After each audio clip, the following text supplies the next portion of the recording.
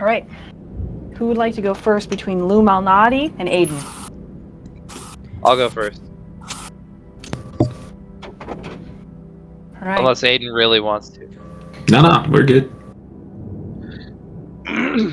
All right, Lou. Yeah. What? Then we were going to finish the evening, right? Your activities with Sylvia. We're going to reach a beautiful climax, and then she was going to settle in for her early morning sleep, and eventually you would settle in for your torpor. Alright, I get her, before I go to bed, I'll get her a big glass of water like she likes. Put it on the bed, side of the bed.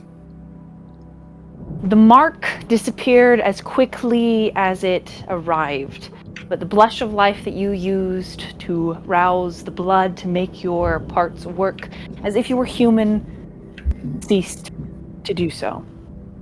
With an awkward explanation to Sylvia, things settled, except for your stomach. An unsettling dread has built a shop there and begun to peddle its wares. Did I, hold on, sorry, just checking my skills real quick again. Did I recognize, you said it was like a symbol, right? Yes, you can either roll an intelligence and occult together, or you can roll a wits and an insight. Okay, I'll roll a wits insight then.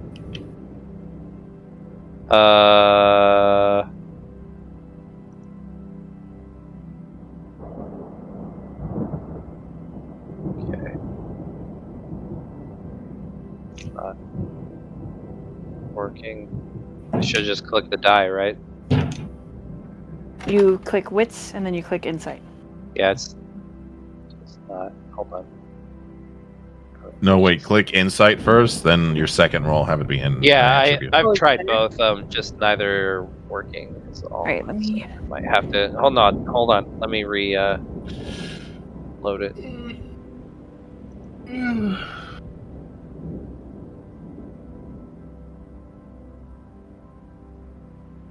Oh. Wait, what the fuck?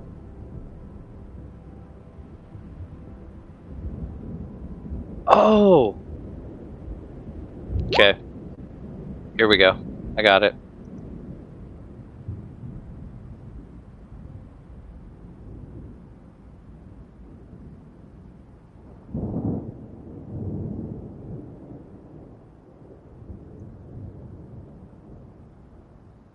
Holy moly. What'd you get? 7. He got a 7. Nice. 7 successes. One second, let me scroll down. God damn, boy! All right, Lou. The reason this is so fucking cracked is you've seen this symbol before. Burned into the back of a Nosferatu. Maybe 12 years back. Shit, okay. This Nosferatu was working in stocks, trade, handling million dollar, sorry, it's more like $1 million accounts. For someone that you fucking despise. A once removed cousin to the Great Capone. A Ventru whose nickname was Little Bobby. Okay, so the symbol was of Nosferatu related to Capone by the name Little Bobby. It was Little Bobby's accountant. Found murdered. This guy was? Yeah, Little Bobby went missing. And all the shares, well, no one knows what happened to the money. Okay. What's my relationship to this, You were after though? Little Bobby because you wanted to know where Al Capone was. You just so happened to be at the right place at the right time.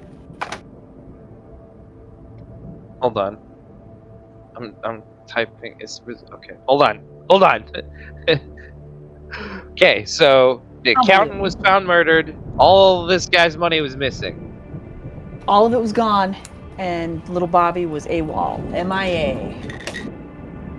You were after little Bobby because you wanted to know where the meeting was going to happen between Capone and some of the Camarilla Archon. This is more upstate New York. 12 years ago.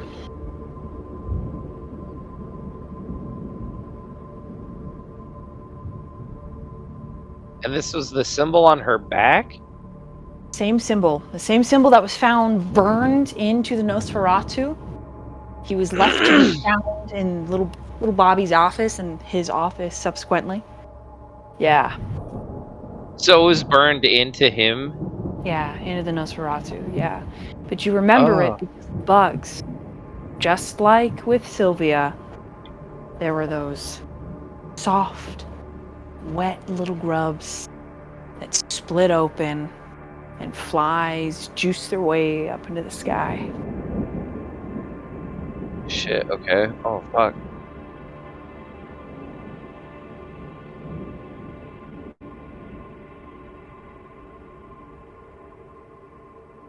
Little Bobby was the last non-underground hook to wherever Al Capone ended up.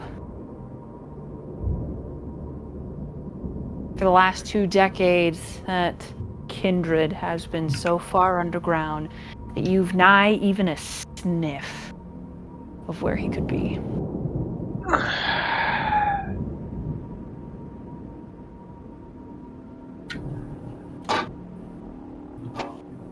Okay.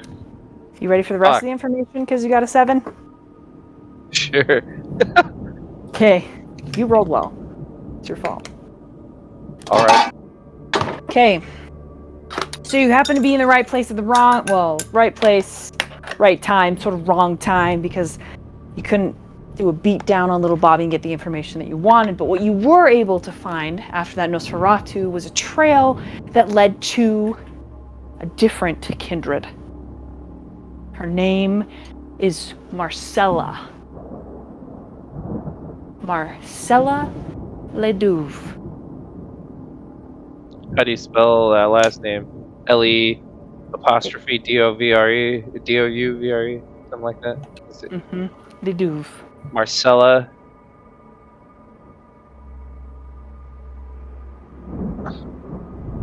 God. Okay, Ledouve. Okay. A witch. She was able to direct you to a library that belonged to a traveling cami, a kindred by the name of Carmen. Carmen Santos. A historian of everything kindred. All of her files are handwritten because the Camarilla does not allow things to be digitally stored. Now, what Marcella was able to tell you after you did a couple favors for her, right? Some of them you don't really think were real. Some of them you remember were not very fun. One of them involved completely eradicating an entire human bloodline, touchstones to a kindred that had spurned Marcella.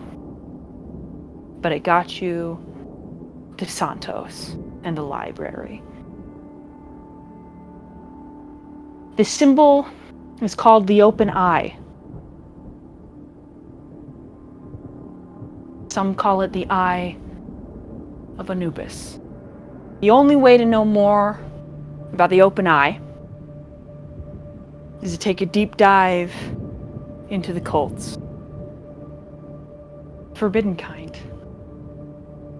The kind that are depraved even among the most depraved creatures on the planet.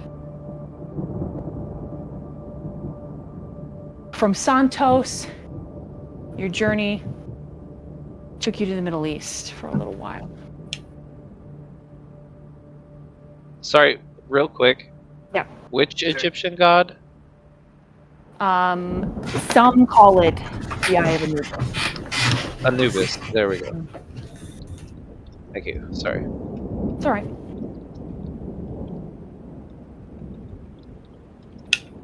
So your travels in the Middle East, and then ultimately you ended up traveling along the Nile. Yeah. And you met a Setite, What is a Setite? a kindred with particular religious beliefs. Okay. Worshipper of Set. Her name is what? Oh, I didn't give you her name. Oh. Setite is spelled what? Like S-E-T. Yeah. Yeah, I-T. something like that. Yeah, Setite. Like a I-T-E. Setite. Yeah. Setite. Like worshipper of Set. Okay. Yeah, worshipper of Set. Yeah. Yeah. Got it. So Okay. she was Got it. able to take you to an old tomb where the open eye was located. The old tomb reminded you of the Judas tree. Whatever once slumbered here, in this empty tomb below the sands, was legendary in its power. The feeling was electric and pressure. Electricity that crawled up your undead flesh, causing it to chicken skin goose flesh on you. Hairs in the back of your neck and your chest standing on edge. And you felt your beast start to tremble, desiring to be as far away from this tomb forever. And as you are in the now, handing Sylvia her glass of water, and she's taking it and talking to you, the world around seems a little fuzzy as these images are bombarding you. Images that you thought you had buried. Because from the human family that you wiped out, to the shit you had to do for Santos to get into her library, to anything and everything across the Nile, your feeding, your hunting, your frenzy there. It's no wonder you don't hear her when she reaches up to touch your face. I need you to make a rouse check. What check? Rouse. It's a D10, just to see if your hunger increases.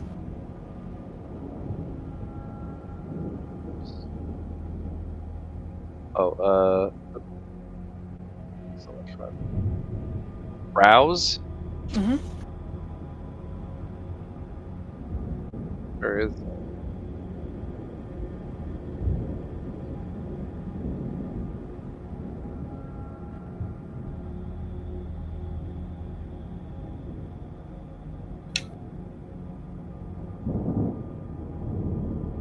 Here, I'll, It's right underneath hunger.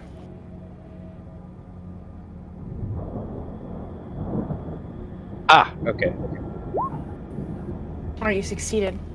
So you do not have to roll on your frenzy table. But she does frighten you when she reaches out to touch your face. And she's like, Lou, hey, Lou. Honey, are you alright, Lou? Hey.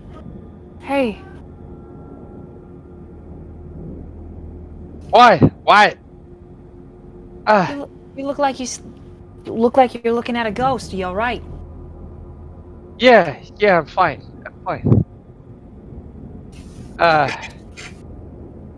And acting a little weird. What do you mean? I'm fine. I feel, do you feel okay? Is she facing me directly? Like, am I She's still facing you behind her? directly. No, she's facing you directly. This is you after you handed her her water.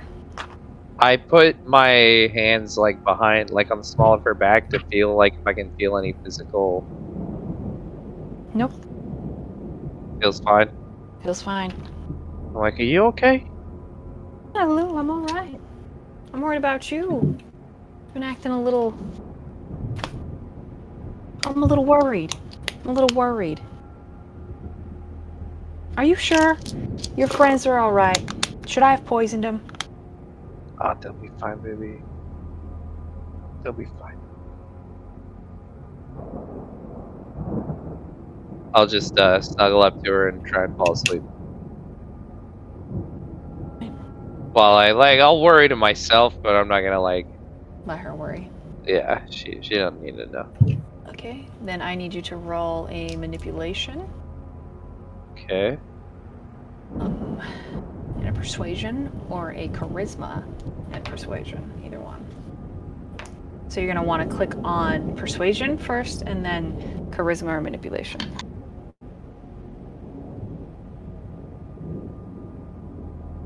Okay. Oh, there it is. Okay.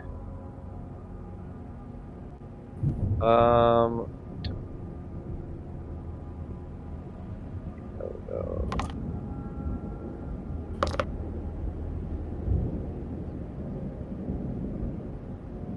Oops. Hold on. Sorry, I fucked up the.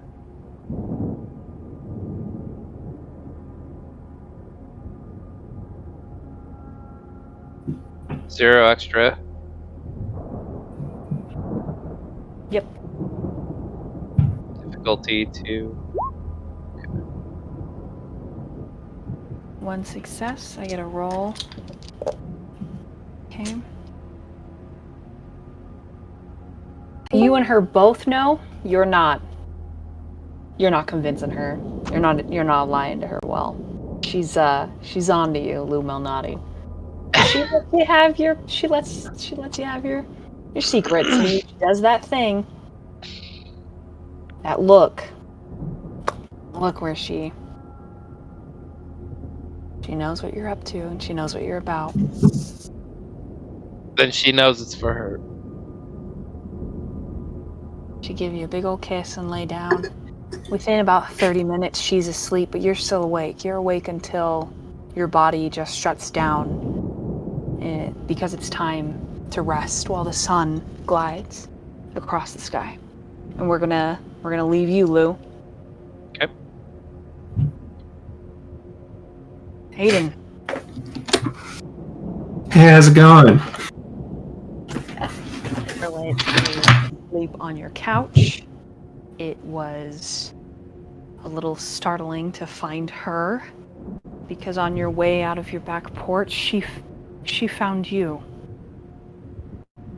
The most startling piece of it was how quiet she was. You being a full kindred, she shouldn't have been able to be that silent. Perhaps it was your panic. But she walked up to you and simply put a hand in the center of your back, right in between your shoulders, a little bit below, a palm.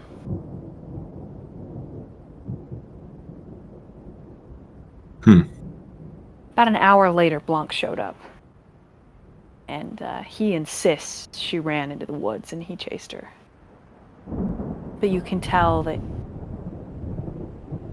your wolf ghoul is worried, confused.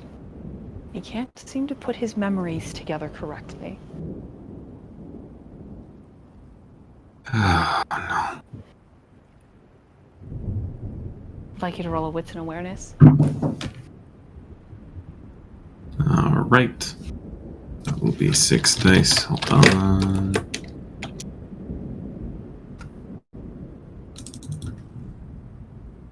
All right. Not a great roll. 2 hits, though.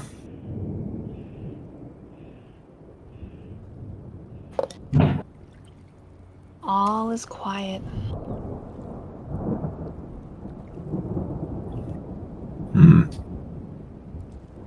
Just a storm rolling in from the coast, rumbling overhead. He's gonna lock the doors anyway. then he's gonna do Sense the Unseen on Charlotte. And Blanc while he's at it.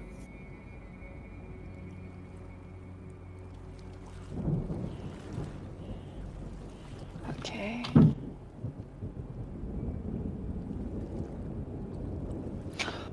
Right.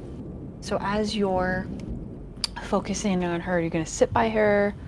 Are you just gonna like be standing? Describe to me where you are. She's on the couch, and Blanc is laying maybe across the room from her. Where are you? I think Aiden at this point has the medical supply pool bag, his doctor's bag, I guess that's a good way to describe it. His doctor's bag, seated on the coffee table in front of one of the two. There's a love seat and a 3-seater set around the coffee table. Then there's the fireplace and like a big TV that's set above it. I think Charlotte is probably laying down on the 3-seat, and so he carefully, if he'll allow it, actually, I think she might be laying on his, like her head's in his lap, as she fell asleep. Okay. And I think at this point his intention is to do Sense the Unseen, and after that he's going to withdraw a blood sample and do another examination to see if something funny happened. So as you're prepping to draw blood, your eyes it feels almost like you've put minty eye drops in them. Ooh. Yeah, those exist. And when you have itchy eyes, they feel amazing. But in the moment you hear something inside your home.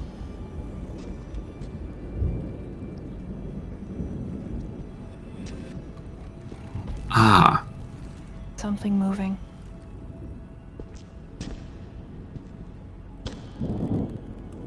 Can I roll a Wits plus awareness to try and get a closer ear on it?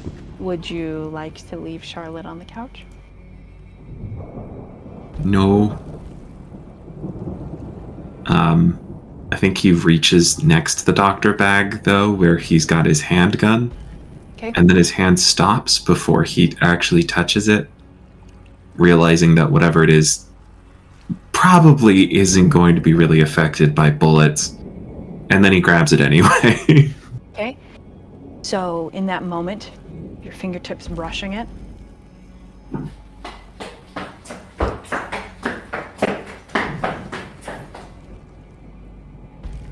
Count again.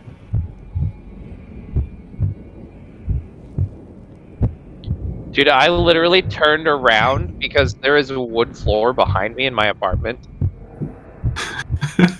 Scared the shit out of me so bad. Sorry. You're good. Alright, Aiden grabs a cushion from the couch, gently lifts up Charlotte's head, and slides the cushion where he was seated as he goes to investigate the sound. He barely moves.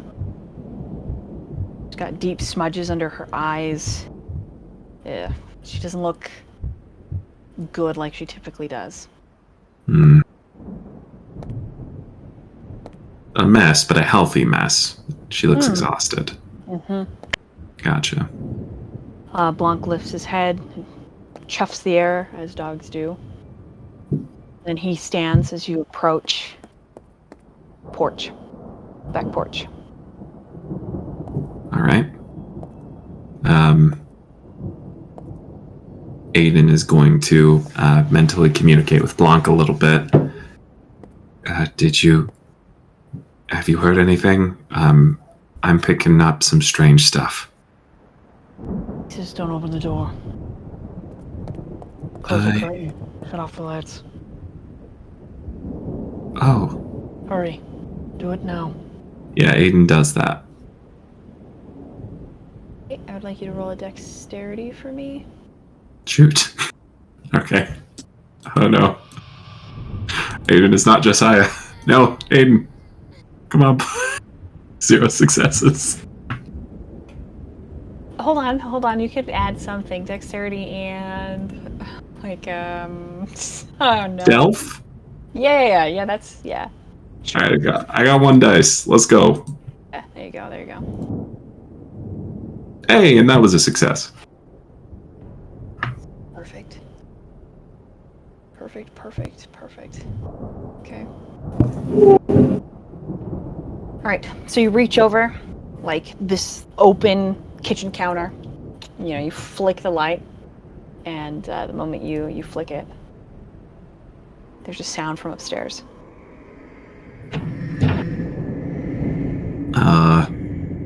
And Okay.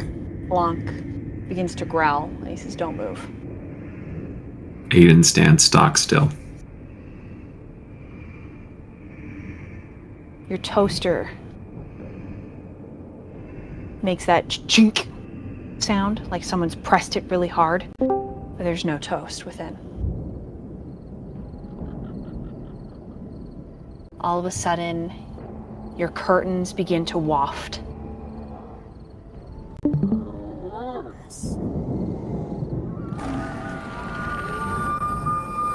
Okay. And there is just this disgusted, wretched sound, and this cacophony of sound that billows like an evil mass. You see it as wisps of moving light. They look like gnats, but they leave trails of smoke come down your stairs.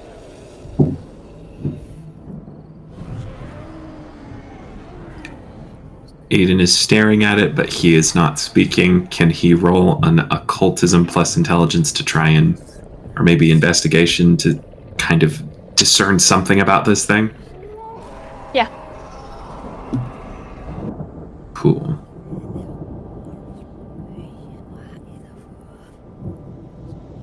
All right. On that, he is very good. Very good at that. See, 1, 2, 3 successes. Oh, 4 successes. It's definitely a wraith, but it isn't on this side. That's good, at least. Don't wraiths normally look like people? They sure do. Oh, great! And this one looks like a swarm of insects. It sure does. One of your chairs flips over in the living room near Charlotte. It's like tossed from the dining room. It doesn't hit her, but almost. You hear something pound on your magnetic vault.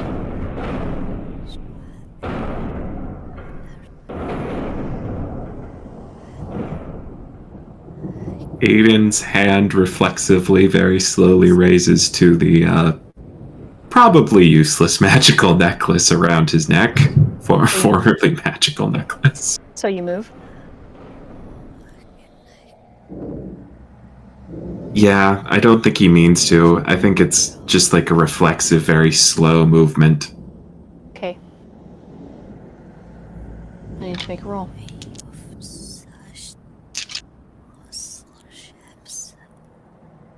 You lucky son of a bitch. I did not get a single success. Okay. LeBlanc, in your mind, tells you to stop moving. Aiden, looking a little bit embarrassed and realizing what he just did, does not move further. Eventually, the sounds fade. The last thing you hear, it's a very far off sound. It's like a TV turning on in the other room. And just playing white noise.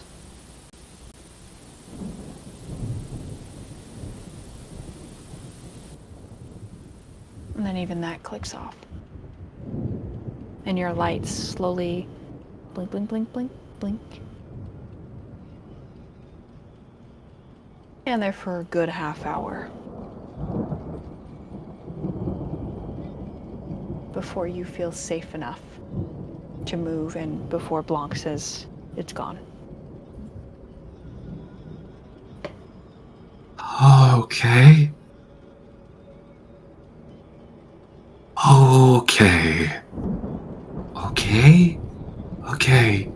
He like walks over to the toaster and presses the cancel button on it. And then jumps when the toaster makes the noise where it goes ka-chunk. Blanc just moves over to Charlotte and nuzzles into her face, but she is still resting. Aiden walks over to her again too. Kneeling next to the large form of Blanc, wrapping one arm around his large neck and the other, he just kind of moves some hair out of Charlotte's face and just like, oh no. Okay, we're gonna figure this out. I think that was after her, Blanc. I don't know, but you're gonna need to call the witch. Or some priests or something. I hate calling the witch. I don't know any priests. I mean, there's a Catholic church down in, what is it, Wichita County or whatever it's called? I guess, do I want to invite a priest? I'm a vampire. Is there something to... Invite the little missionary guys that were out here the other day, the little dudes with the bikes and the helmet. They were cute. They were so nice. Goodness gracious, those were nice men. No, I don't. Maybe, I guess.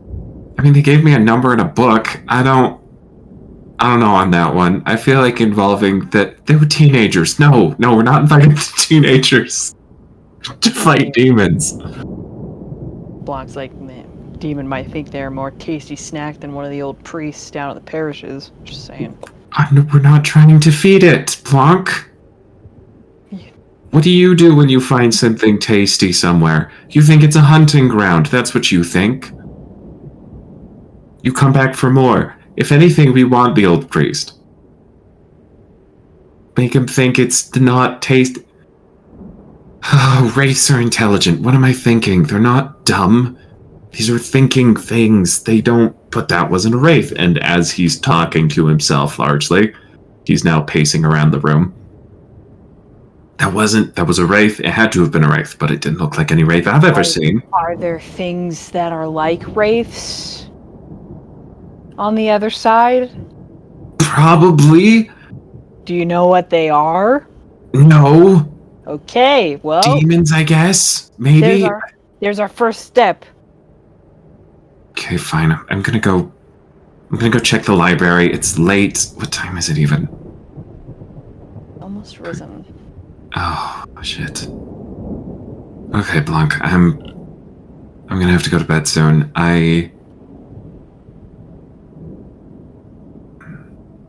Alright, I'm gonna lock up in my room. Just, if you can, if Charlotte's feeling okay enough to move around tomorrow, just try to keep her away from the hard liquor at least. He just gives you a nod and a tail swish. Okay, shit, I am going to does Aiden have the... Oh, when he says the witch, he's probably talking about Mercy. Mm-hmm. Okay. Yeah, Aiden's going to go ahead and give Mercy a call before he heads to bed. He's in his room, though, just in case he passes out.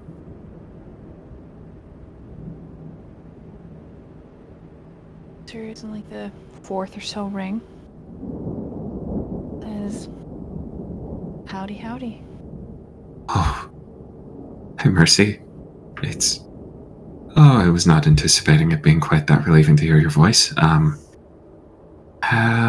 Yeah, crazy stuff happening tonight, as you're aware. Are you and your brother okay? You into the hotel okay? Yeah, we're fine. Everything's all right. He thinks I'm being hokey and insisting on calling someone to do an exorcism on our home. But, Yeah. It's fine. He'll come around. Alright, what's going on with you?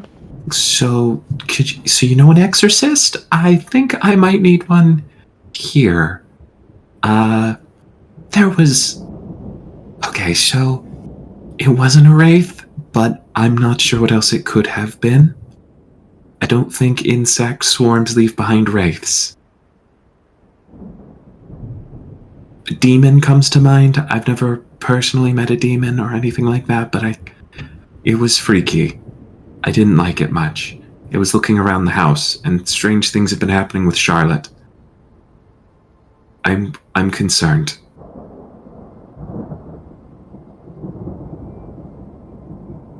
You can hear her like tapping the phone with her nails and then tapping her cheek, so both fingers are kind of going. There's like a little tick tick tick.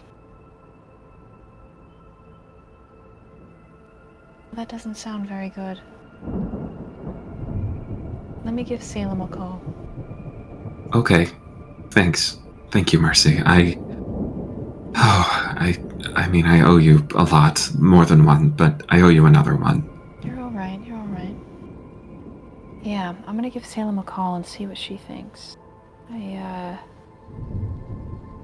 any salt? In your house? Yeah, I got all my ritual supplies.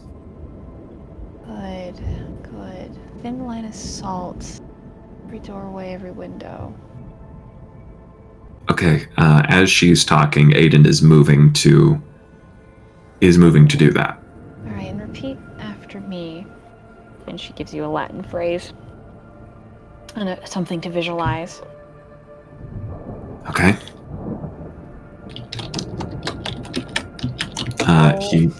Roll an occult and an intelligence. Excellent. Aiden's old training coming in clutch. 1, 2, 3, 4, 5, 6 hits. Wait. Yeah, 6 hits. Okay. She also has you take any silver that you have, and in the compass points of your house, place the silver objects. Okay. One's a letter opener. One is an old spoon that he got on a date when he was a teenager. The other one is his own necklace, and the final piece of silver is probably a D&D, just a sack of D&D dice that he had silver cast because he thought it was fun at the time. Sweet.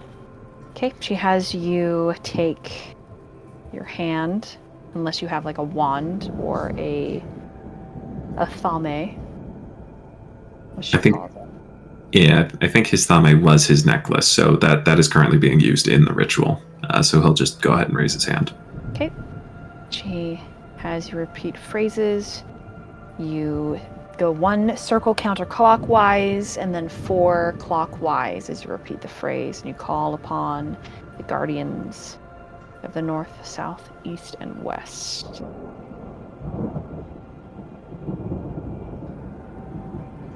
And then finally, she has you put an offering in front of a lit fire in your house, because she knows you have one, of warm milk. There's the sound of beeping as he takes the milk out of the microwave and then places it in front of the fire. Roll a wits and awareness. Okie dokie. Not bad at that. Yeah.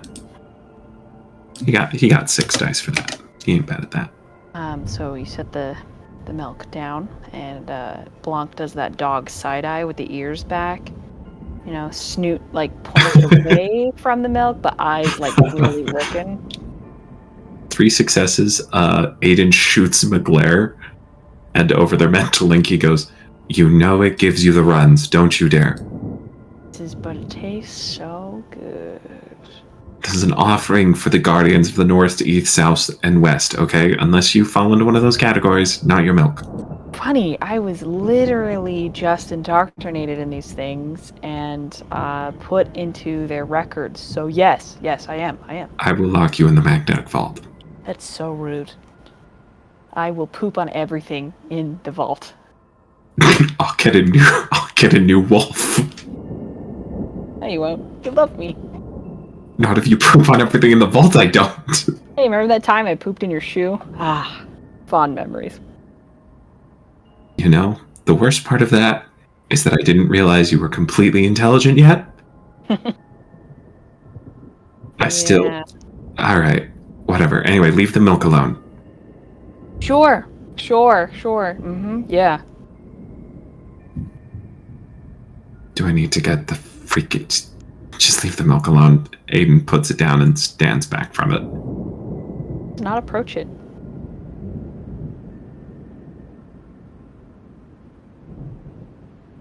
Okay. Hey Mercy, does the milk have to like stay where it is? Because I got a hungry dog. I got a hungry dog here. I don't. It is the ritual that is important. Spirits can't actually drink or eat anything we offer, but the offer is appreciated. Okay. That makes sense. Yeah, that makes sense. Okay. Thank you, Mercy. Now see if there's anything left. Feel for Hey. that which cannot be seen and move about your home. Okay. Aiden does sense the unseen again. She says, I'm going to be very quiet on the phone, but I'm working. And you hear the sound of like a bell, a very soft bell ringing through the phone line.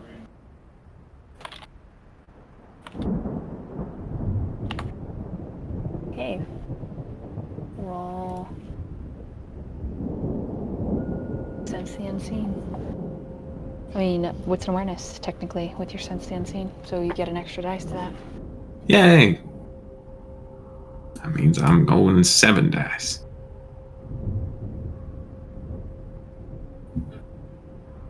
Ooh, critical success. All right, 1, 2, 3. Good heavens. And then critical, so 7 total.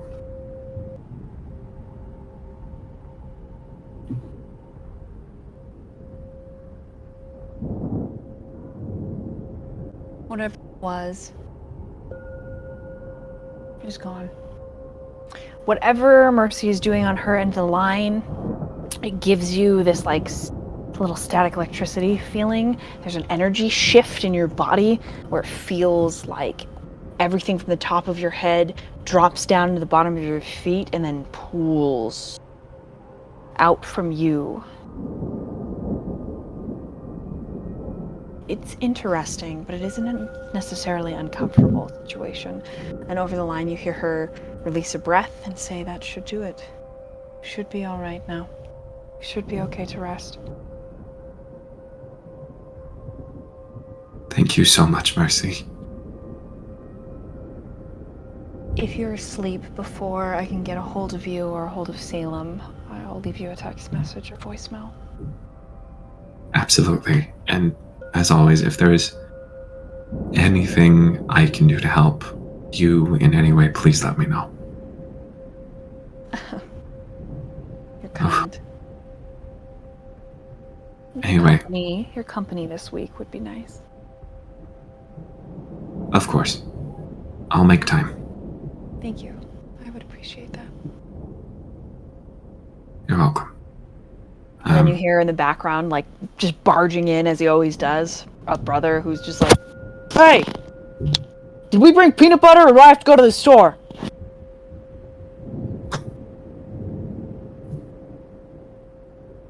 You have a good night. You too. Call me if you need anything. I will. As she's going to hang up, she says, I will drive. I will drive, and click.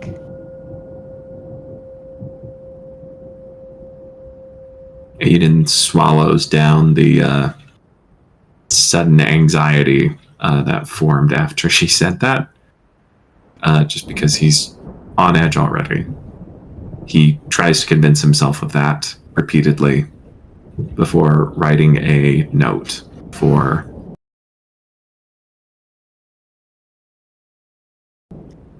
He just says, there's 4 silver objects in the house.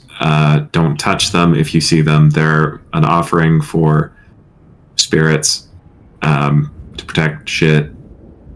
Please don't touch them. Please don't drink too much. We'll talk when I'm awake. And hesitantly, he leaves the combination for the gun for the armory that he has. He just says, in case the worst should happen, that's where the guns are. And after a very careful moment's consideration, his paranoia gets the better of him, and he leaves the key to his writing room, and he says, and on the off chance something happens while I'm asleep, and you need to get these documents out of the house, because I can't afford to lose any of that stuff. Any of my, like, this shit that I have written down is very important. There's a black folder in my desk. You'll know it when you see it. It's got weird symbols on it, and then just as many manuscripts as you could get your hands on. Please don't go in there unless you need to. Where do you write this note at? He writes it on a piece of paper. He's always got some lying around, and he places it on the table, the coffee table, with the Glock in its holster, safety on, no bullet in the chamber, placed on top of the note, and still lying next to the doctor's bag, where Charlotte will see when she wakes up and opens her eyes, hopefully. The milk looks a little disturbed, but there's still milk in the bowl. And LeBlanc is pretending to be asleep.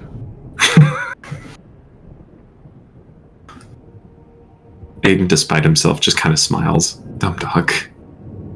And he goes upstairs, and he's gonna sleep in his own bed tonight, since Charlotte's on the couch downstairs. Okay. Rest does not come until absolutely necessary. Your mind is racing, rolling and rolling and rolling. Mercy does not message you before the sun rises.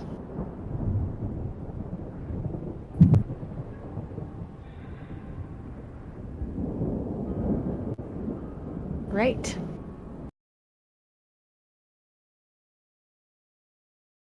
Who would like to go first?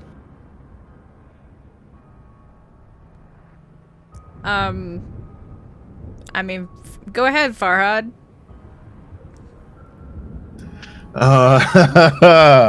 Yeah, let's go.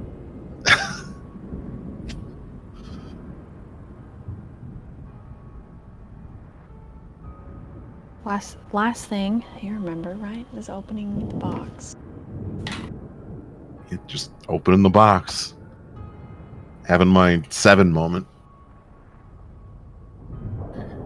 I'm checking my notes here, sorry.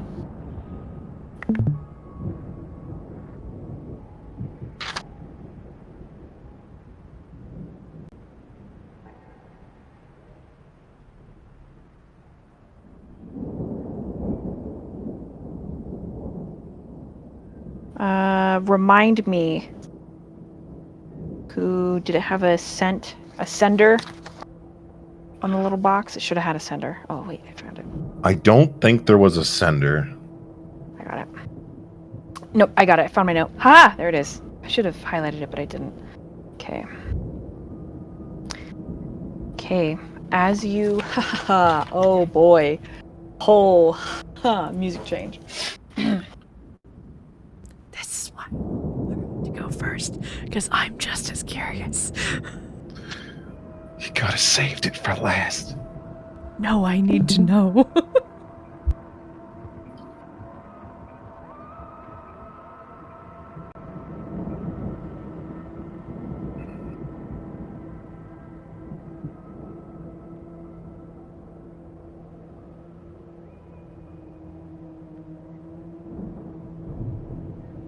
I need to roll a rouse check. Fantastic.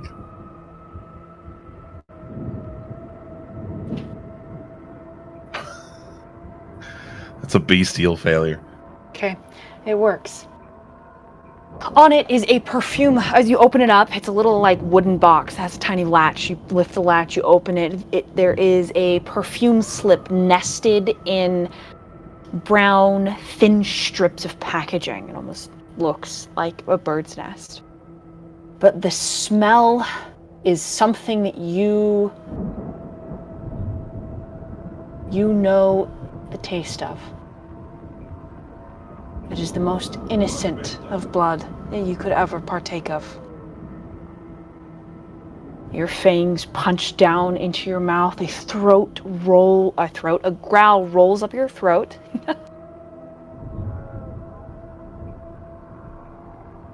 And you feel a sickening urge.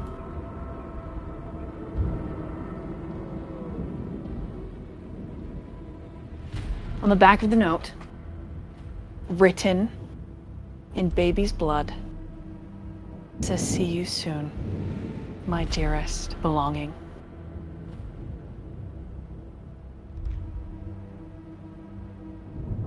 You know better than to just take this note for face value, so you pull the nesting out, and carved into the box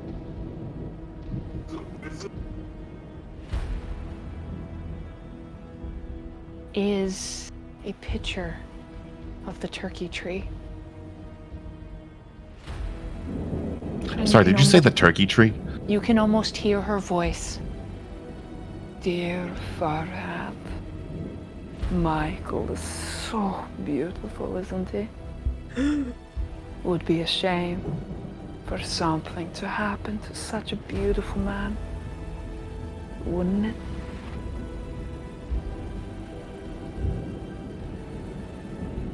In your bestial failure, you lick the paper. You crush the box. And I need you to roll for frenzy.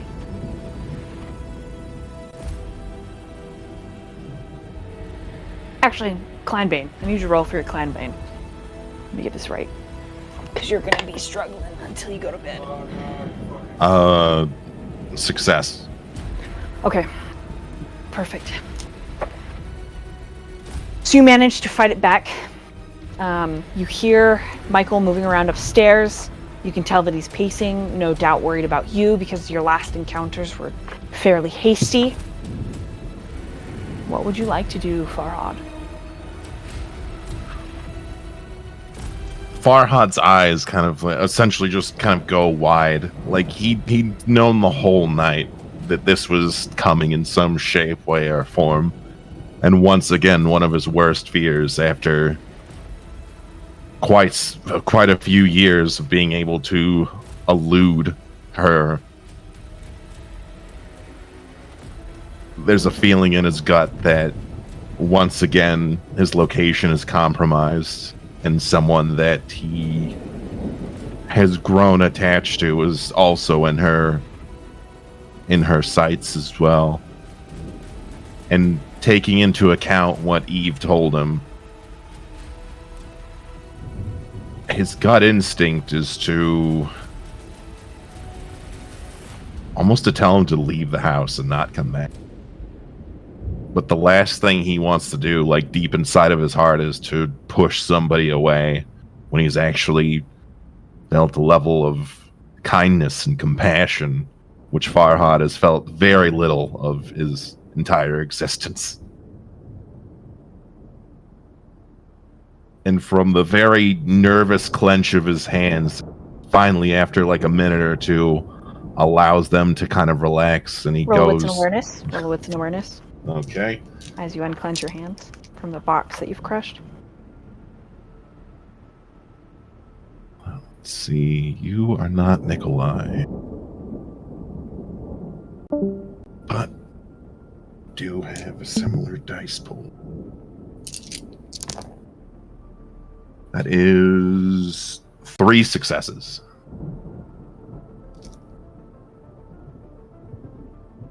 It's interesting because what you saw, what you swore you saw, you swore to God.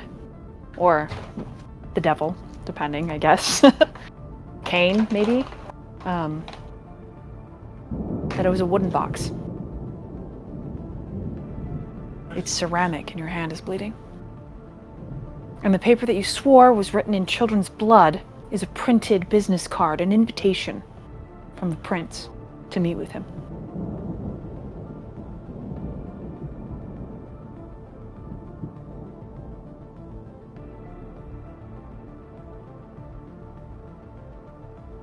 From the top of the stairs, you hear the door open. Michael calls down, "Hey, are you okay?"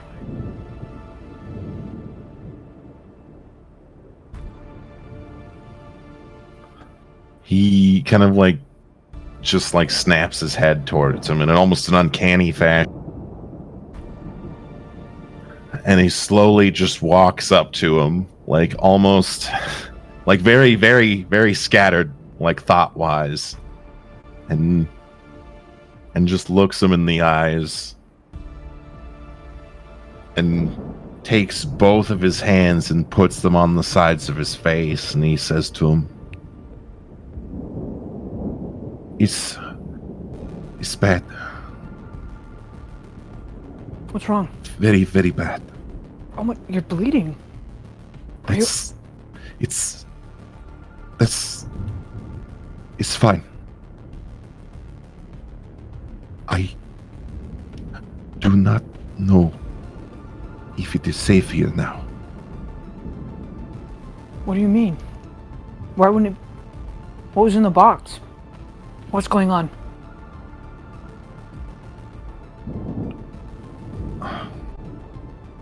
He tries to like steel himself more, just trying to shake the thought of her being even remotely around, or trying to claim him as a belonging again.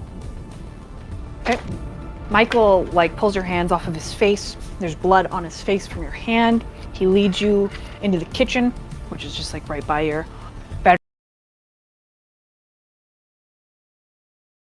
Out of your hand, and the card from your hand. Do you try to stop him? Oh, absolutely. 100% I try to stop him. In what way? Describe to me how you do it. Let's see. I essentially just wrench my hands from him. Like, is the... I would imagine that the invitation is in one hand and the ceramic is in the other. Mm-hmm. Yeah, I just pull them away from him. Like, I do not want him to touch my hands, because something is not right with them. Okay. Oh, strength. Actually, you're not gonna strength this. You want me to roll a strength? Roll a dexterity. Yeah, he's fast. You want me to put an athletics with that, or no? Yeah, you can. He's an uncommonly gifted human, so.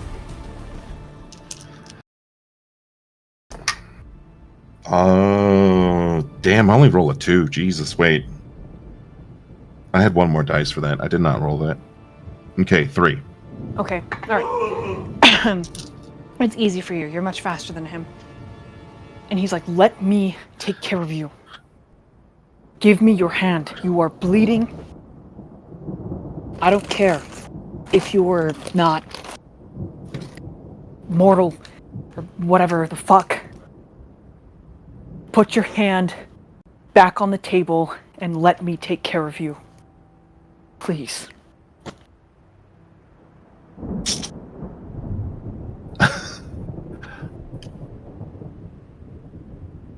Farhad just shakes his head no, like profusely, denying him in every possible way, and raising his voice, saying, "You know not of the powers at hand. Who did this could crush you with her 2 fingers. This wound is...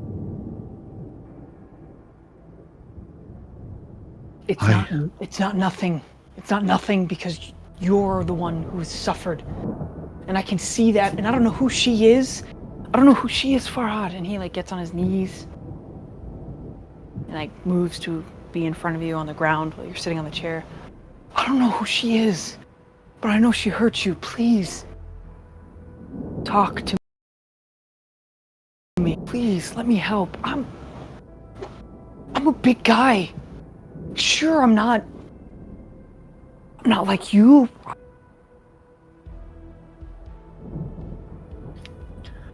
He looks at him sympathetically. Like, honestly, this is like the most superficial pain he can ever feel. And what Farhad does is he lifts up his his hoodie and his t-shirt to reveal like his side. And all you can see are just scars from daggers and knives that have never healed ever. And he looks him in the eyes and says, This is what she does. Right. And then he holds out his hand saying, This is nothing. Right, your big man before you reaches out, very gently puts his rough working hands on those scars. His eyes mist over.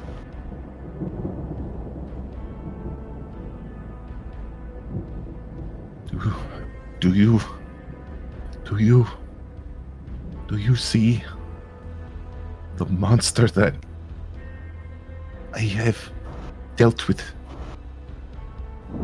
my whole life?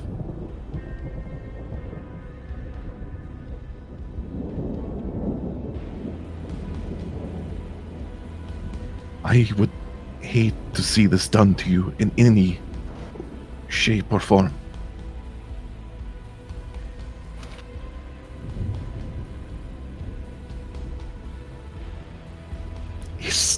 It's bad, Michael. It's very, very bad. This whole time he's been looking at those scars. And when his lip twitches, you can see the chin scrunches, and you think for a moment he might lose his resolve, but instead he takes a breath. Show me. Show me how to fight your kind, and I'll protect you. Farhad.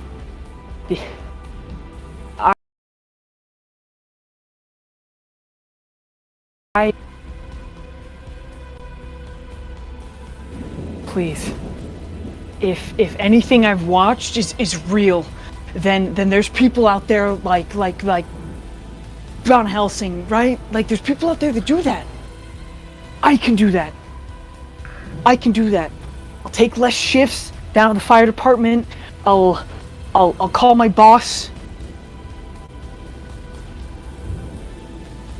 I'm real strong, Farhad. I'm the strongest guy in my crew. Please. Show me.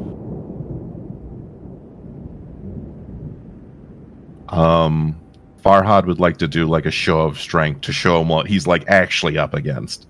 Not to hurt him, but to like, Okay. let's say like pin him against the counter essentially. Yep. Describe what you're gonna do. He's not expecting it, so you automatically succeed.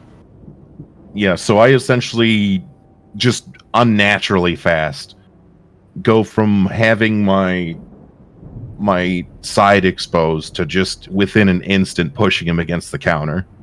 Okay. Looking him dead in the eyes with almost like a feral look. Not like I'm gonna frenzy, but just like a look of what an actual predator would do. Okay. Roll a wits and awareness.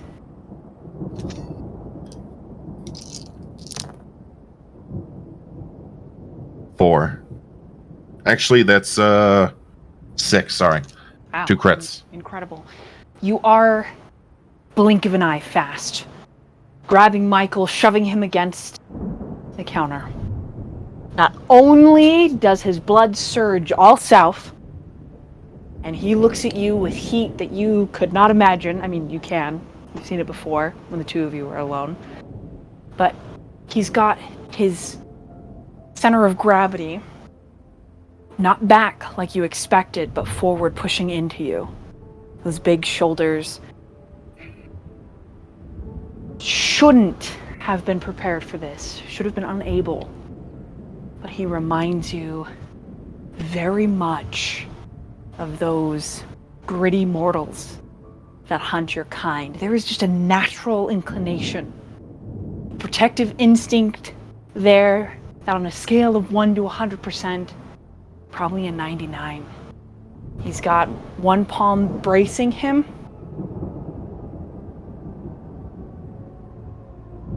Then he does something you don't expect. He reaches up and puts a hand on the back of your neck. And he tilts his head down and he presses his lips against yours.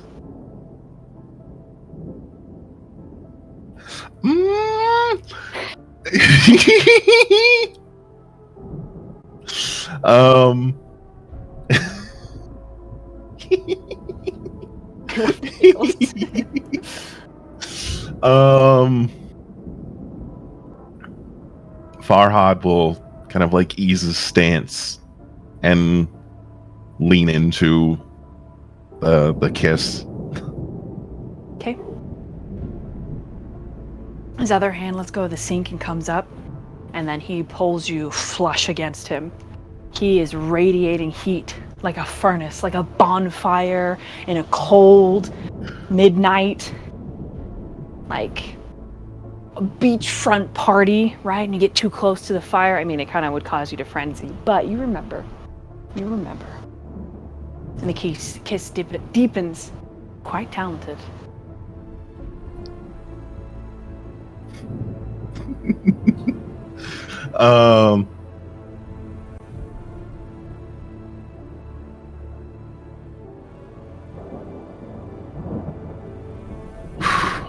Sorry, I had a moment of the vapors. It's okay, I also ship this pairing. Farhad will definitely return that. Probably with a bit more intensity, actually. We like to call this a nice tongue wrestle. Oh yeah, good And when old-fashioned wrestling. When he pulls back, his eyes are almost glowing. There's just something about a human's passion that is beautiful and alluring to a kindred, right? And he says again, Farhad, let me protect you. Let me help you. Let me. And he leans down to your ear and he whispers, let me taste you.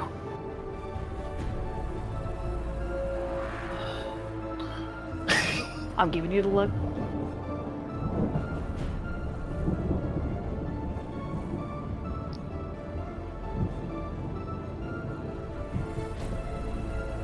Farhad in the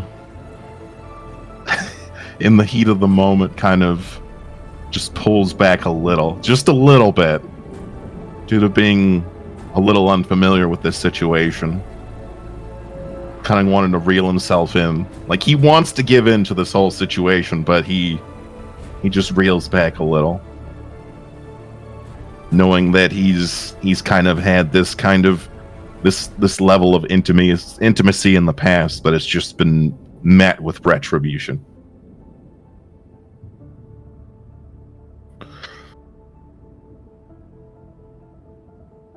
Also, out of character, does he want me to ghoul him? What would you like to do? I'm not ghouling him.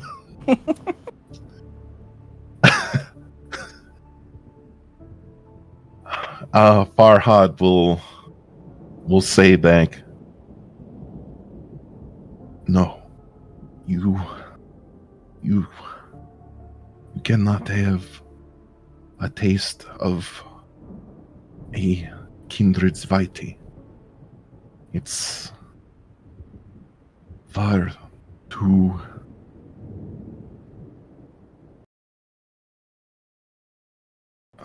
humans. So, Michael, in his smartness, right? The two of you come to the realization together that that's not what he meant. Oh, But then, as you start talking about this, he's like, "No, I want that. Whatever that is, whatever you're talking about, that's what I want. Give that to me." he shakes his head no, and he says with authority, Afraid of it if it wasn't important, right? What does it mean? What does that mean? What is Vitae? What does that do? What would that do to me? Would it help me protect you? it would make you much more resilient. You wouldn't gain or lose any weight. It's easily the most powerful thing I can offer to you.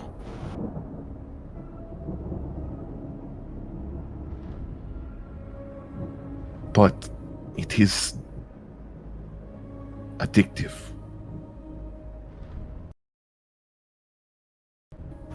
Feel like you would need more and more, like a drug.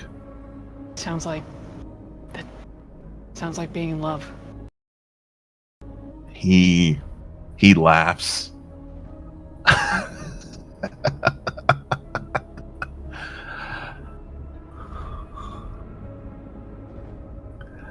Almost. It's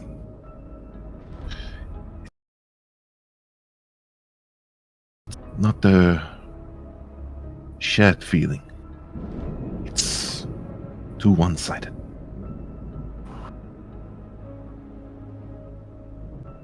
I already feel that way about you. You're all I think about.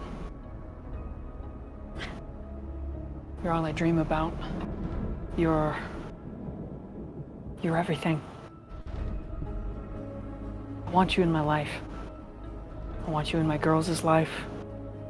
And I want to protect you.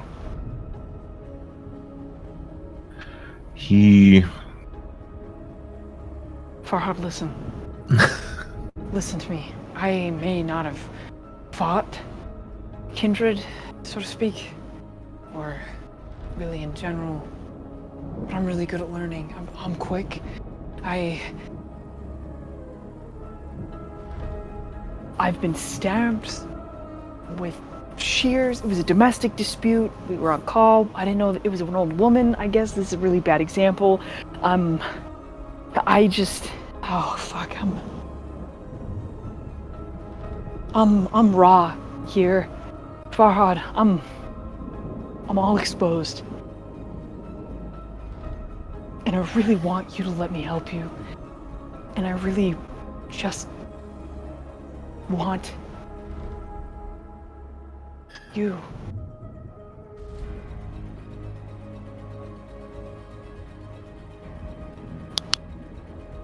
He gives them this look of like fierce intensity. And he says, just staring into what color are his eyes? Michael's eyes? Yes. Natalie, what color are Michael's eyes? They're green. Green. Green, beautiful. I love it. Okay, fantastic. So he stares in those pretty green eyes, right? Giving him this fierce look and of intensity. Kind of finally just kind of submitting, saying, fine. I shall show you how to fend off kindred. But you will play by my rules. There will be no kitty gloves. He nods. Yeah. Okay.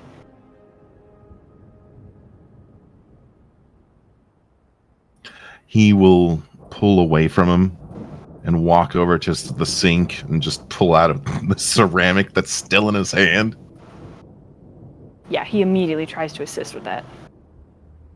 What's He, your hunger at? my hunger is at. Let's see. Where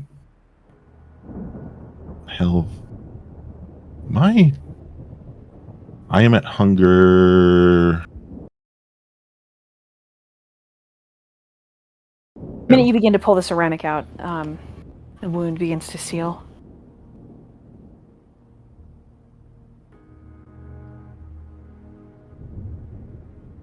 I just show my hand and I just say, see? Heals itself. He looks relieved. Good. Oh, glad. He doesn't look weirded out at all. Just relief that you're okay.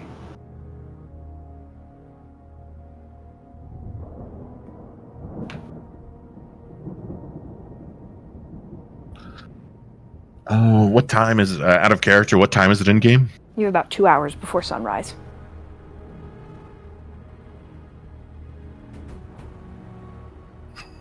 The Fujoshi in the call are like, you got 2 hours. Okay.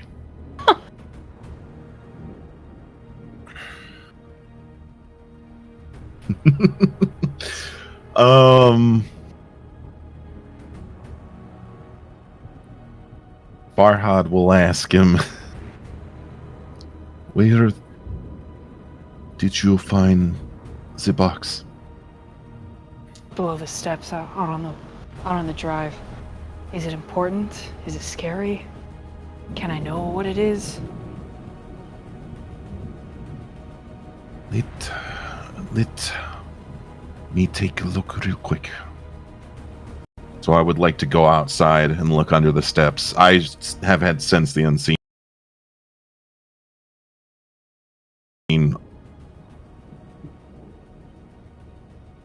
Just to clarify. You don't find anything out of the ordinary. This flusters Farhad immensely.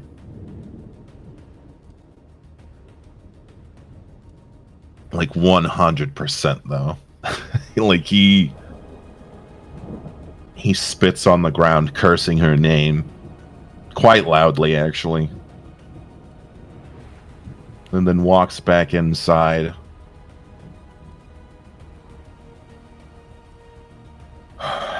He kind of puts his head down and sighs and said,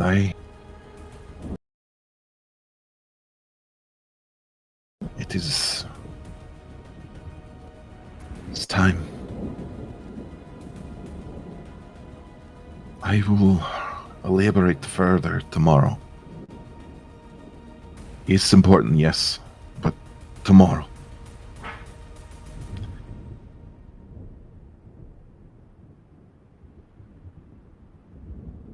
Okay.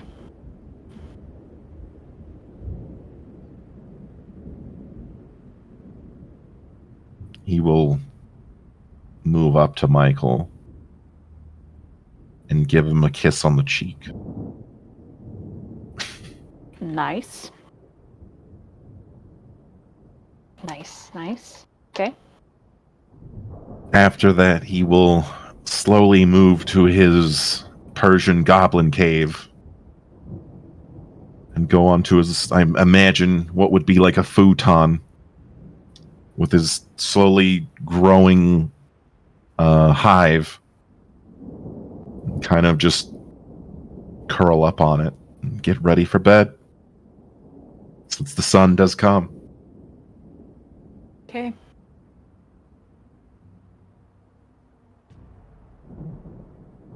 Last but certainly not least, we move over to Eve. All right.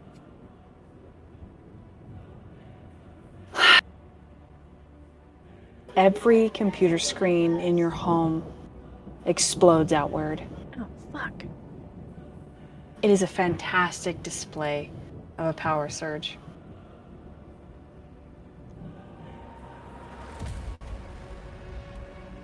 And Littles is just sitting back. From phone screens to drone screens, everything.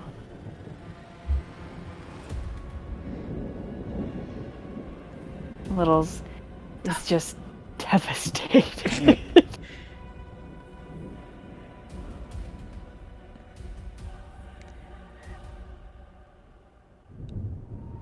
What the fuck? Experienced anything like this before? This is...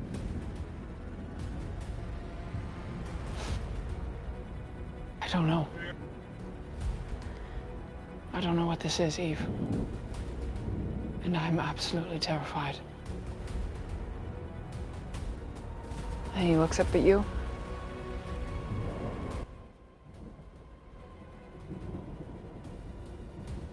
And the look on his face is a twisted mask of worry, fear, the verge of frenzy. The emergency generator and lights that are kind of looming overhead cast a liquidy reflection over his very dark eyes and a very monstrous sliding. Right.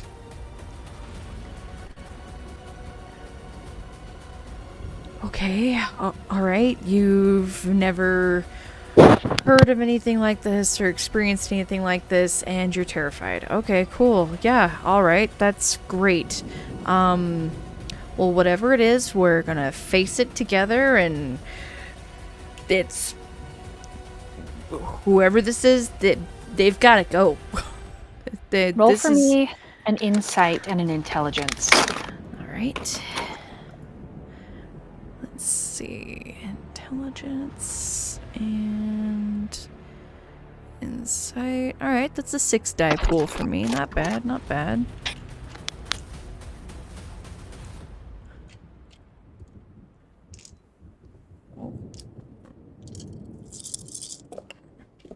No! One on the floor! On the floor! 1, 2, 3, 4 successes. Give me just a second. Yeah, no worries.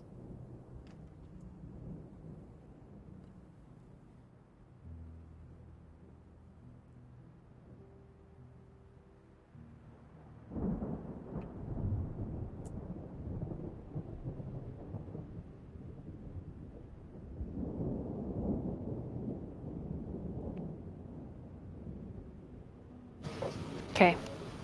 After your attempt at a encouraging speech, he nods, but it's half-hearted. His mind distracted, already rolling over potential outcomes.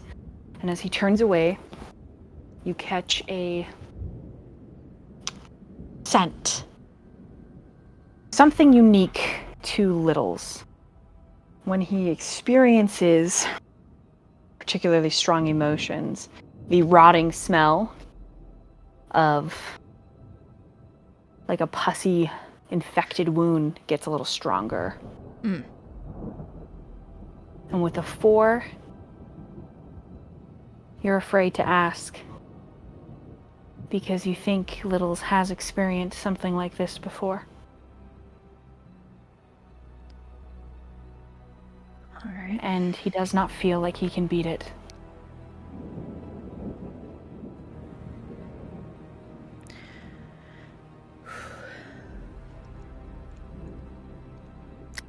Great. That's comforting. It's not necessarily something you talk about either. So he moves away and begins to pick up the pieces of the screen that were large and blew outward. Just begins to clean up the mess. I mean, I help him. I'll like go get like a box, like a garbage bag to put in the box, and we start putting the shit in the box. And yeah, she like wants to talk about it, but she doesn't want to press him tonight. Cause it's been a night. Been a night. So she'll try to like she's not like being down, but she's gonna try and exude a weird like positivity, but it feels really weird coming from her, so but that's what it is. She's gonna try and keep the mood as light as physically possible while she cleans up with him. Okay.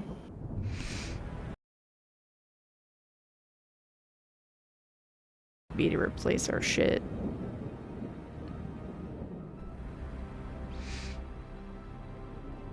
Shouldn't be too bad. Credit card swipe. Not that I don't. I have backups all in the basement. Have this many backups though? That was like everything. I've got like 13 or so. It should be alright. More or less. Be alright. Yeah, you're right.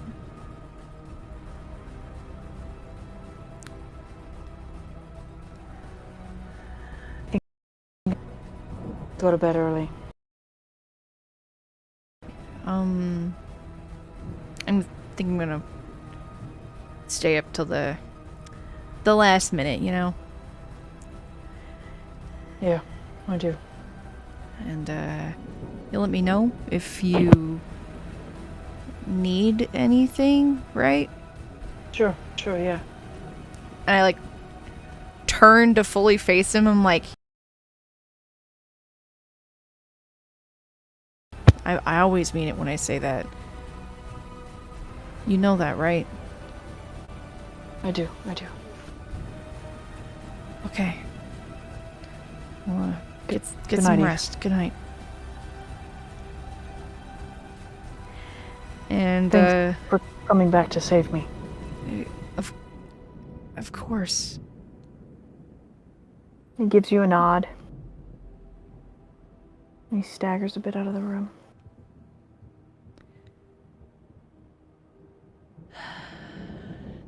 Fuck. Okay. She makes sure her chair is like cleared of glass. And she'll sit in her computer chair. Probably went and grabbed a Capri Sun, aka blood bag. And I think she probably pulls out her phone and tries to text Eli. He might still be asleep, but she tries. Your phone is just a blue screen. God damn it. Blue-gray with a bunch of lines through it. Do we have any? I'm gonna go check the basement and see if we have any extra phones. There's a couple flip phones down there. A couple flip phones. Are they like, can I get them serviceable before bed? Because I have his number, so it's not like I need the Discord app or anything. I have his phone number. You would need I mean, if I can't... roll an investigation. Okay. Because you gotta look for like a phone card to call that will activate your phone, sort of thing. SIM card and all that stuff. Is the SIM card in my... I guess they wouldn't be... Yeah, that's true. 2? 2 success? Yeah, you've managed to find one of the like Sweet. pay by minute cards, like the old track phone bullshit. Hell yeah. I'm glad we keep shit like this. Get it all up and going. You give him a phone call? I think she texts him first. Maybe waits like 5 minutes, and then we'll call him.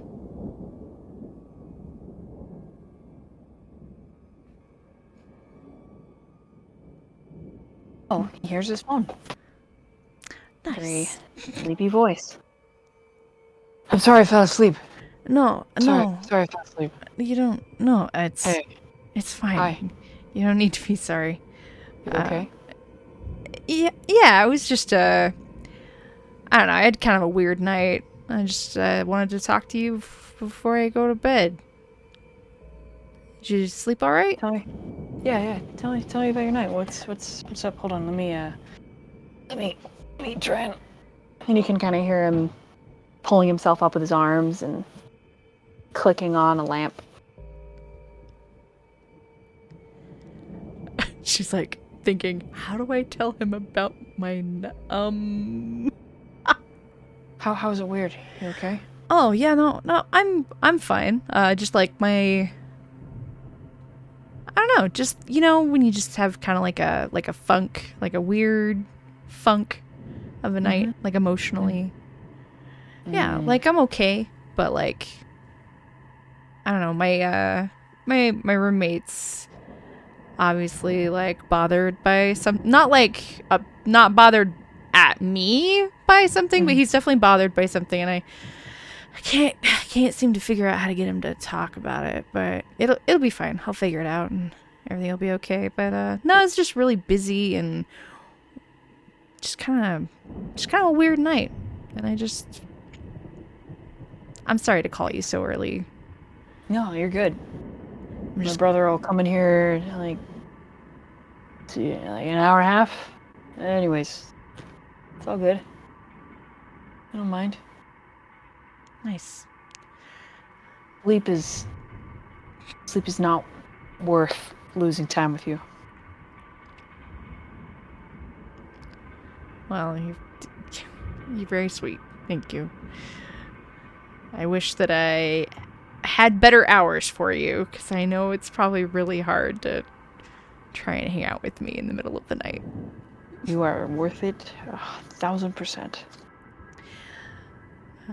So, do you have anything interesting you're doing today? Oh, let me look. After the doctor, we're going golfing, which should be interesting, considering half of my body doesn't work. So. Whose idea was it to go golfing? Sister-in-law's. Oh, does she, like, not take into consideration your ability to golf? You know, last year she tried to take me scuba diving. Oh. Wow. Yeah, she doesn't think about that, does she? I think she doesn't want me to miss out, but she doesn't realize that I don't really care if I do. Right. I guess as long as she's trying to be nice and it's not coming from like a malicious place. Nah. She's nice. She's a sweet lady, bless her heart.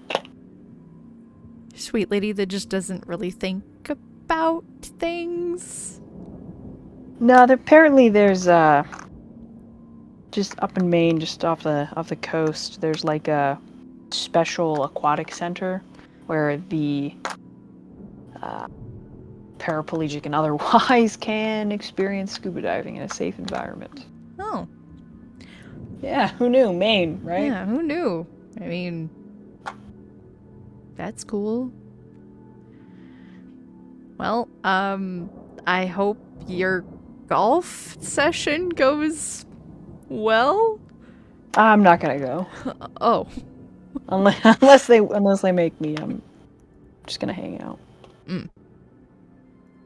Nice.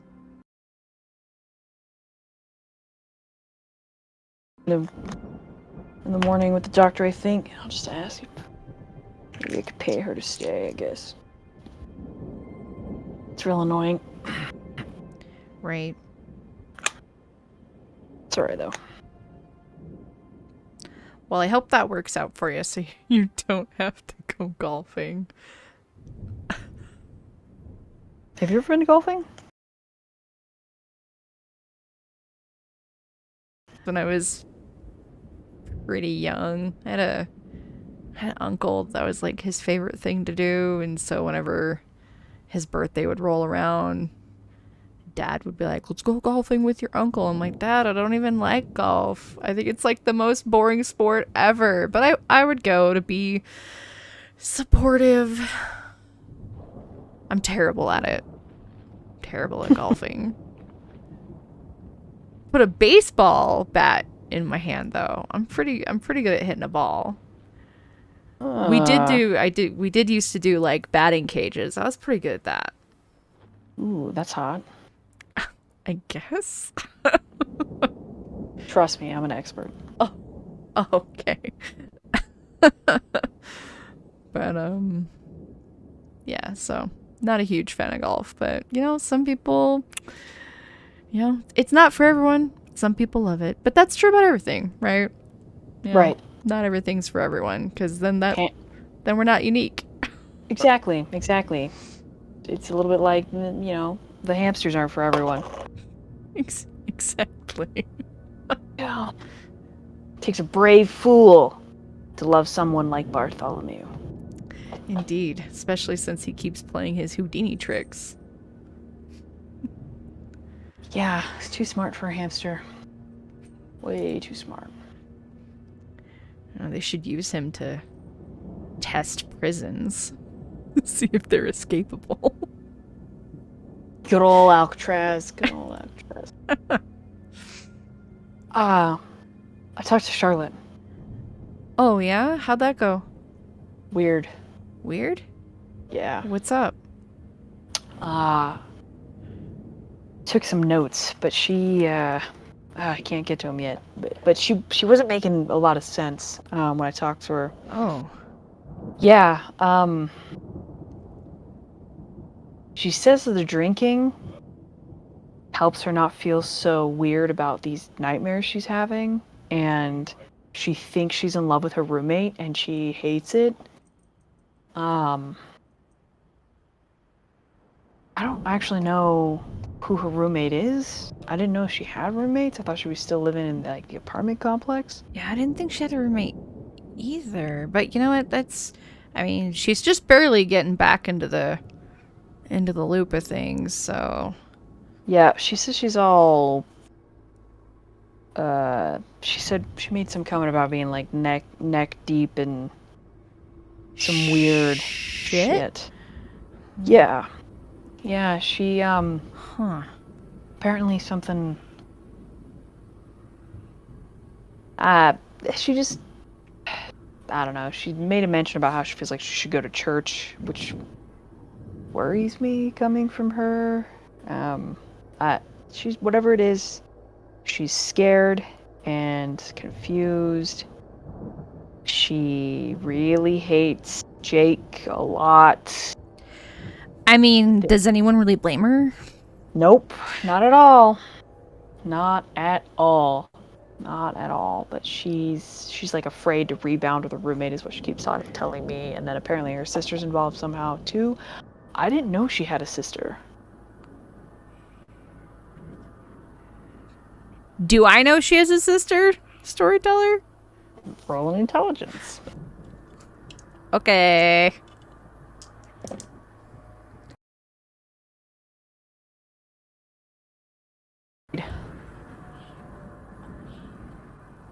Several years back. Mm-hmm. I'm sorry, what did she say about her sister? Her sister's involved too in this weird shit that she's going through. She kept saying it was weird, spooky shit. Like nightmares and stress, and I don't know, I suggested she go see a psychiatrist. I recommended mine.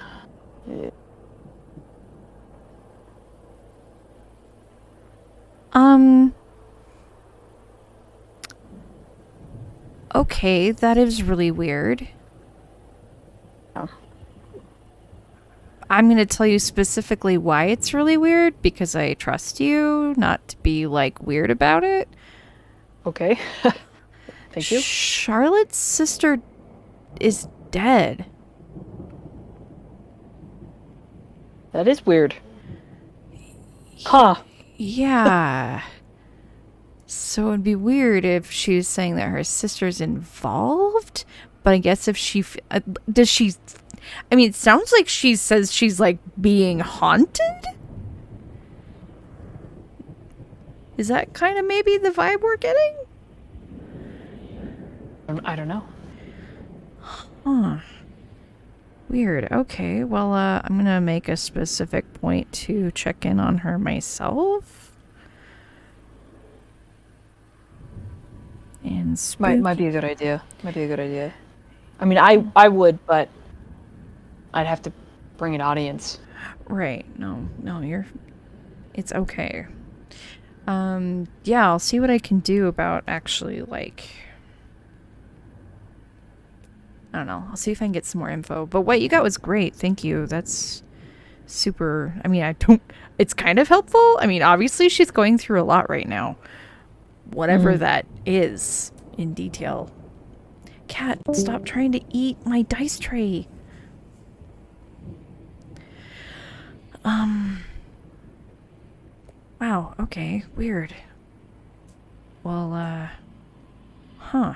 Well, I'm glad that she talked to you, though, because she hasn't been saying a whole lot to the group.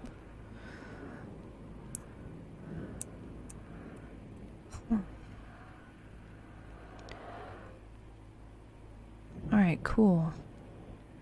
So are you sure your brother's cool with driving you this weekend? Like, I can come get you. Mm-hmm. Okay. Does he want me to drive you home?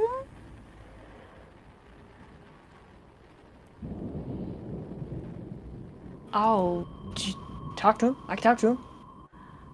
Okay, because, I mean, I mean, do you have a I have a pretty large vehicle. I'm not worried about, like, your chair or anything.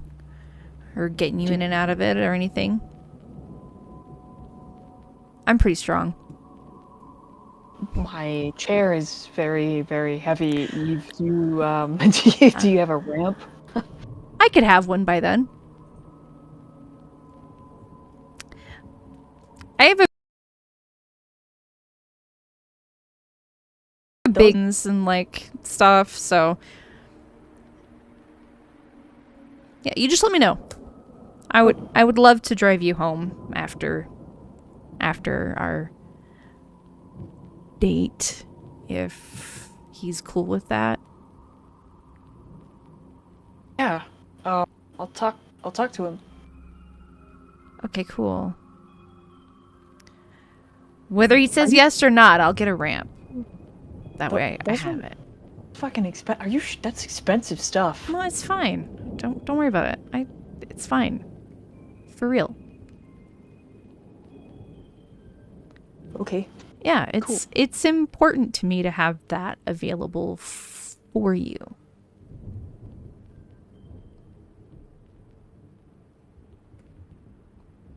Man, I wish I could work IT like you. I'd be loaded.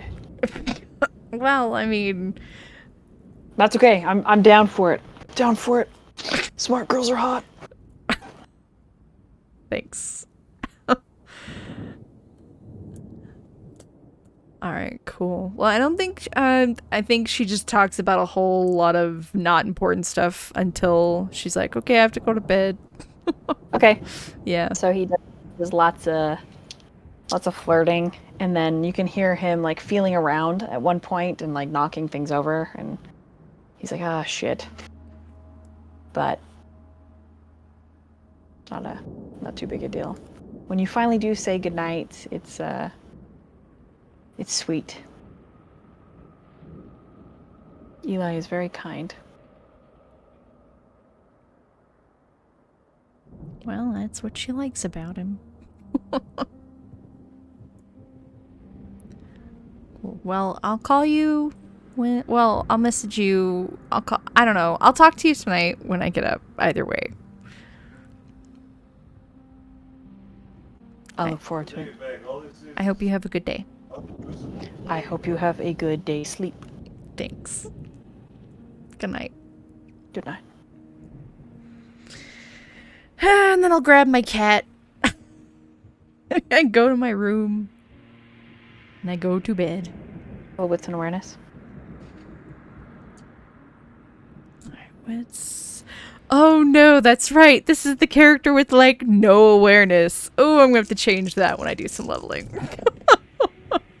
2 successes. Lights on in Little's room.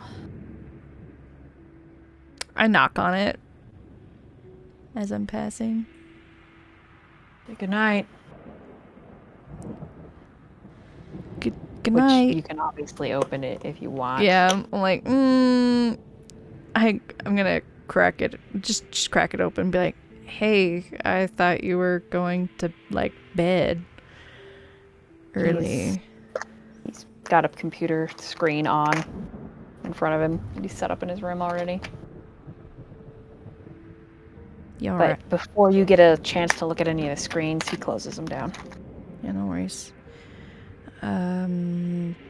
Hey, you okay? Yeah, I'm great. Absolutely fine.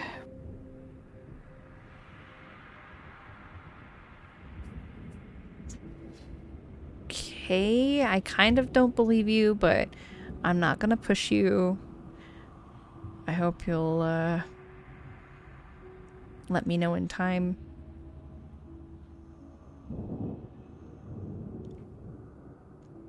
And, yeah. Have a good sleep, Eve. You too. I shall see you tomorrow evening. Yes. And I'll close this door and go to my room. He watches you until you close the door, and then, with a 2, you hear him click something, and a woman's voice. Is it a voice I've heard before? It is. Okay. It is one that he told you he wasn't communicating with anymore.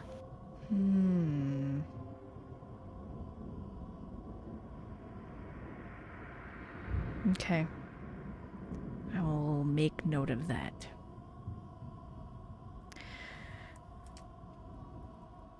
Alright. Now I go to bed. You go to bed. All right. Last but certainly not our new player. Sup? Fall into their slumber for the daytime. Our final coterie member awakens with the sun. Oh, damn! I really should close those curtains. Ugh. All right. All right, Chase. Play some good music here for you. Hell yeah. Tell us what you do with your day. When we get to the evening, I'll take the reins, but you have all day. Take naps, move around, do your thing. Oh hell yeah. All right. So Chase lives above his bar. So he goes downstairs first to see if Duke closed it properly. And then roll sorry. wits and awareness. Wits and awareness. Wits and awareness. That is 3 successes. Everything except the back door. Back door was left slightly ajar. The one that's by the big trash cans. Ugh. Yeah. You know, he like approaches the door, looks around. Scent of trash and like the rain that's just been pouring all night mixed with it. So it's like this sweet but kind of funky scent. Almost fungal. Ugh. It's pretty pungent. Ugh. We shouldn't have the trash that goes to the door. Ugh. Warm and moist.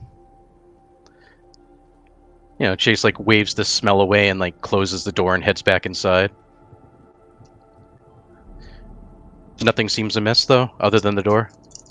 That's it. Everything else looks like it was put away just fine. The till, the bar was cleaned, bottles refilled, empty bottles were put in recycling, new bottles replaced on what you guys call the your lines. Yeah. Yep. All right, sweet. All right, well, one day out of 365, I guess. All right. Then Chase heads out and he goes out for breakfast. Get some donuts and coffee. All right, after breakfast. Yeah.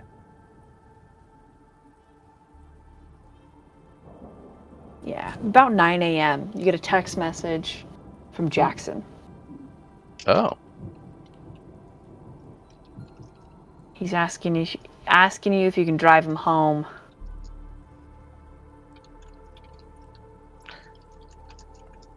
I text him back.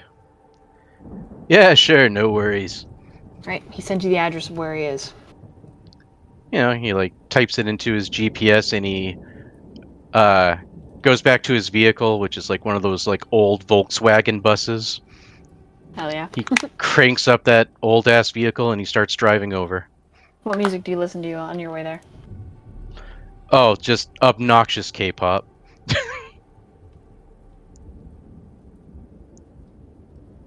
Windows down, blasting, first thing in the morning.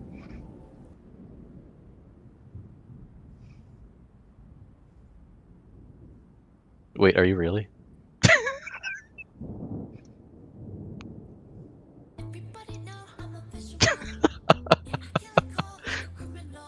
Okay, that works.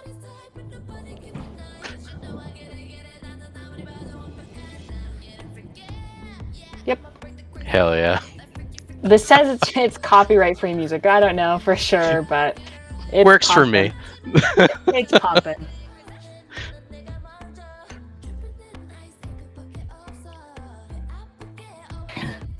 Right. Yeah, and on The the place- side of his bus it says no candy, just suckers. No candy, just suckers. Hell yeah. The place that you roll up to looks like it is like, Hell yeah. it is a little unpleasant. Overhead, there's still like rumbling. It rained on and off all night. It probably is gonna rain again today. It's relatively warm for a autumn day, but this little house is closer to the Great Dismal National Park than actual Norfolk. Like it's a ways. And Jackson is outside, and he's in his typical like big brown old duster, super dirty. Underneath, he's got a hoodie on. His hair looks all mussed and all over the place. Very blonde, and you can see the doors open as you pull up, and you can see that his sister. Oh man, God bless her, all in her stunning glory. She's talking with another woman who's just as beautiful, if not on the more goth side, where Mercy is much more cottagecore, elven princess vibe. This other woman is like throwing out, well, hard rock vibes, right? Leather, black, turtleneck. Around the turtleneck, there's this collar that she wears, and then a long necklace that looks like of stones. Yeah. Seeing your van, Jackson finishes the cigarette quickly, puts it out, and then slips it into his pocket, and is like, Hey, thanks for coming. I didn't want to be here. Yeah, no problem, but who's the babe in black? My sister's friend. She's gonna be here a while. I don't want to wait. Fair enough. He puts the car in drive and starts heading off with Jackson. You gotta introduce me sometime, though. I Uh, mean, I am giving you free rides, literally. took me a long time to convince her to let me go. And at that point, as you guys are pulling away, his phone does ring. And his sister on the line, he puts it on speaker, like giving you a look, like, listen to this.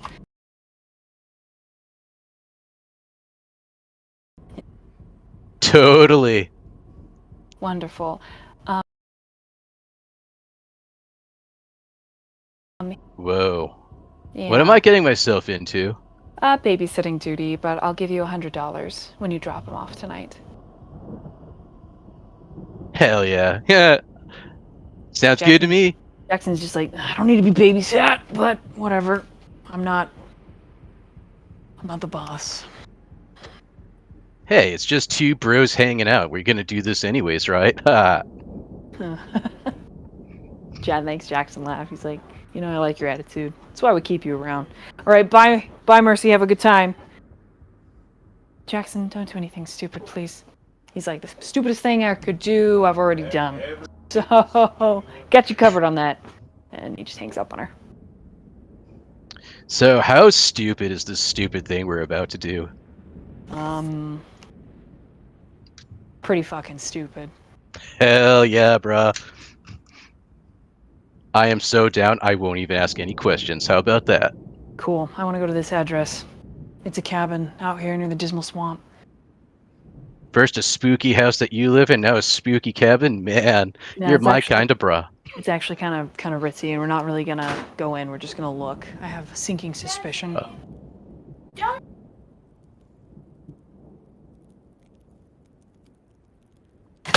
All right. Okay, I need you to roll a drive and a dexterity, Chase. Drive and dexterity.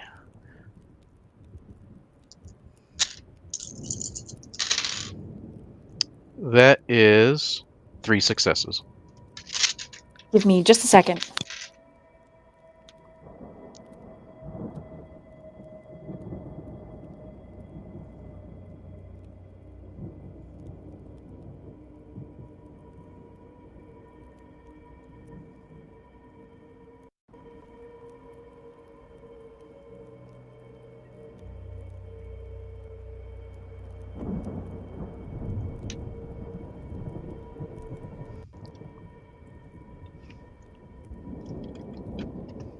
Okay, can you hear me? Yes. Can you hear me? Yes. Can you hear me?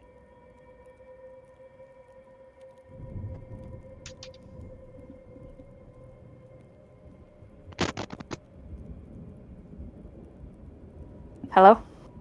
Hello? Hey, oh, my headset died, and Oh. that was really weird. Okay. I was wondering why your audio was cutting out. Okay. Yeah, you can hear me now, though, right? Yes. All right. Okay, so this cabin that you come to, what'd you get on that Yep. drive? One more time. Remind me one more time. What'd you get on the What? drive and dexterity? I got 3 successes. Okay, that's what I thought. Just wanted to make sure. Because everything died and then I panicked. Okay. All right. This cabin that you come to, there's like I believe it's a Jeep. It's a white Jeep in the driveway. Gravel, kind of some nice landscaping, plants. All the windows have really tight shutters. You don't think any light really gets in. Yeah, Jackson gets out. He says, leave the car running. The door's open just in case we gotta get out of here fast. And out of his trench coat, his like duster, right? Actually more a trench coat. He pulls out a camera and he snaps a picture of the house and looks down at the screen. And then he starts walking around the house. All right.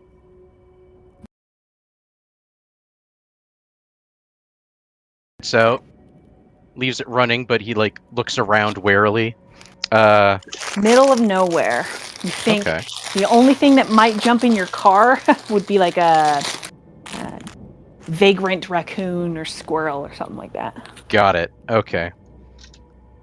So Chase like looks around. He's like, "Whoa, ritzy and isolated. Man, rich people." And he follows him. I'm gonna see us sneaking around, but Oh. Just follow me.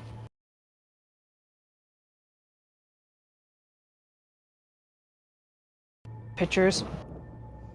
And he goes to this like fenced-in area in the back porch, and he's looking at it.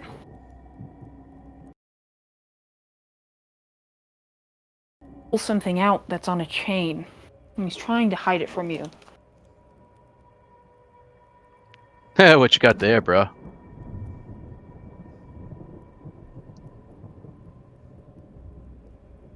After looking at it for a minute and shushing you, he puts it back into his pocket. And he says, interesting.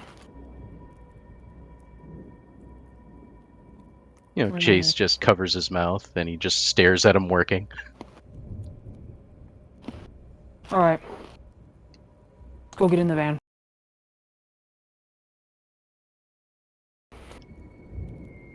All right. Chase goes back to the van. Alright. In the van, he has you start down this little trail. And you recognize this trail because the last time you went on it, tree. Oh man, tree. do we really have to go this way, bro? He just nods and he's quiet. All right.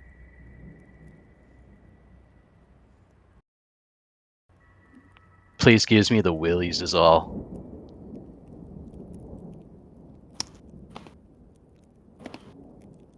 He has you park like 100 or so feet away from the tree and gets out, shuts his door, pulls out his camera, starts taking some pictures.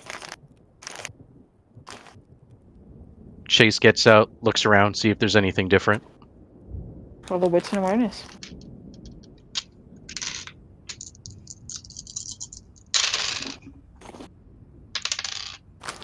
That is 4 successes.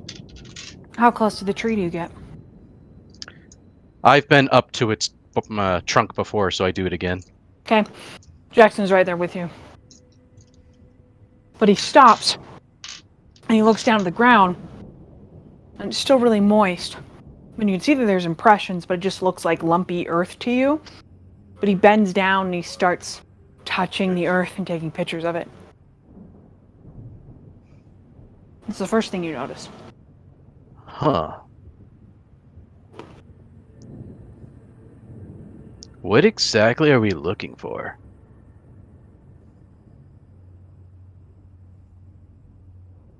Evidence. Man, you really don't want me to ask questions, do you? He shrugs. Look for any small birds. Especially ones that are like All by the tree. birds, huh? Yeah. I'm looking for something. You know, he shrugs his shoulder. All right, small birds. Pretty weird, but I can do it. Okay. Chase looks for small birds. Would you like to roll another wits and awareness? Yes. Go ahead. And that is 1 success. You don't find small birds, but you do find scorch marks. Oh. Hmm?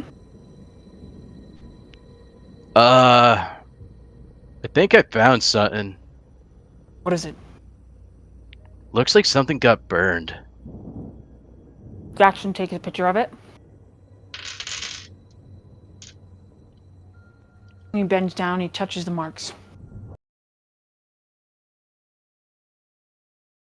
His pocket.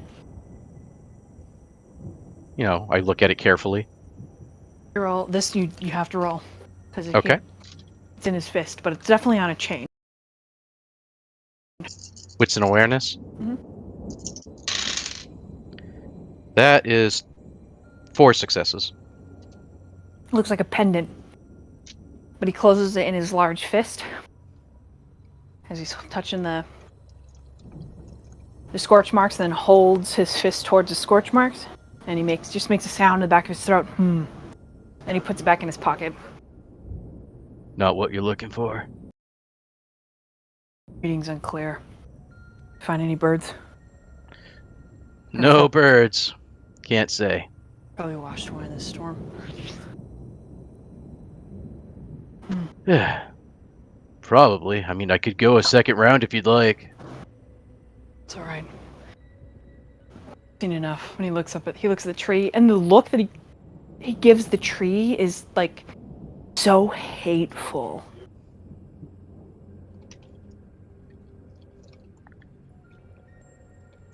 What's the deal with this tree anyway? It's a gallows. People die here. Haunted bullshit. Around, and he starts headed towards your van.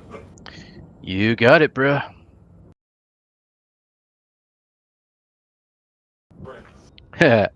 Where to next? Wherever you want to go. Hell yeah. Let's go get some pizza. I'm starving. Sounds good. I could use a Coke. I'm sure there's something in the back if you want to dig around and do stuff. Yeah. And he actually gets up and heads in the back of your like old styled shag man. Hell yeah. Shuffles around and he's like, "Oh, found one." Maybe Yeah, it's after all yours. Maybe after pizza, Password's we can- 123. Wow. He's like, it's dead. Needs a charge. You know, he like opens up like the glove compartment and like digs around, pulls out the charger and throws it back to him.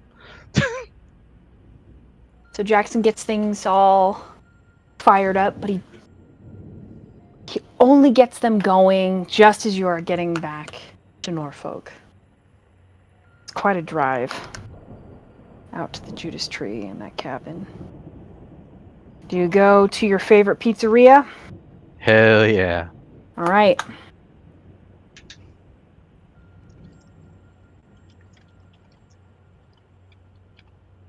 Lou Malnati's is known for its gigantic face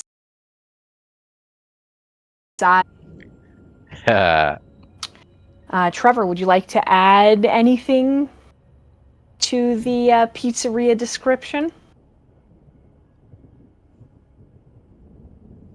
Trevor Ordius?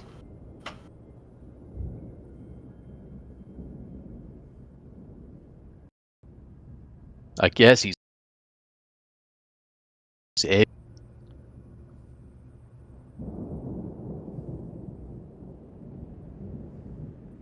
Sorry, I had to cough. You're good. As it is, it's like a downtown. Yo, bitch tits. It's like a downtown, pretty significant pizzeria.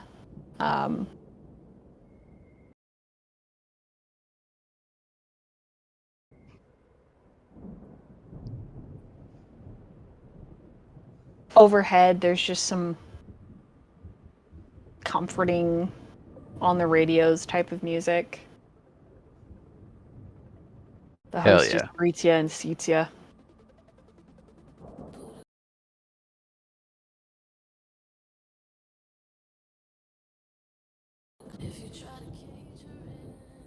Jackson and you get a booth.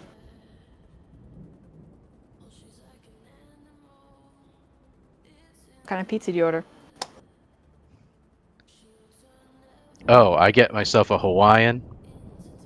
We'll do like a half a pizza. Like I get a half and he gets a half. All right, he does like a supreme. Hell yeah. Yeah, he gets a Diet Coke, and he's got the laptop, and he's playing around on it.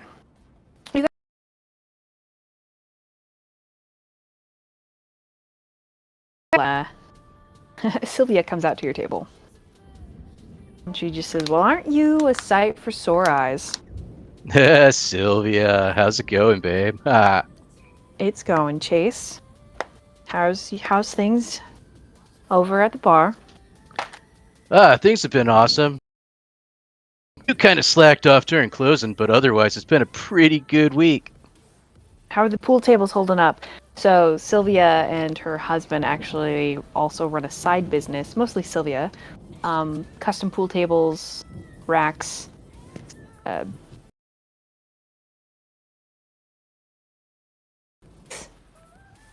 old-styled pool tables in your bar. Oh, hell yeah. Yeah, warranty if they ever break, they fix them for free. Fuck yeah. Dude, those... Good. Especially when it gets rowdy. Oh, it's awesome. Right, Jackson? So yeah, click, click. It's all right. Click, click. Nah, he loves them. So, how about you? How's business here at the old pizzeria? Everything's going great. But you know how the weather is. When things start getting dark and people start getting doomy and gloomy, it's a little, you need a little cheer. You need a little oomph, a little happiness, right? My boy's Hell gonna yeah. learn how to drive. Oh, he's growing up way too fast. Way too fast. Whoa, he's already old enough to drive? That's awesome. Yeah, and the little one gave the Liberty elbow the other day. Oh, Yep. I wish I could have seen that one. Oh, Ah, that's choice. Ha. real trouble that little one is. Real trouble. How Broke old is the arm. little one? He's 9. Oh, he's gonna grow up to be a tough little bastard. Probably just like his daddy. Yeah, speaking of his daddy, I don't think I've ever met him. Oh, you'll meet Lou one of these days. You'll meet him. You come Eh. in sometime. I hope so. I'm sure he's a cool enough fella if he has a lady like you on lockdown. That just makes her smile and like,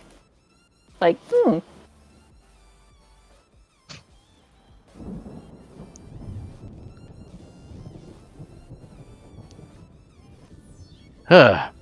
She Anything? She Oh. excuses herself pretty much at that point, though.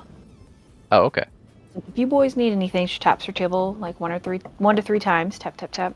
You just give me a call, all right? I'll be over there. Sounds good. At that point, Jackson makes a grunting sound, sets his coat down, and leans into the laptop screen.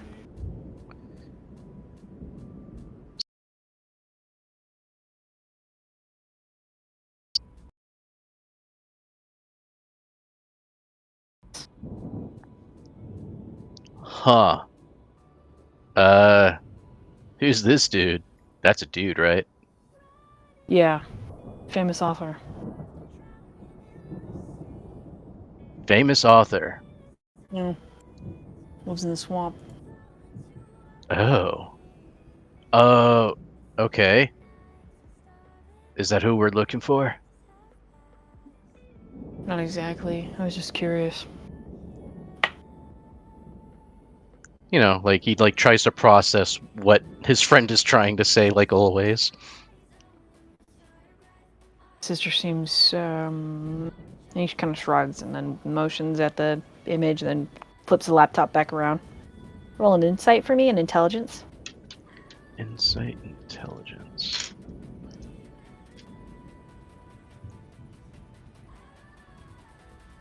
Yep, not my strong suit. Okay. Oh, 2 successes. Okay.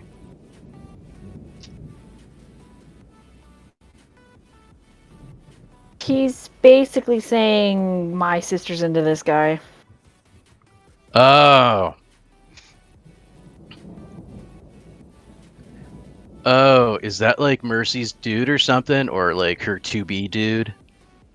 Something like that, yeah. Just talking And to you him. don't like him. Yeah, I don't know him. Fair enough. But he's a famous author? I never seen that face before. I guess I don't read enough to know. Weird. Weird. Yeah. What's weird? Are you making fun of me, bruh? Nah, this guy, he's weird. Oh. How's he weird?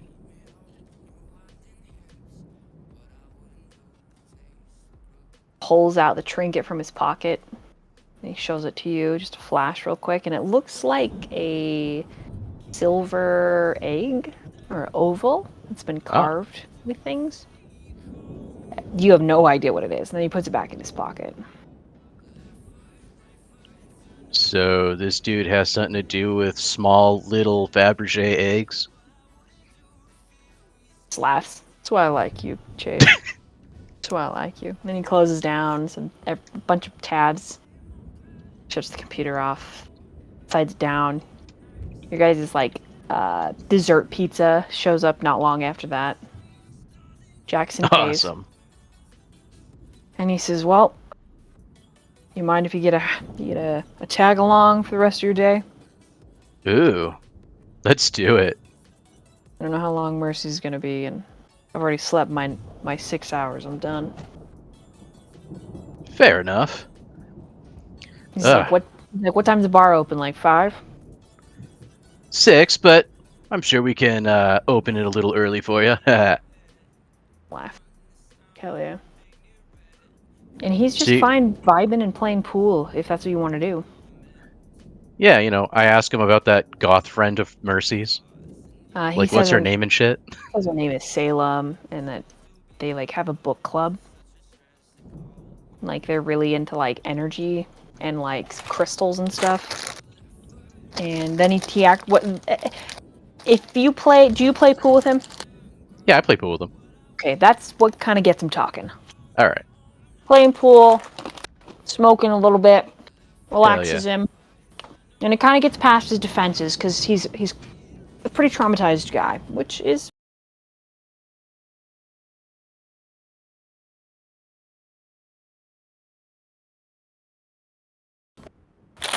Something was in our house, like a poltergeist or some shit. My sister's all freaked out about it. We're holed up in a hotel. She's talking to Salem about it. The two of them, I guess, are going to contact a priest to get some sort of blessing on the house or something. Huh. Ghosts, huh? Gotta say, that's a new one for me. And weird shit. It sounds like you don't believe that sort of shit. I don't know what I believe. Well, given your investigation today, what conclusions have you come to?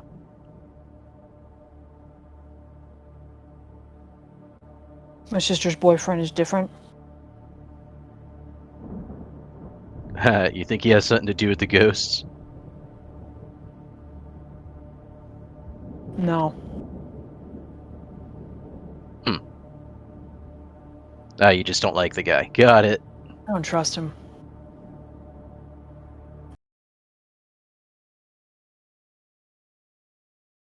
Fuck that guy. And he toasts with another Diet Coke. He doesn't drink alcohol? He does, Oh, okay. but he's got strict rules for it. Oh, okay.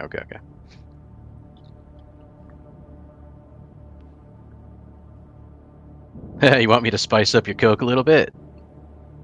He doesn't until the sun goes down. Oh, okay.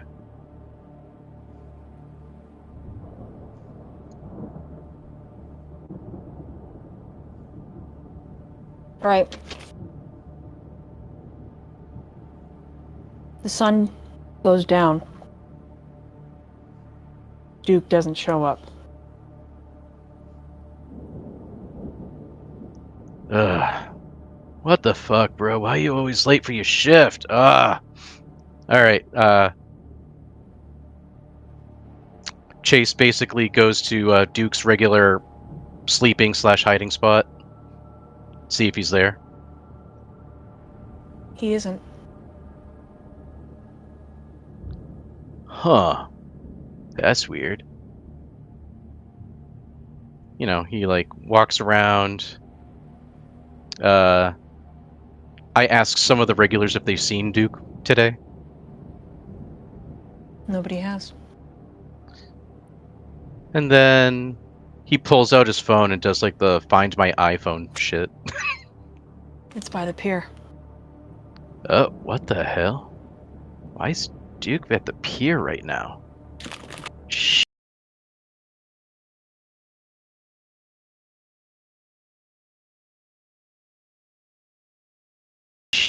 And I let them run the shop for a little bit, and then I get into my bus and head to the pier. You gonna take anyone with you? Is Jackson still with me? If you want him to be. Yes, I take Jackson with me. but not bad enough that he can't function. Mind going on a field trip with me now? I'm down. Hell yeah, brah. All right, let's go. I don't know what Duke's doing, but he's at the pier for some reason. Weird. Very weird. You guys get any shipments from the pier? I mean, we get like booze once in a while, like the imported good shit, but unless he got something like extra spicy, I have no idea why he would be there himself. Normally he makes me do it. Weird. Very weird. On your way, he pulls out a gun. Just a handgun. Hmm. And bullets, and he starts loading the clip. You know, I appreciate how prepared you are, but it kind of freaks me out that you didn't really think about it before doing that.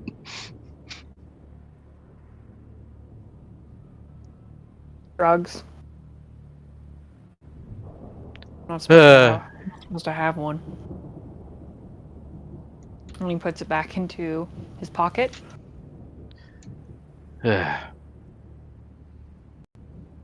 Mine's in the glove compartment. Can you get mine ready? And he keeps driving.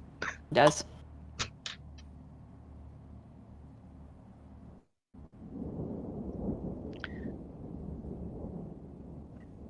And with some intensity, we drive to the pier.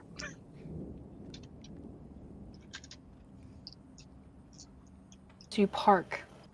I'd like you to park and get out. I'd like you to roll wits and awareness.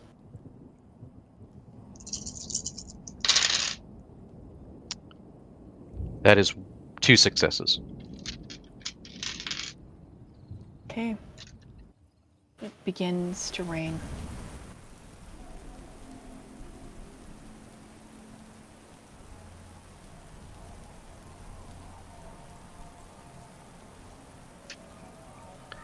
The two of you begin to move down the waterfront.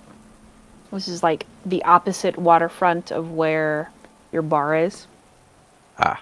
This is where there's like up on the north side, there's Navy. And like kind of their whole base like runs most of the way down, but towards the end there's some privately owned like dock space. And that's where you guys head. Whoa. Alright. The ship that you approach with your two, it's bobbing.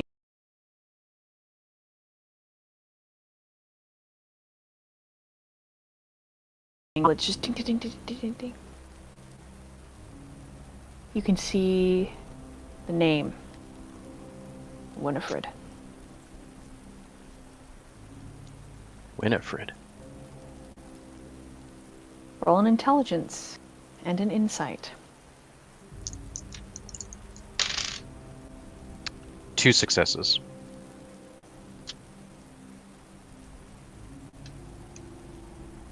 Okay. The Winifred is a kindred run,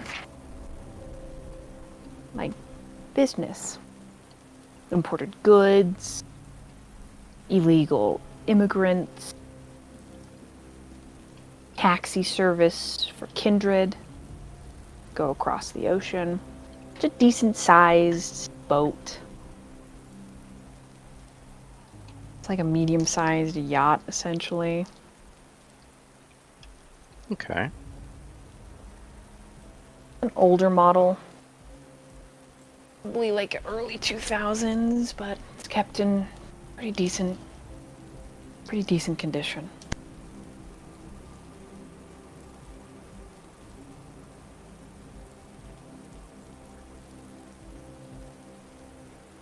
What on earth would Duke want with Winifred?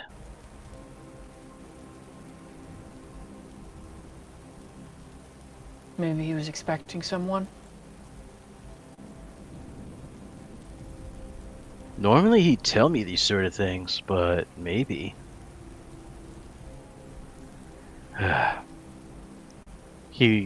Chase looks around to see if there's any people.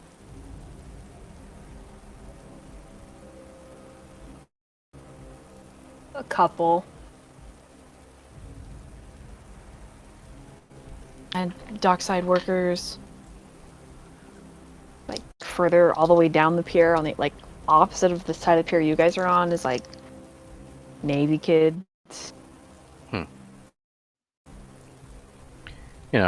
Chase looks But at you're- his you're a phone and decent distance away. is it possible to get closer without being intruding? You could always stealth. But yeah, Okay. you're as for where you and Jackson are standing now, you guys Yeah. are on the pier just maybe 70 feet away from the Winifred. Okay. I just wasn't sure if this was like a private or a public space. It's private. Okay. But you guys already breached those laws when you got on this side and walked past the fences. Oh, okay. Well, I guess I have no choice but to stealth, even though I have no stealth. I have to. You just walk on. Alright. I walk on ahead.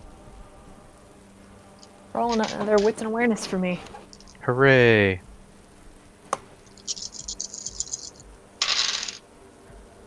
That is 3 successes.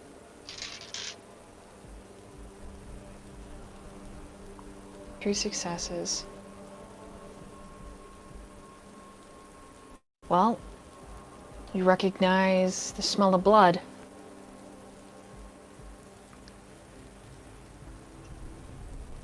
You also Whoa. recognize the smell of something burned, something that was like left in a oven for far too long. It's just charcoaled. It's all coming from below deck. The gentle bob and sway of the ship is a very peaceful, beguiling lie. You already know that there was great violence that took place on the Winifred. The question is when.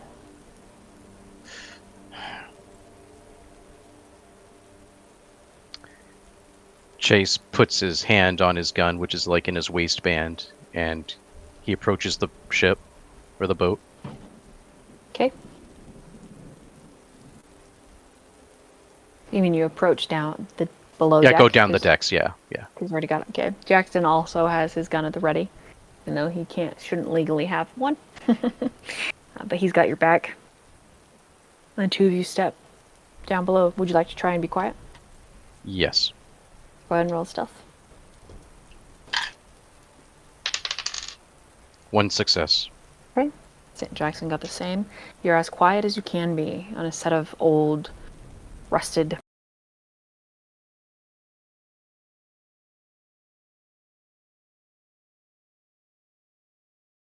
metal. You're as quiet as possible.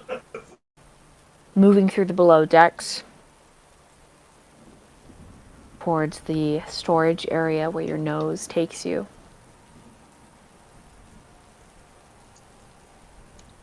This scene is grisly. From what you can see, from the door being slightly ajar, in one of the bedrooms where guests that are traveling, there are windowless bedrooms. And in one of them that's slightly ajar, it's in the hallway directly in front of you. Everything is like squeezed and tight and narrow. But at the very end, you could see an arm hanging off of one of the cots. And it's just dripping red-black blood. And the blood is pooled. And the bed looks soaked.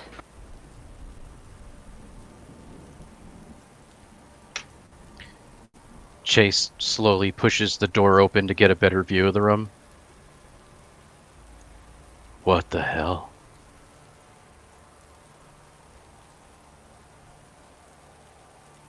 Behind you, Jackson also swears.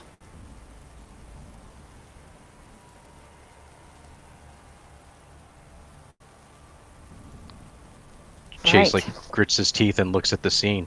What the hell am I looking at?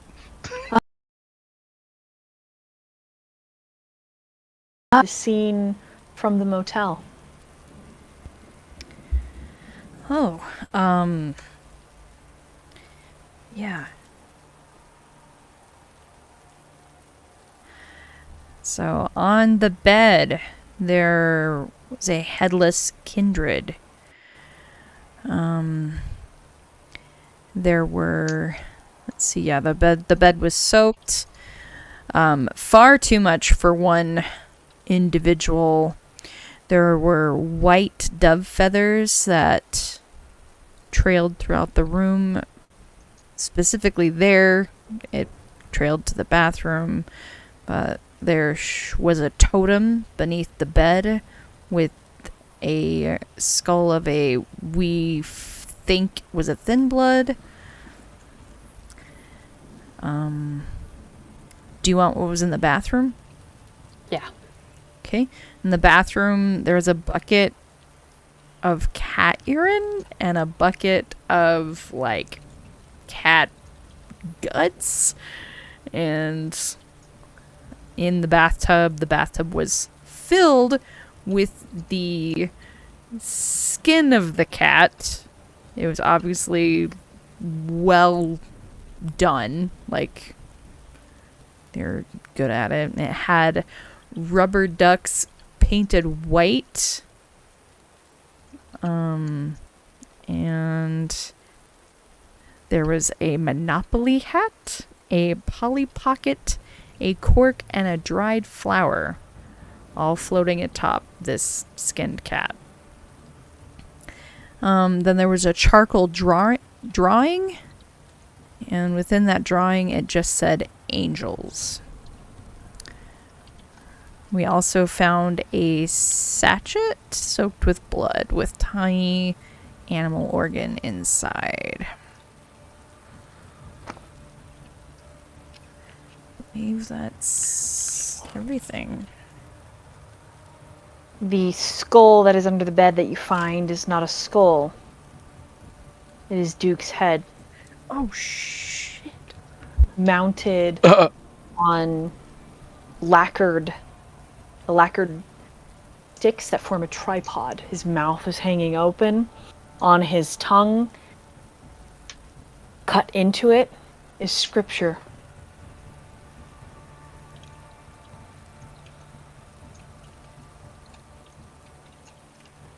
I mean, it looks like scripture. It's Sorry, I was writing it down. very difficult to make out. What the fuck? What the fuck? What the fuck? What the fuck? What the fuck?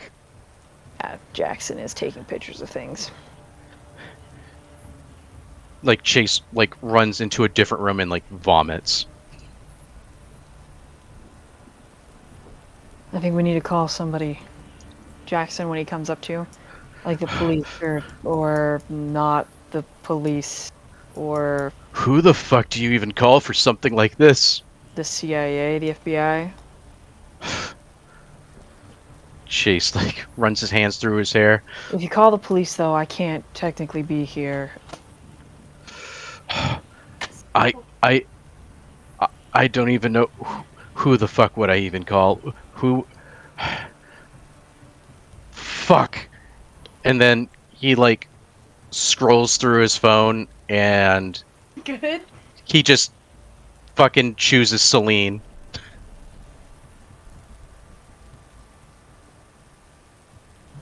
All right. Important question for you. Hmm. Does Jackson know what you are? Probably not. Okay. So he says you're calling the cops.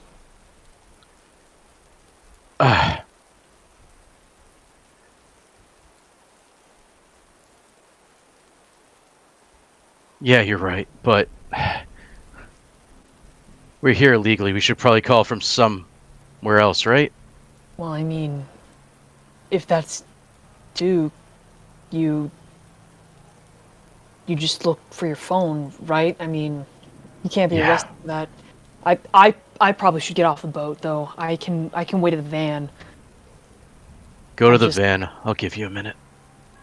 Okay. And he gives you a really firm like shoulder grab and shake, and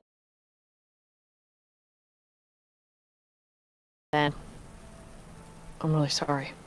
And I'm here. Thanks, bro.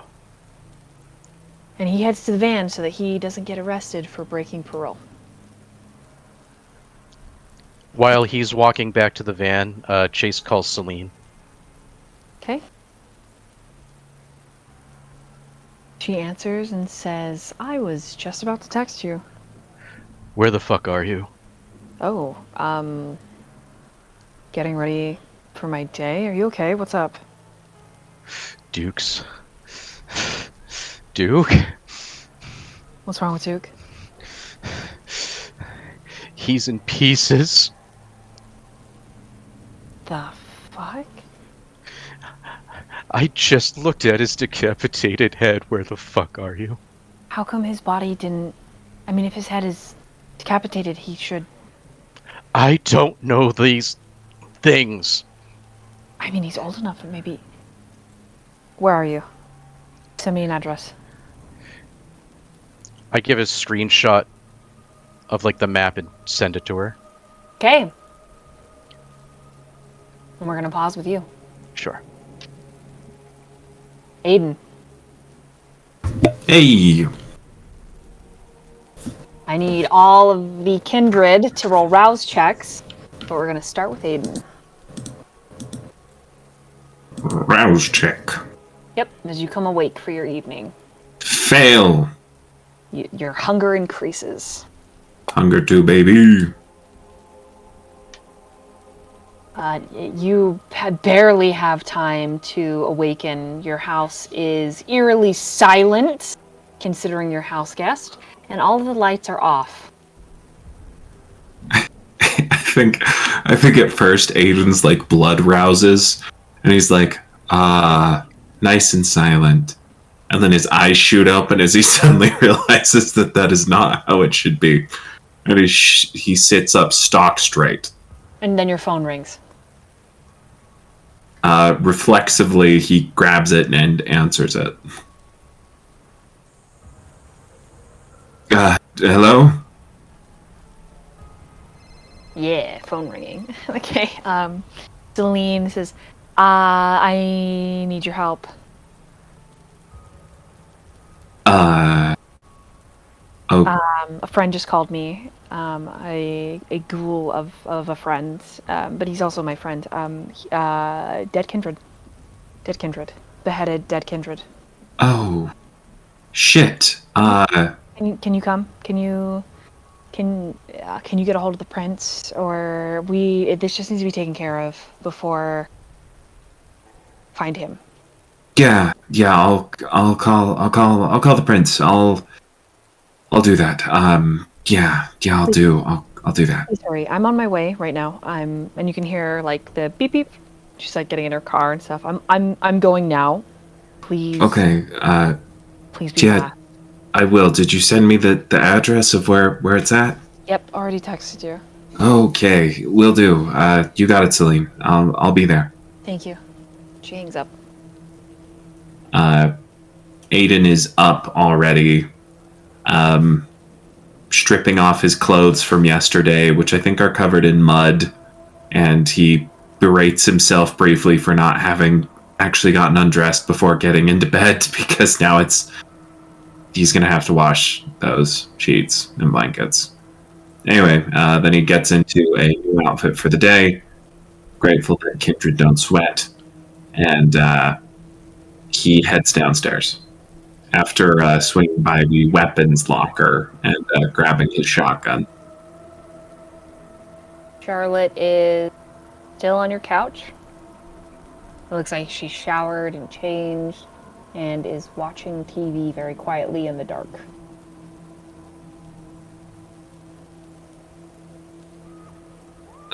Char, are you awake? Yeah. What's up? Celine needs my help with something. Something bad happened. My I need sister? to go. Yeah. Oh, I'll come with you. Uh, And she gets off the couch and takes It's- off your robe and then oh, all right. like goes over to her backpack and like starts pulling out a t-shirt and stuff.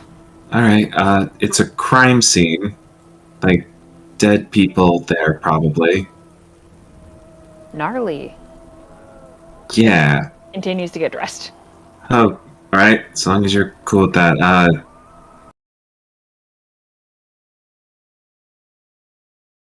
Comes up from behind you and like butts his head into your hand.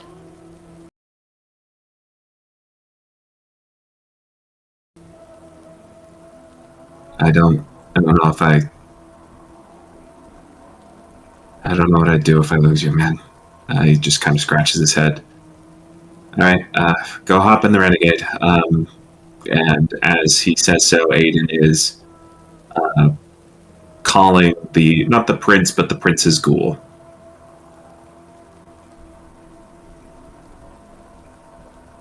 There's a couple. So you have your choice of A, B, or C.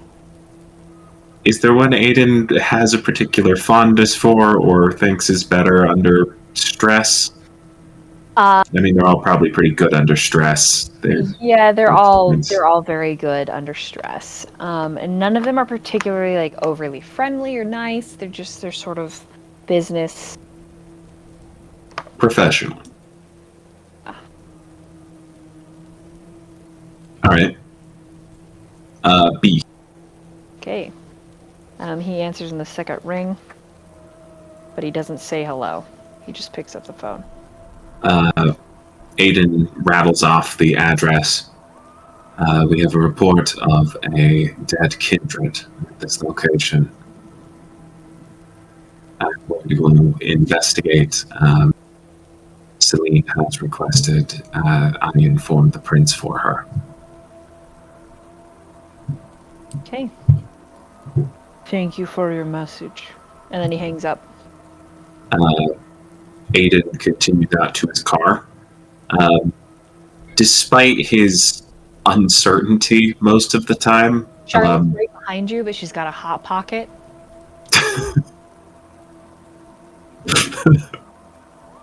That's awesome. Despite his uncertainty on like day-to-day activities. Did you grab the Glock? Do you have a gun, a weapon, something? She settles kind of in the front seat. She's got a jacket on, a hat for the rain, like a ball cap, you know. Yeah. Some of her ranger stuff on, like her belt and stuff has like bear spray and a trap and a flashlight and things like that. First aid kit. Mm-hmm. Okay, I'll just trust you have that figured out. As Aiden hears Blanc open the back door and pull it shut, Aiden turns on the Renegade with the push button start, and he starts driving to the location. Before he heads out, though, actually, I think he is going to go ahead and text.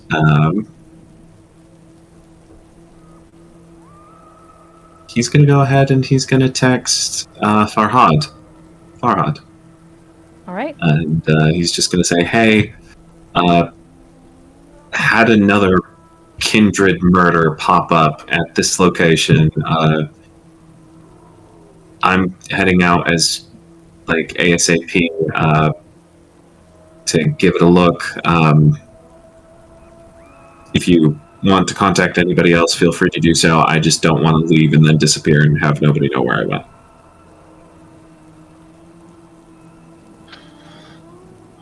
Farhad looks at his phone ringtone he has and just messages back. I'll get there and out of character. I got Eve's phone number, right? Yeah, we Do not swapped. remember. Yeah, Yeah, we swapped swapped numbers numbers. last night. Okay, so Farhad will just message. We'll give Eve a message to get a ride. See you there. She'll message him back. Do you need a ride? Well, I haven't messaged you yet. Oh, gotcha. My bad. Yes. No, you're fine. You're fine. And he will full send that with a thumbs up emoji. Cool. Siri verbally announces the text to the car,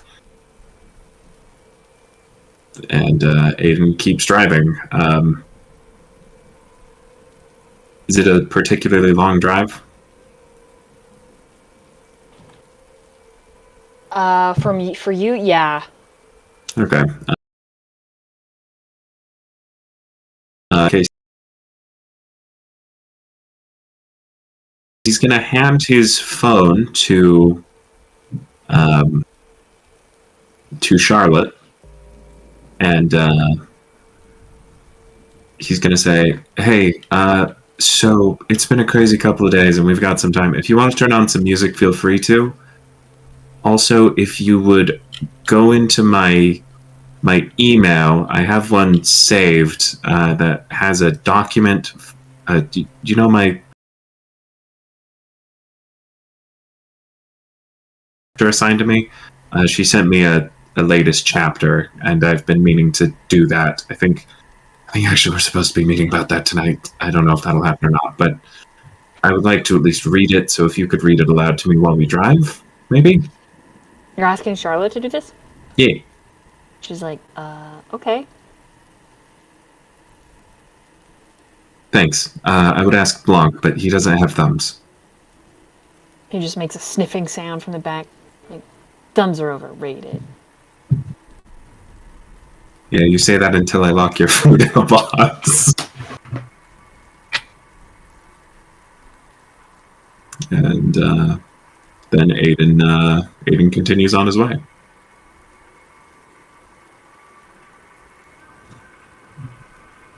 Trevor.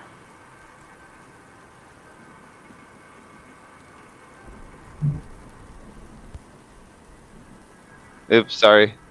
You're good. You're good. You've been muted for a while. But, hey, you get a phone call from the prince.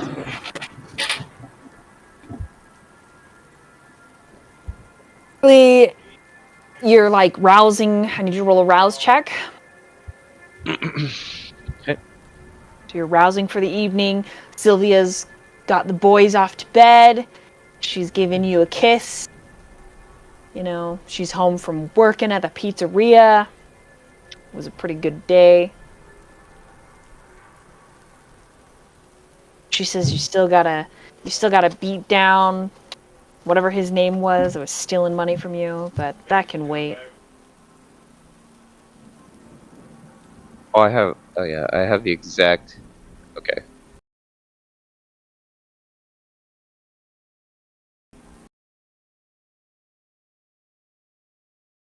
Hey, So, your hunger increases by 1 as you rouse to life.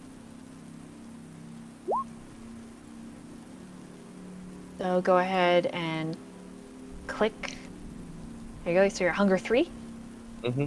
Perfect. Yeah, the prince calls you.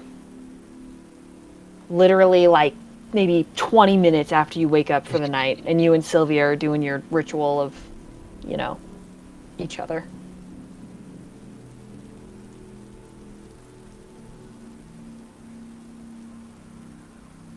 You gonna answer? Oh yeah, I was. No, I'm just staring at the phone. I mean, you have that option. Oh. I didn't You just have assume. character agency. Yeah. I just. Excuse me. I assumed I had answered, but yes, I'll pick up. You continue smooching on Sylvia, or you? No. Okay. Oh, okay. All right. So my phone rings, and I'm like, all right, I gotta take this. Okay. She recognizes that tone and is like, okay, let me fix my hair. That's her go-to, right? She's gotta go fix her hair. Okay. Your brother's voice sounds like it's coming in from far away, like he's speaking through an old radio. But he says, Another kindred has been found on the Winifred. What? What kind? We don't What need to do happened? this. Similar to what you found last night, Lou. I need you to go investigate. Yeah, okay. And then I need you to write a report for me. I need it written down. A report? I need to know how everything is found. Me? How? The What do you letter I mean? received this eve from was in a ritualistic way. If the second kindred found at the docks is also similar, I want the scene described to me in writing because pictures do not like to work for mine eyes. Okay, yeah. I know what you mean. The ritualistic shit, right? Right. I need it described to me in pen. All right, yeah, I could do that. Good. Call your coterie. Bring your backup in case. Lou, All right, you want all of us all of you to investigate, yes. You have my permission to kill. to kill? Wait, I thought you said we were investigating. We're investigating a murder scene. Not If something happens, you have permission. It has been granted. okay. Just flat like that. I don't gotta call you. No. I trust you. If it is necessary, you must do. I'm like scratching the back of my neck while I'm on the phone, kind of squinting. Yeah. Okay. All right. Anything else I should know?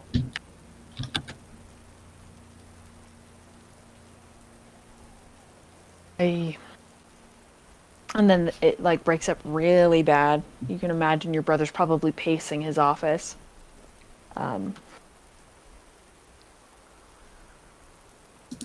Says no. I will call you or have my ghoul call you with more information.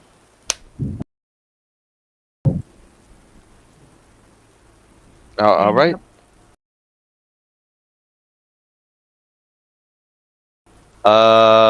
Sylvia from the bathroom after like teasing her hair a bit. Like it's pretty nice.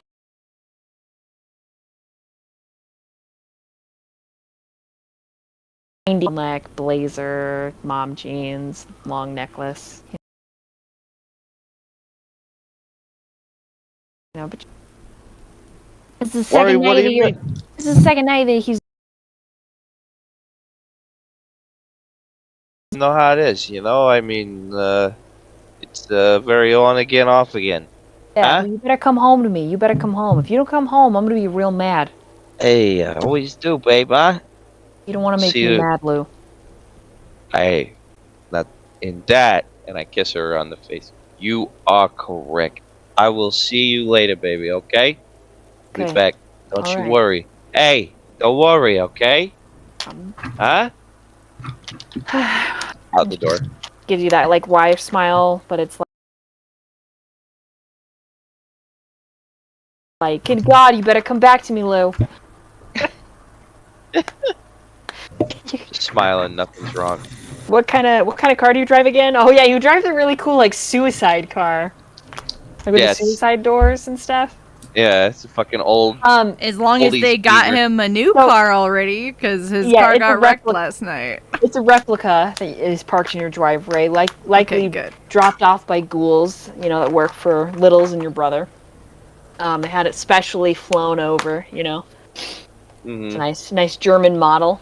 And, yeah, there she is. There she is, the sister of your baby, right there. There Oh, she glory. is. Ah, there she is. Okay, sweet. I mean, yeah, hop in.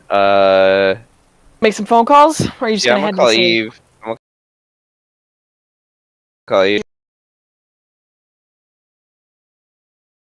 Your Rouse check, put it in the chat, please. I assume he gave me the success? address. He does, yeah. Yeah, he did. Okay. His ghoul did. He did. Yeah. Okay. My rouse check succeeded. Okay. Phone rings. I have a really important question before I answer the phone. Yeah. Have I been up long enough that I was able to get a not flip phone? No. God damn it. Okay. Okay, I answer. This is Eve.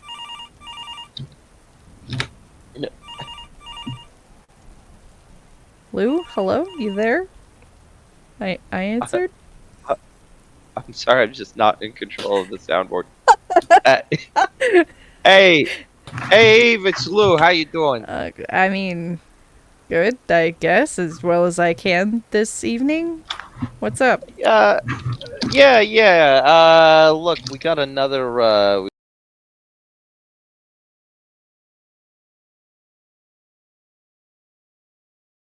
We got Prince wants us to go check it out. I got the address. I'll send it to you, but it looks similar to the last couple of incidents. Oh, great. We gotta document everything to the slightest detail. He wants it written down. Okay, I'll bring a notebook and a pen. All right, yeah. We gotta be real careful with this one. Again, yeah, we can't disturb nothing. Make sure we got everybody. He specifically wanted the other two, so if you could get them together, that'd be great. I'll meet you there, okay? Alright, sounds good. Hey, Eve, Yeah. be careful, huh? Yeah, you too. Click. Alright, I guess I'll call... Let me roll. This is sixes. Roll a wits and awareness. Oh, nope, just wits, because I Here we still... go. This is what your phone sounded like. Oh, God. She cringes so hard when her phone rings right now. At least it's not that hello moto. Wits, because I got no awareness yet. One. Or one? Yeah. One is enough to know that you are home alone. Oh. Littles is gone. He didn't say anything before he left? Doesn't look like it. He didn't even drop me a text? Okay. Weird. Well, before I even call the next coterie member, I'm just gonna text him and be like, if you could, like, let me know when you leave the house next time, that'd be cool. You normally tell me, but, whatever you're out doing, please be careful. I don't know where you're at, so, if you get in trouble, I can't do anything. And then I'll call, Dice Roll says I'm calling Farhad first.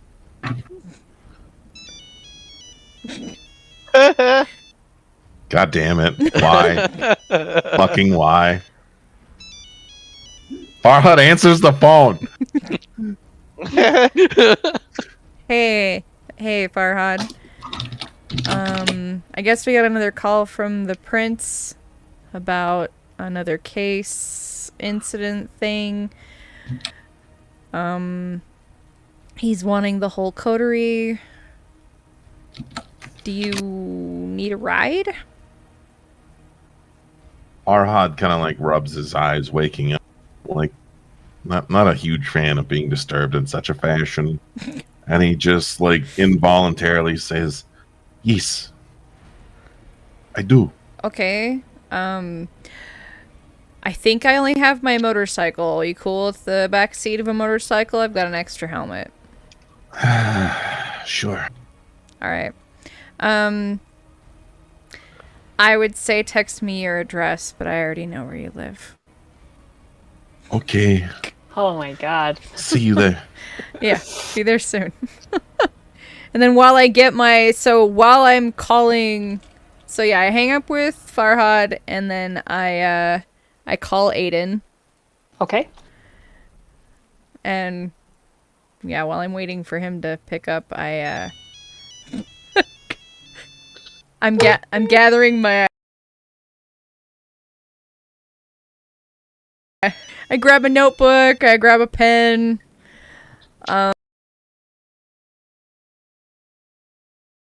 Works. Google answer phone.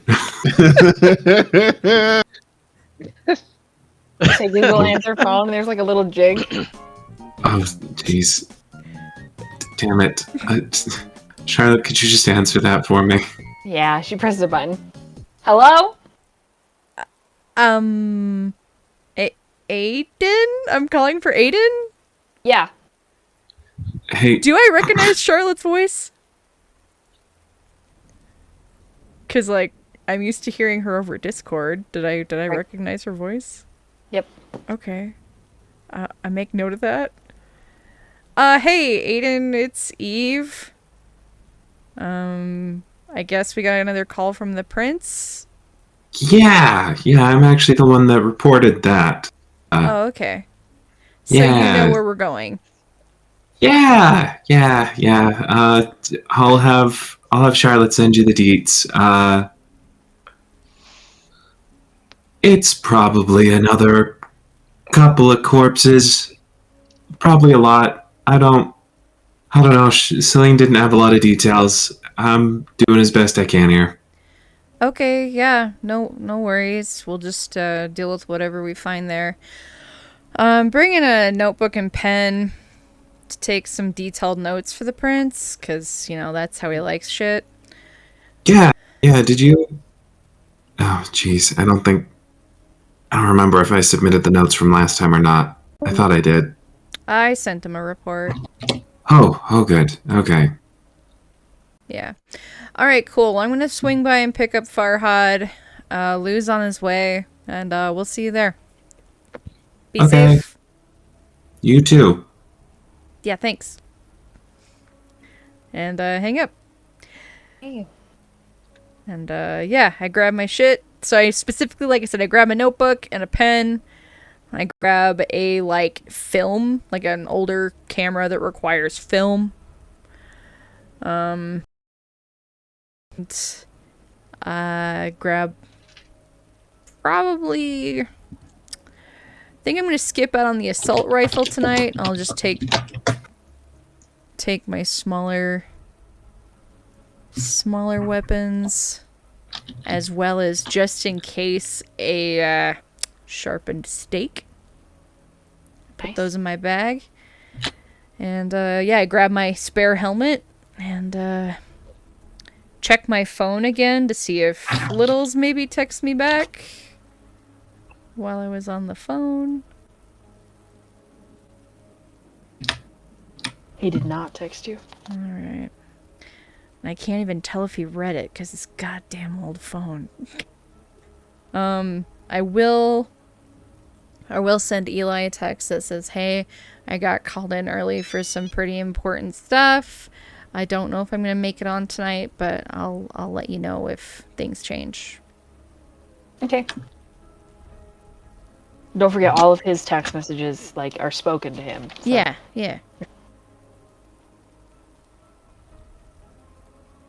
So, that's all. That's all I say. And then I drive in silence because my phone with all my music is broken. And I hate it. But yeah, I go pick up Farhad.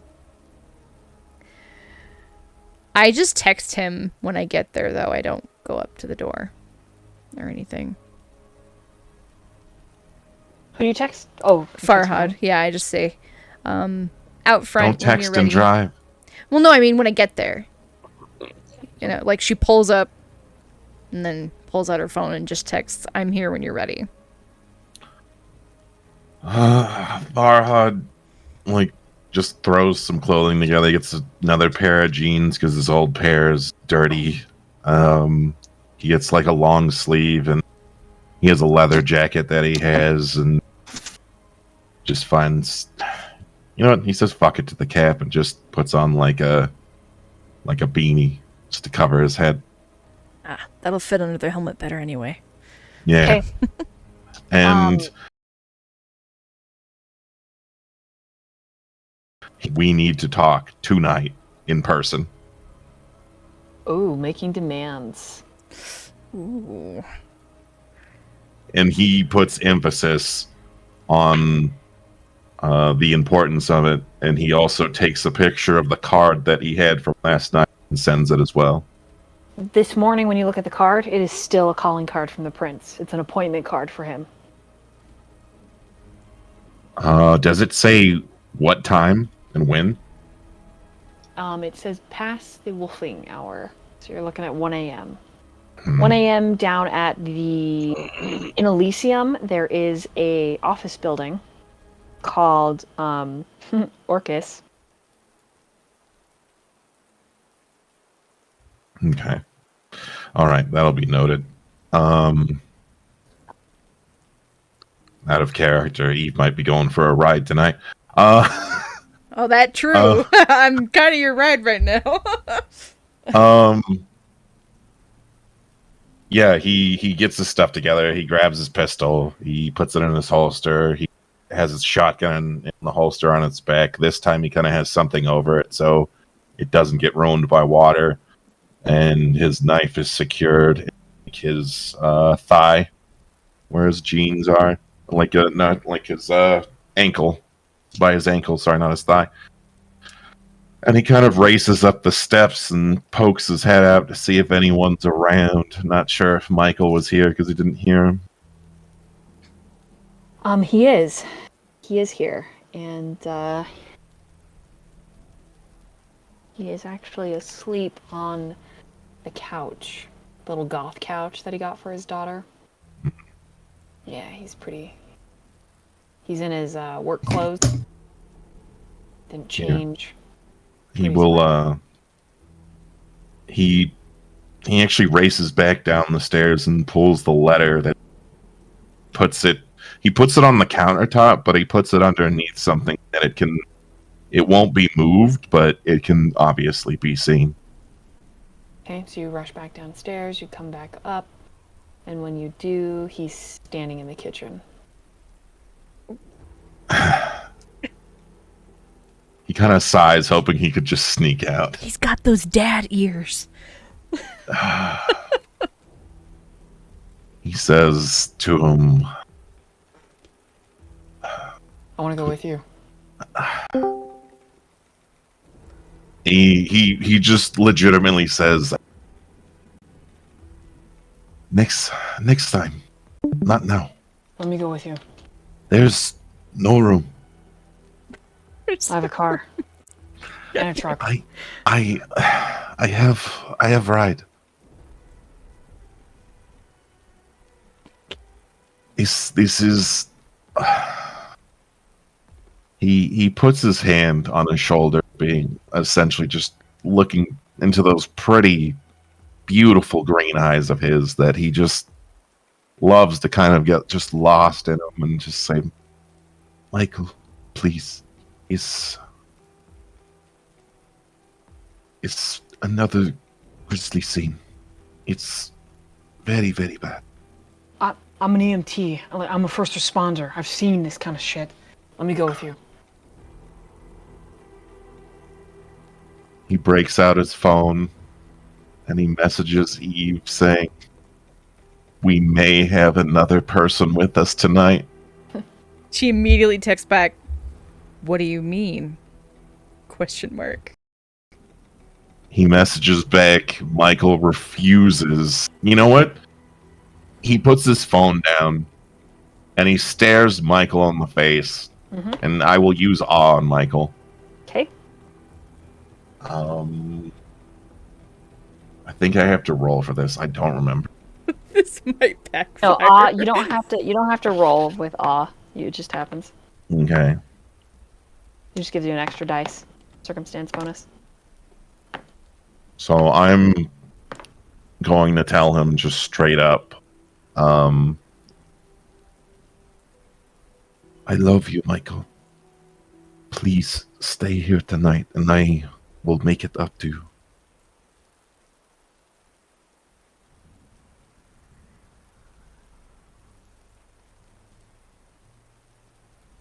He glances. It's gonna be dangerous. Very, very dangerous.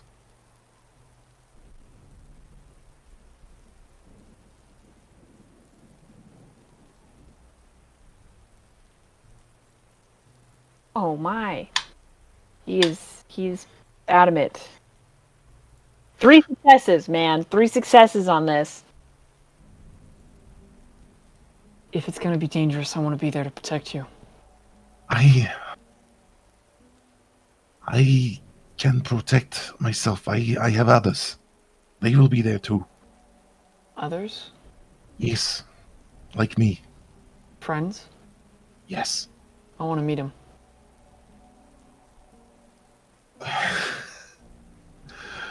The frustration begins to mount for Farhad because he's just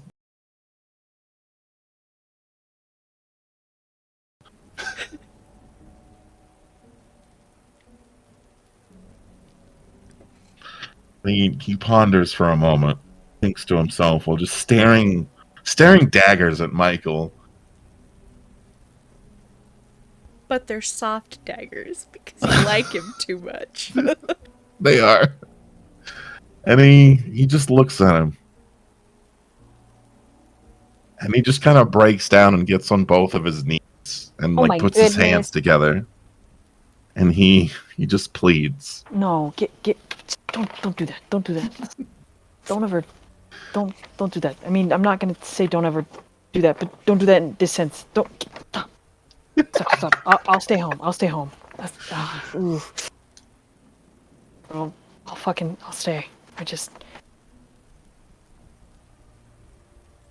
I wasn't kidding. I wanna protect you. Before you can do that, I need to show you how to fight. It's very dangerous. You don't even know the basics.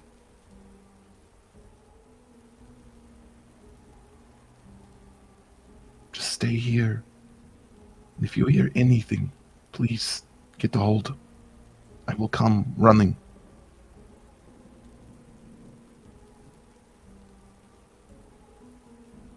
Okay.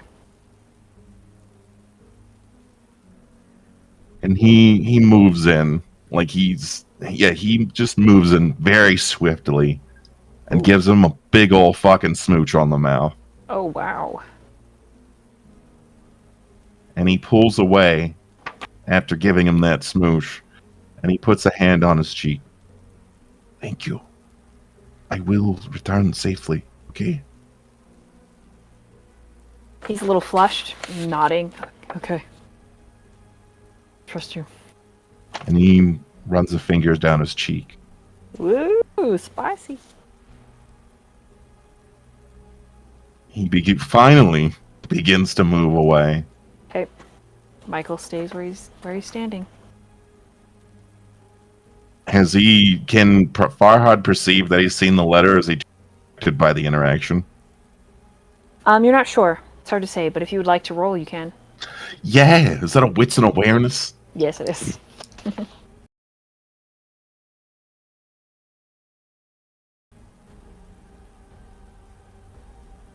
That is 4. Yeah, you think Michael is aware that you put the letter down. Okay. And as like he's leaving, he just to crushing on this guy hard, he blows him a kiss as he walks out the door. I love it. Cute.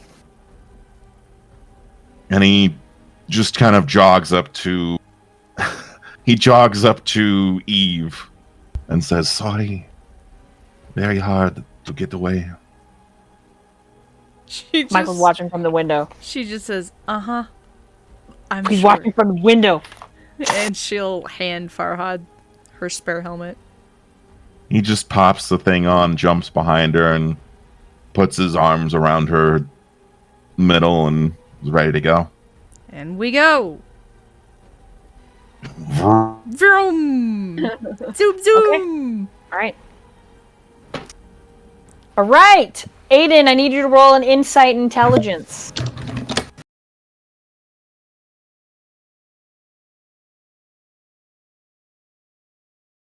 Ooh, I need you to roll a dexterity and a drive. And everybody that is driving, you need to roll dexterity to drive, but Aiden just has this extra piece before you guys get to the scene. 3 successes. Okay.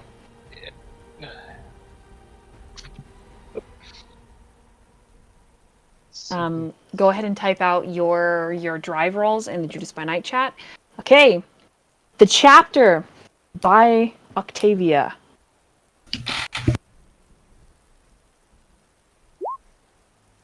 It is completely out of her typical writing genre.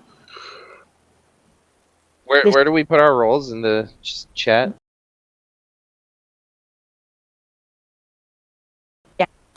It's erring on the side of a thriller. And the thing that stands out the most to you is that the detective finds a dove left by the killer. Or, at the very least, someone interested in his case. And the dove is still alive, but it has weights sewn into its breasts. And so though the bird tries to fly, it can't.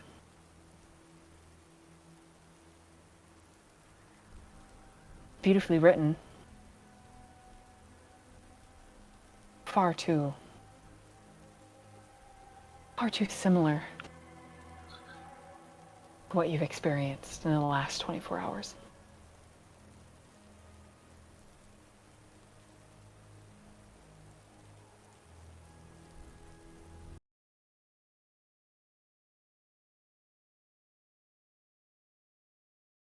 Just you three in the car.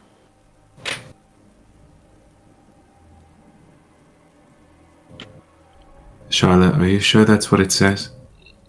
Yeah. Kind of creepy, actually. For...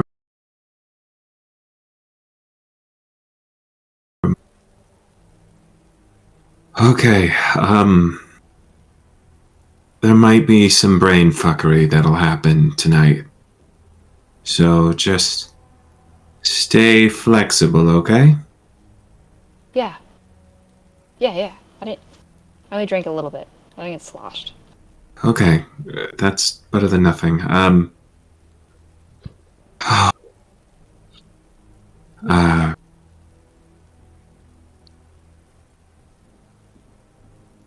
Charlotte,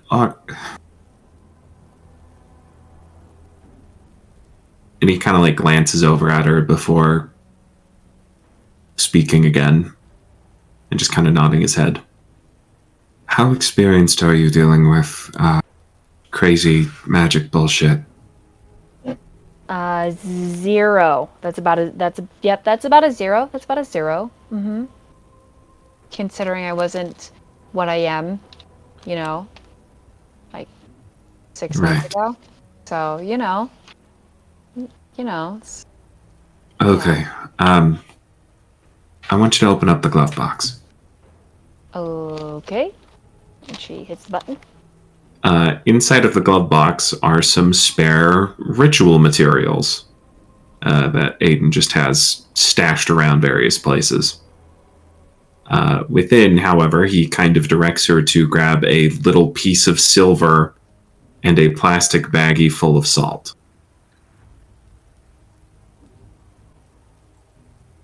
She does. She's like, what is all this? What is all this for? Silver is a pure material. It represents sanctity and order. It keeps away things that are perverse, corrupt, or going against how things should normally be. Salt is a preserving technology, sort of magic given from the earth, a rock that is edible and preserves food for far longer than it otherwise would last. There's other symbolism, I'm sure, and maybe deeper magic besides that, but essentially, against spooky spirit shit and magic, silver and salt, or iron, don't think I have any iron right now, but iron is also helpful. For right now, just keep those on you, okay? Okay. She's like looking at it like it. So she's obviously very familiar with salt and even silver, having jewelry that's silver. Yeah. This is kind of a lot. I'm not gonna lie. This is weird. This is a lot. I know you do weird stuff. You know, I've been at your house long enough. It's seen the things and the stuff, and I've been in your office. But this is the first time. Like, I got to go on a super secret mission. Yeah, it's probably gonna get a little weirder before it gets more, oh boy. I'm down. I'm down. Look, I'm down. Don't stress. Bring it on. Like, how much weirder could my life get, right? Right? Like, how much weirder and how much more fucked up could it get? It really can't. It's like, it's peaked, you know? It really hasn't. And Aiden looks like he's not really talking to her as he's staring out the front windshield. This iceberg goes a lot deeper. Yeah, that scares me. Can we go back to like super soft, gooey Aiden and not like afraid Aiden? I don't like this.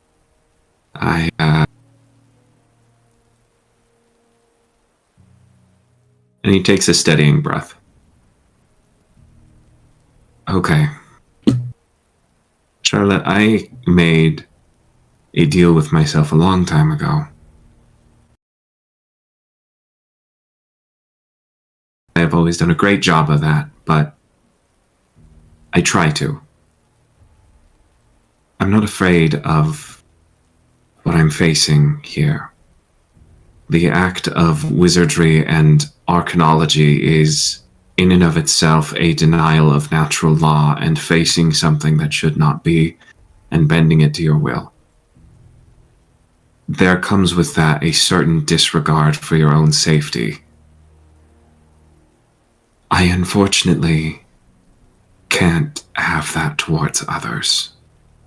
And you're important, and I've spent an awful lot to keep you safe and try to figure out what's going on with you so I can help continue to keep you safe. I'm not afraid of what we're facing. I want you to know that so that you feel confident that whatever we're going up against, whatever it does, whatever tricks it has, I'm ready and flexible and able to handle it. So long as you are careful and try to minimize the amount of danger you are in, okay? In response, she reaches over and puts her hand over his hand on the steering wheel. He glances down at her and then glances to her and gives her a reassuring smile. Okay. Besides, Celine will be there. She's not going to let anything happen to you. Yeah. And neither will I. It's wild. Yeah, it really is. He shakes his head. I still remember when my dad first introduced me to this whole thing. I don't know, it seemed all fun and exciting at the time until the hard work started, but even then it was pretty crazy to watch him do actual magic. Threw me for a real loop. I think this is the first time you've ever told me about your dad. She like pulls her hand back. Oh. He nods his head. I try not to think about him much. Oh. Ooh. And she makes a grimace. Like bad? Like he was bad? Like magic. I mean, of course magic's real. Like, of course, yeah. But, like, yikes. Yeah, maybe... So he was like a Dolores Umbridge, or, like... more like a... He was like,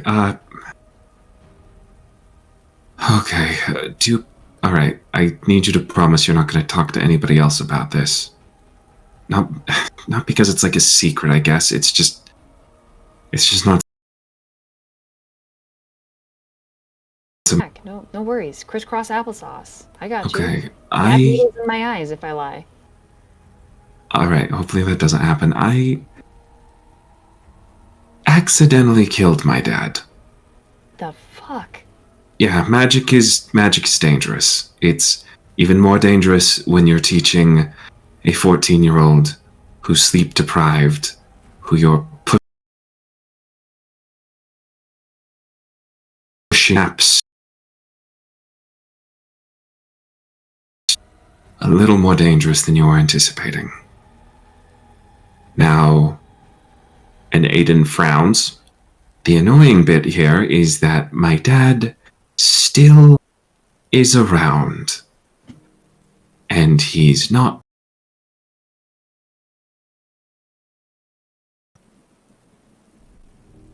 Rillet doesn't say anything else the car ride.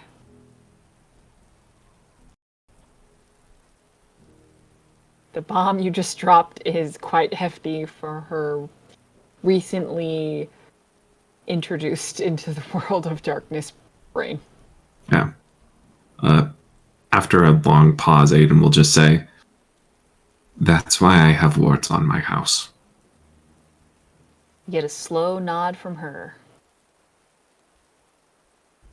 Oh, shit.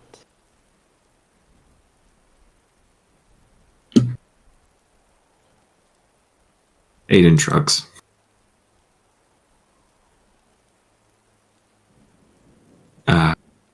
Anyway, so, I mean, that doesn't really have anything to do with tonight.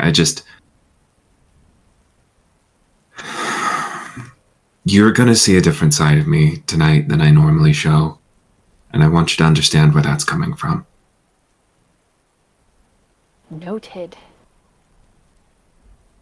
Definitely noted.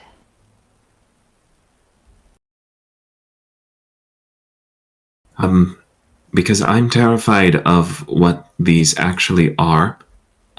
If Blanc hands you my shotgun, could you load in the rounds that have the word spicy written on them? Yeah. Why are they spicy? They're about a hair's breadth away from being illegal in this state. Cool. So They're- they explode? Yes. Yeah, they cause a lot of fire. Ooh. All right. Her typical like pushy, bubbly self is far more serious than you've actually ever seen her. Obviously digesting your words, and she seems to be like mentally preparing herself for like something massive to happen as soon as you start the car. So when you pull up to the docks and nothing like explodes and people don't come out shooting, like the tension in her just squeezes a little bit. The two of you spot Lou's car.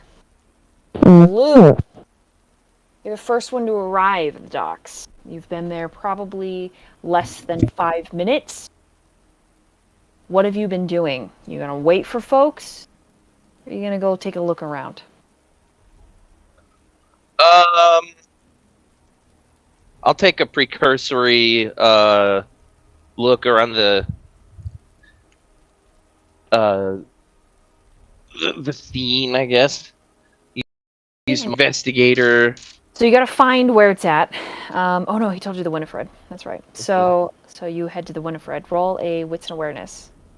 Chase, I need to know, did you stay below deck or are you outside the boat waiting for backup? Yeah, he's waiting on the deck. Okay. All right, so I'll describe something. I might have to go backwards, but anyways, I'll describe something, but Lou, go ahead and roll that and let me know what you get. Okay, one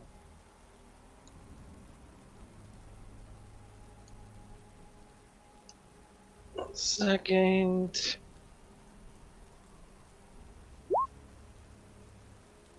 Okay, so I got 4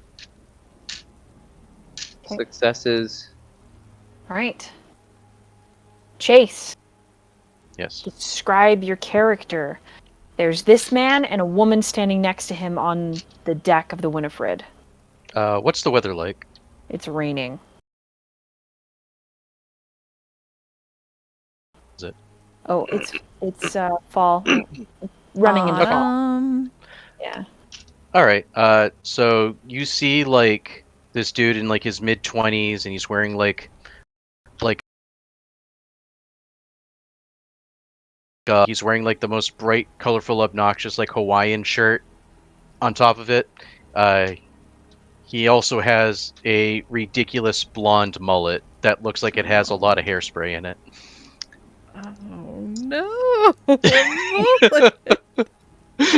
Wow, what a Oh, fucking that- doucher, dude. I'm Okay. sorry, what? That What? that finishes the look.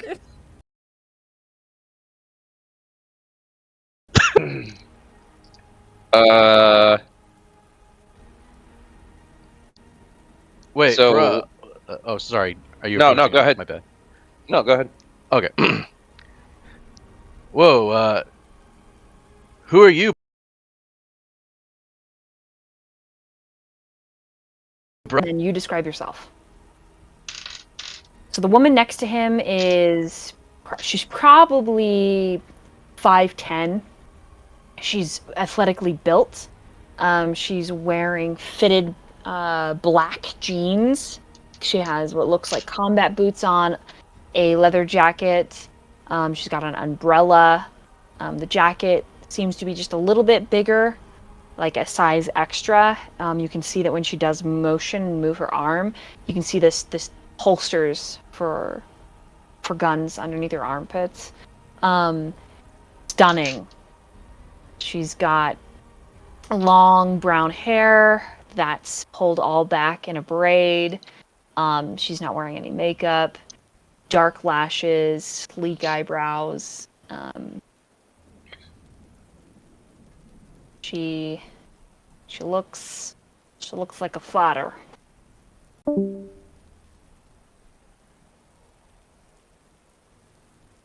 She looks like a.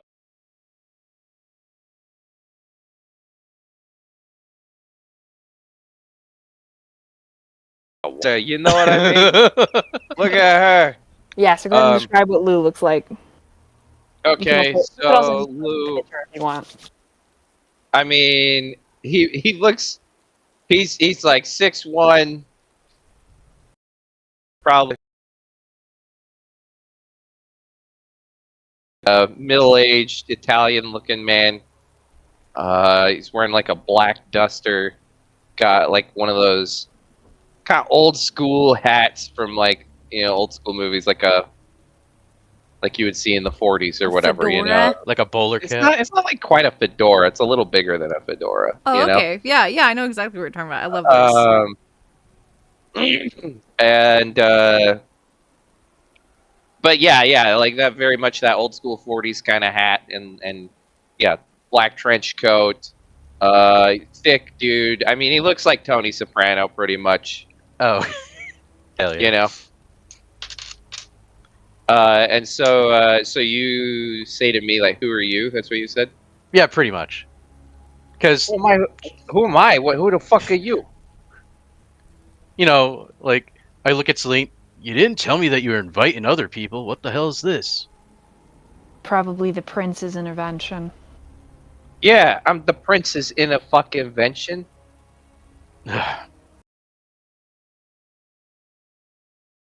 He needs to know. Yeah, and he told me to look at the scene, so will you get the fuck out of my way? Thank you. I think I know. This is the woman. Yeah. And you are? Blackmore. Do I know that name? She's the prince's prize fighter. Yeah. Oh, okay, alright, yeah. Alright, I heard about you. You got that mean one too, huh? Huh? Yeah, that Wait. would be me. Well, Yeah. like that pizza place smell naughty? What? Who the fuck is this 90s looking bitch? What about you 40s cock? What the fuck? Look at what? You're all business in front and party in the back, huh? I mean, it's a party all the time, except for tonight my bro's fucking dead. Is your brother in there? Yeah, it's my brother in there. Anything I should know? Is he involved in I don't know. Anything I should know? Well, Look, if you're now's involved the with- time to be honest, okay? Because I'm gonna level with you, okay? If you're honest right now with me, and you tell me everything I need to know up fucking front, okay? Hey, you looking at me? Yeah, of course. Yeah, all right. Ugh. Tell me everything I need to know up fucking front that can save us a lot of time later. You know what I'm saying? We got beef with some Nosferatu assholes. Nosferatu. Oh yeah, who? I'm writing this down. Topic, name You actually give them the names? of the Nosferatu that I'm specifically hunting. The last one? Yeah, the last one. Hey, let me grab the name. Give me a second, I gotta grab my folder.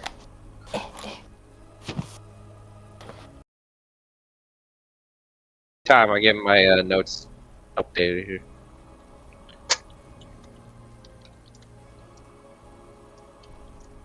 And then right after I give you the name, we're gonna take a quick bathroom break, unless the two of you want to continue role playing. But I am gonna run to the bathroom. We can just continue and we get back or whatever. That's fine. I need some water. I got some bad news, guys. I don't know what I did with the names. Excellent. So give me a second to find the sheet that I highlighted. Let's resume. Aye, aye. Ah. All right, Lou.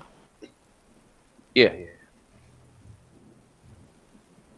Yeah, that's my bro in there. Okay, so these Nosferatu. Did he have a name for the Nosferatu? That's what actually the last thing we had talked about. Oh yeah, did you That's ever right. find it? I forgot and stopped looking. I only know because foul of some Nosferatu by the name of, and that's like what it says. And I'm like, oh yeah. Oh yeah, Kopic, where's your name? Oh. Kopic, where's the fucking name? You know, that's a really good question, Lou Malnati. That's a really Hey. good question. Hey, You got a fucking name, or we just gonna call it the guy? The guy. the guy works. Okay, so you had some problems with the guy. All right. Yeah, I know how that goes. Oh, by the way, Jesse, I have a great fucking idea. Can we actually deal with my manager at some point soon? Because I have a Yes. great. Your timeline, whenever you tell me you go, that is just one of those sandbox items I gave to you to go play. Okay, I can go do that. Okay, cool. Yeah, When we're anytime. done with. After you investigate the scene and just get him that report, you're good to go. Okay, good. Has a phone number he needs to capitalize on. That's all.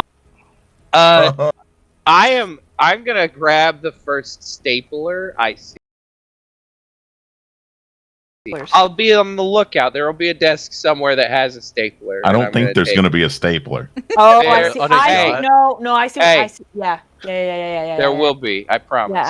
Yeah, I see. I see what you're putting down. I see what you're putting down. Hold Lou. on. I got a bunch of fucking paperwork and receipts in my car that are interestingly not meeting up with the books. You know what I'm saying? Do you So- know? Yep, I got you, Louie. I got you. Oh, sorry, Lou. Just Lou. Yeah. Don't call me Louis. Okay. Sorry. I'm not some weird fucking stand-up comic that masturbates in front of people. Okay. Okay, you're right. All my right. bad. Sorry. Jeez. Louis. Gotta adjust my shirt so it fits again. Sorry, guys. I'm looking for this. This it might be in here. Because I have a very specific name page that I made for this campaign, and I took it out the other day to add to it, and I did not put it back.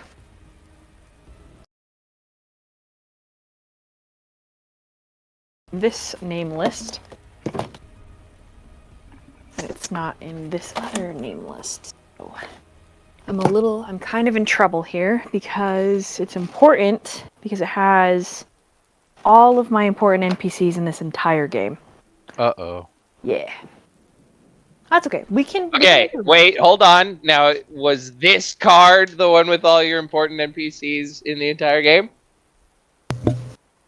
Trevor, that's the card with all of the important individuals associated with 9/11 on it. Ah, shit. I'll get this magic trick right one day.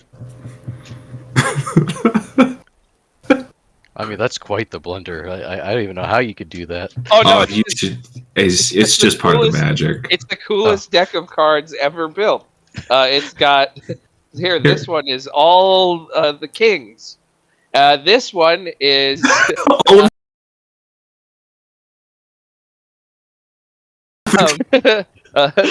this one is all the ace pilots. This one, all the states. That's a good one. This one has a Most highly Americans don't know that detailed medical explanation of how you personally, whoever's looking at the card, is going to die. Top 35. Wait, guys! I spinners of all saved it time. as a Google Doc. I'm a job. fucking genius. Yay! Yep, I have Big it. pimpin'. I have it as a You Google take your Doc. time. We're looking through the coolest deck of cards ever made. Yeah, no. Please keep. Yeah. This one's just a holographic Charizard. Oh, Like- dude. Oh, Obviously that's, included. Obviously included. yeah, But on the it back, is an it's just amazing a card. regular Yeah, play makes sense. card. But you like flip it over. It's just Charizard holographic. Oh, the ace of spades. Ace of- listen, That's a good one. every deck needs an ace of spades. Okay. Listen, it's not a cool deck if you don't have an ace of spades. All right. This is top 10 ways to break up with your boyfriend. And here we have the supplemental card: top 10 ways for you to kill yourself after you've broken up with. Yep, must have. You gotta have both. You can't have one or the other. You gotta have both. So you can break up with them, and then you can give them that card after you break up. Those are weird. Those are.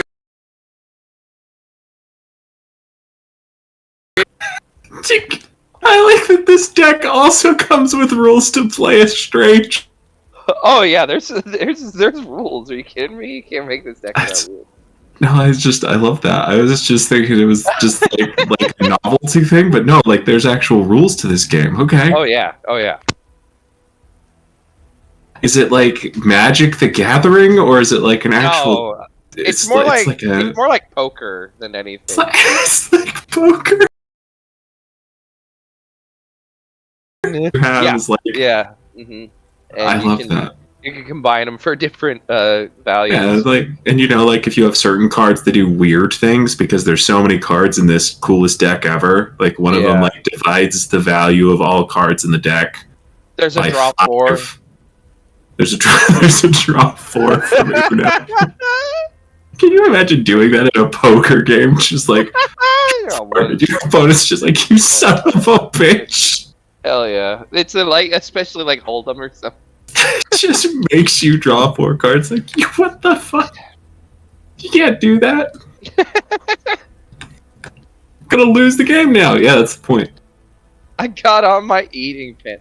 What the?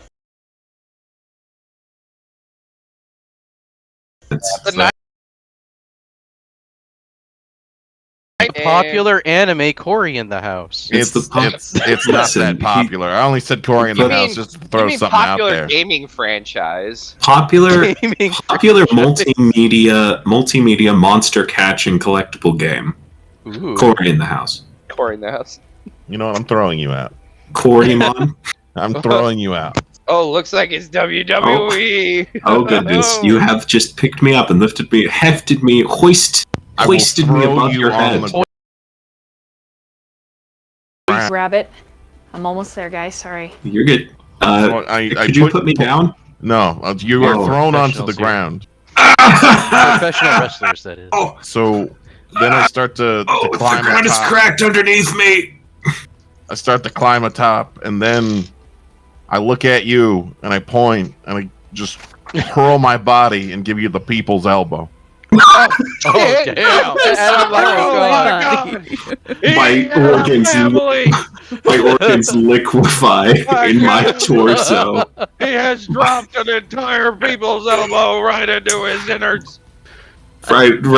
My entire body instantly turns into molten plasma Then, There's a then I'm just chalkboard. like looking at you like writhing in pain, and I just like kick you right in like the ribs.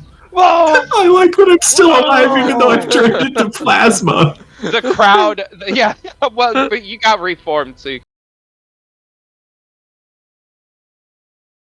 After It's being wrestling transformed into rules. plasma, it's wrestling. so that rules. you Like, can you give would be it. literally nuked, and then like you'd still take damage afterward too. Oh, I haven't even hit you with the DDT yet, so you gotta Oh. calm down. oh fuck. No. My man's I'll knows just sit his over here. wrestling moves, dude. Oh shit. Let's tell him to sell this shit. Fuck it. Throw him off. Before I do that, I'm just gonna give you like a little slap on the face, like little bitch boy, huh? You little You bitch piece boy. of shit. Dude, that's Plot twist. I get up, and then I give you the choke slam. Oh, that would The be so choke sick. slam. That would be so sick. That's what wrestling's actually all about. Yeah. The choke slam. The choke slam, bitch. Dude, I love a good choke slam. All right, I'm so sorry, guys. I got it. Ready? Ready. Okay, wrestling meeting after the game, guys. No, I'm going to bed, bitch. You have your own meeting. You're gonna miss wrestling meeting, dude. That's too fucking bad. I work at 6 in the morning, motherfucker. Okay, his name is Jethro. Jethro. Jethro. Jethro The Nosferatu. Okay. He's Like Jewish. flute. Okay, Jethro. Oops. Yeah. Do I know this Jethro. name? Jethro just coming at you like Laheim. Yeah. Bringsby. Bringsby? Mm-hmm. Like ING or IM? ING. Bringsby. Fucking Jethro Brings. Bringsby. Yeah. Jethro. Dude, I hate Bringsby. this guy already. I know. Everyone's Fucking nemesis, Bringsby. Jethro Bringsby. Wait, It's what a the great fuck? name. You telling me it's fucking Bringsby? Yeah, Bringsby. We got some beef. Oh, what the? Your brother also has beef with him.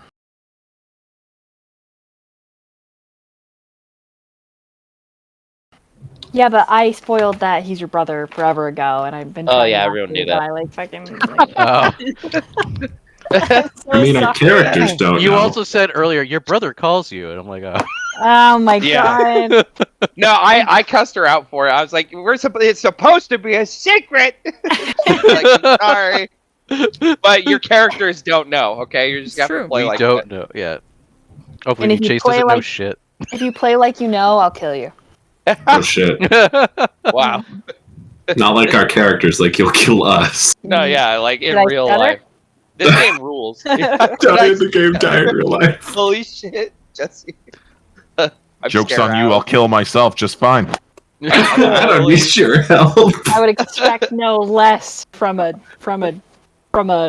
goblin. I From a don't know. goblin. God, look, I Don't don't even know how to die right. That's all you got for fuel. That's weak.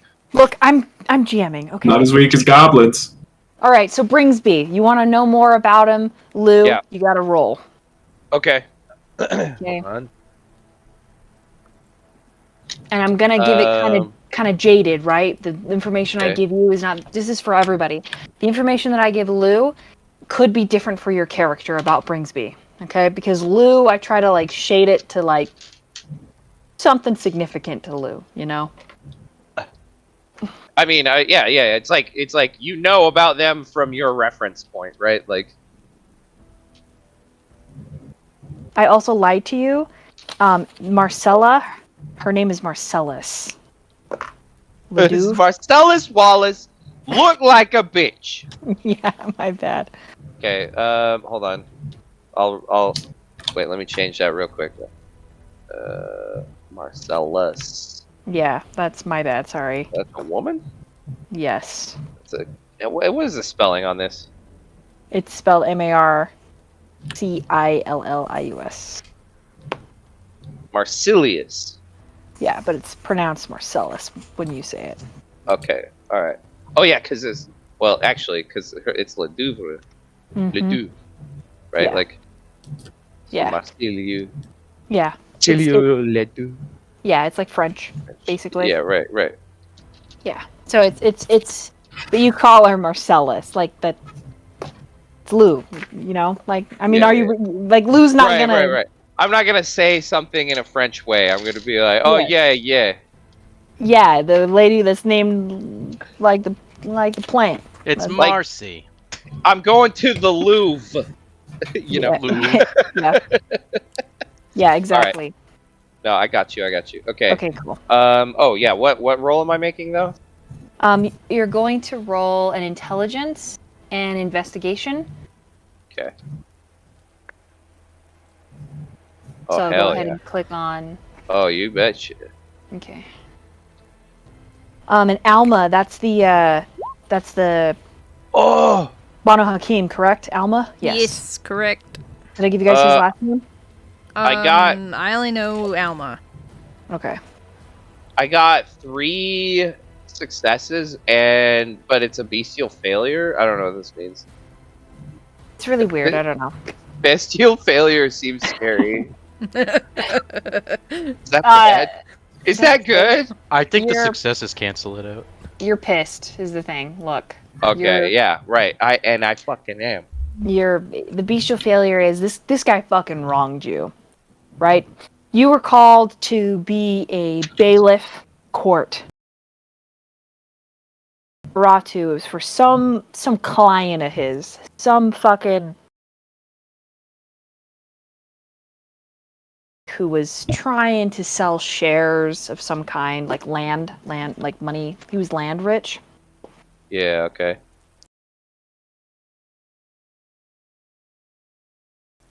Went the money way and sold it to humans to get more money, and then started kindred. Prince didn't like that. But what ended up happening in front of the jury and the judges, right? Because the prince, he does have the final say, but he likes to leave it up. Fucking Bringsby convinced the jury and the judges to side with the Ventru. And so your brother say, fine, you can sell this block, right? This subdivision, you can sell this subdivision, and you can let it be businesses to humans, and you can throw up your TVs. Okay. And it's a small. Wait, why did they give him that? Why did they allow?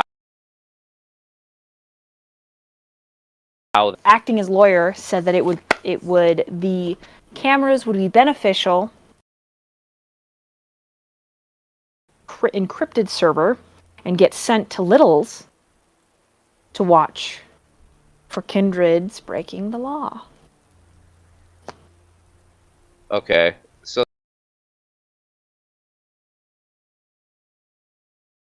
your brother was like an underhanded bitch slap because your brother wanted to buy that subdivision and it had bidded on it, but instead of coming back to him with a chance to bid higher than the humans, the Ventru sold. And he did it because Bringsby was the not the solicitor, the counselor. proprietor. Basically, he set up the meeting with the humans. He was basically a real estate agent. He was like the go-between. Exactly. The Ventru doesn't even live in the city. So, when the Ventru came to court, or one of his ambassadors came to court, Bringsby was like, whoa, everyone's being too hasty. Let's calm down. Come on. This is good for Littles. And Littles was like, shit, he's got a point. But it was a slight. It was just an offense, right? And you're a kindred. Family's everything. But because you're a kindred, small slights like that, you don't ever let go of. Right. This guy's got to go. Yeah, he does. Yeah, I understand. I fucking make sure my 38's loaded. It's just a big convoluted money mess. You know? Yeah. Rumors that he said shit about your brother, said shit about you, said shit about your kids. My entire life has been one big money mess. Let's be honest.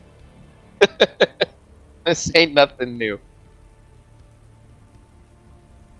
All right, I take this very seriously. He's like a personal and like that. I don't think I care for him, and I don't think about him either. People get hurt, don't they? Yeah. All right, hey, look, I'll be inside, okay? If anybody else comes, there'll be like a,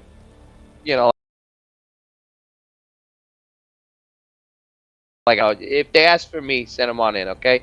Nobody else though. Got Don't it. touch anything. Hey, you didn't touch anything, did you? I puked in one of the rooms, but not the room where the body is. All right, hey, you okay? You want a cigarette? Totally. Yeah. Thanks. Takes it, I'll- lights it. I'll go inside. Just his head's under the bed. It's not on his body? He shakes his head, and they carved something on his tongue. What it look like? Here. Hey, hold on. Here. I hand him pad and pen. Can you just draw it for me, or can you show me approximately what it looked like? You don't want to look at it? I'll look, but I just have a suspicion initially. He makes like a poor recreation of like those weird doodles. Look familiar? Does it look familiar to me? Oh yeah. Oh yeah, just like the motel last night. Yep. That's what I think I saw. Thought so. All right. I'll be back. Yeah. Fucking motherfuckers, dude. I'm just swearing to myself under my breath. Fucking cocksucker. Shit. Fucking So, fucking. who was?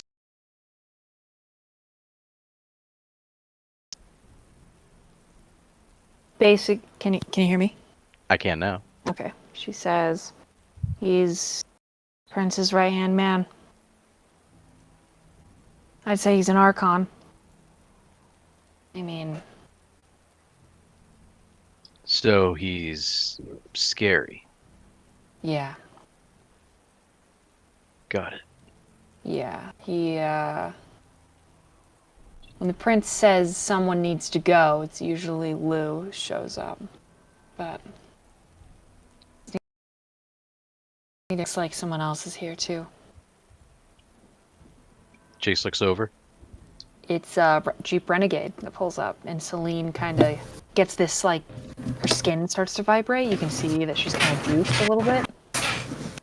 And she starts going off the deck and down onto the dock and says, "Shh, I'll be right back." Yeah, right. You gonna be okay? This is the friend I called. I'll be fine. She gives your shoulder a squeeze and says, "I'll be right back." He, like, And then leans on the rails and shortly- smokes. Can I actually come back out? Yeah.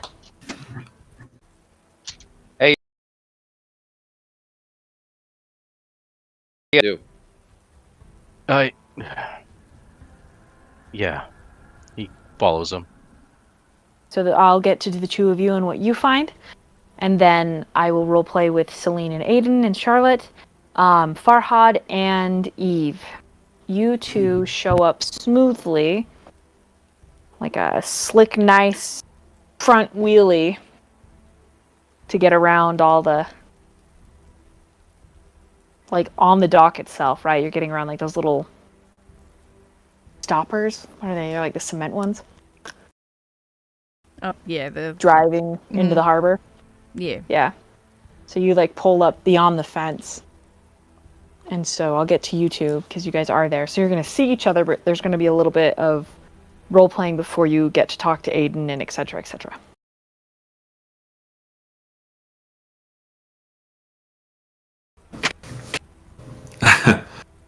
Hey, Celine. Howdy, howdy.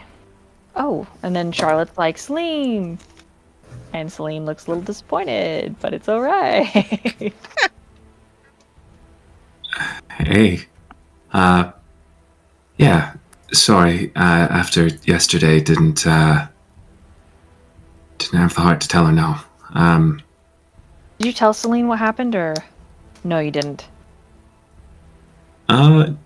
Yeah, I don't know that he did, actually. Yeah. I don't think he really had the time. Yeah, I think it was like there's too much happening. Yeah, Celine. We should probably talk about yesterday, too. Oh. Before Her eyes are like, should we, huh? Okay. We should talk about what I was doing work for the prince. There was another murder. Like this one.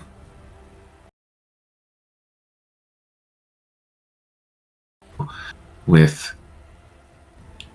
Lou and two other people I have coming, and I'm sure the prince has coming on his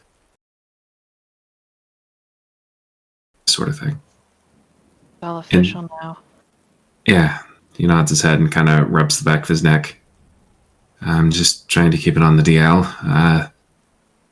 You know me, always trying to avoid attention if I can.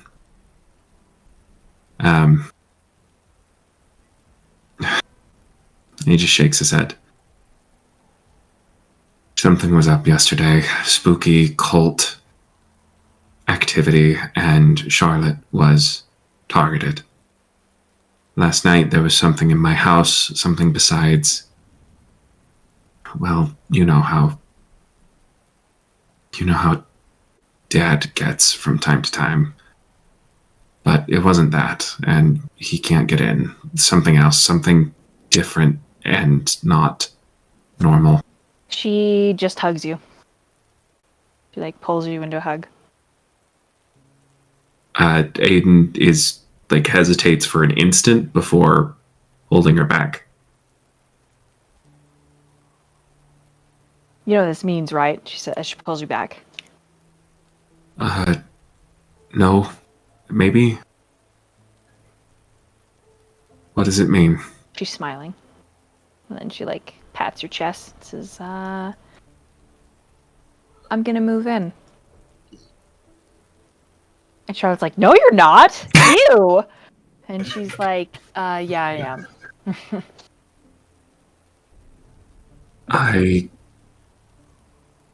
I would vote for the added.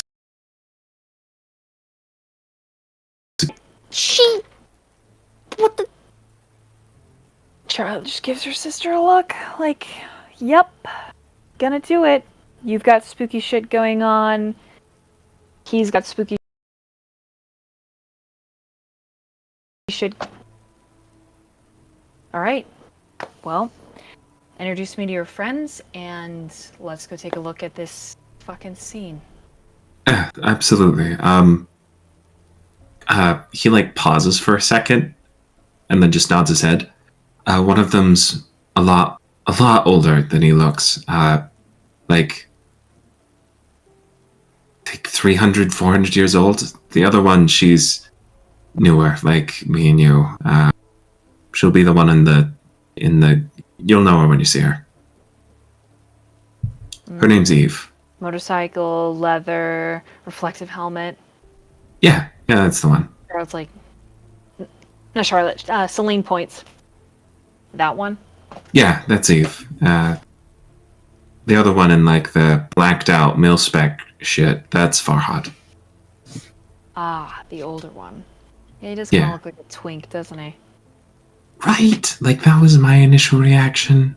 Like out of character, I haven't even taken my helmet off. Jeez. It's your build. body. It's your the build. Yeah, it's all sleek like a little cat, little panther. Wow. Yeah. Anyway, they've got good heads on their shoulder. Eve she knows occult shit, and she's real good with tech. She's Little's apprentice. Might be Childer. Actually, I'm almost certain Child.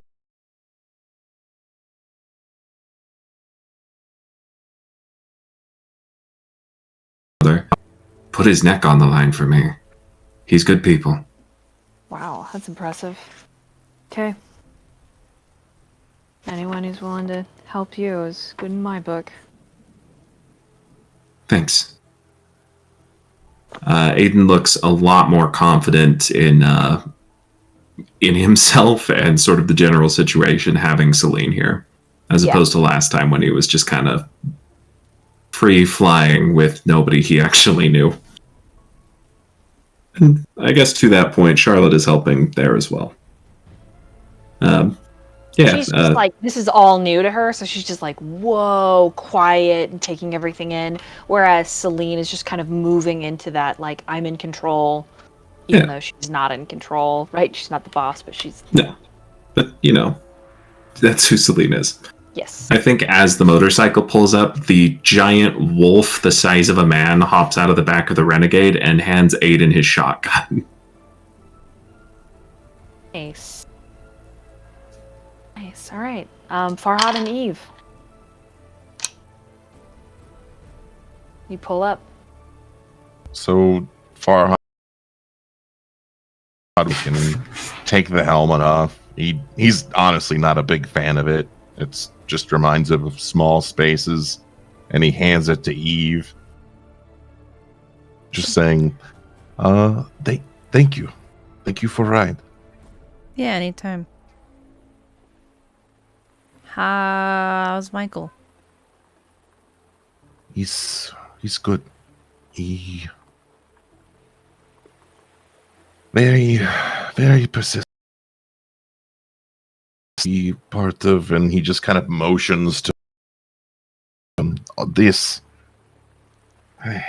Oh, It's exhausting. yeah. Let's unpack that later. I feel like that's... Yeah, okay. Right, okay. Crime scene. Let's go. Hopefully tonight's won't go up in flame like last night's. We hope. All right. And Farhad will advance towards Aiden and everyone else. You all kind of meet just like outside of the boat. I'm going to pause there, and I'm going to have Chase and Lou roll a wits or investigation and wits, please, or wits and awareness, either one. Okay. Investigation wits or wits awareness? Correct? Either one. Okay. All right. So awareness is 4 successes.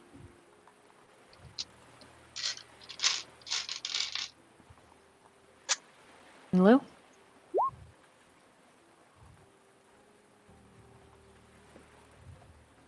Uh, 5 successes? Is it the white or the red? White. Oh, yeah, 5 successes. Nice. Another bestial failure. Just a pissed again.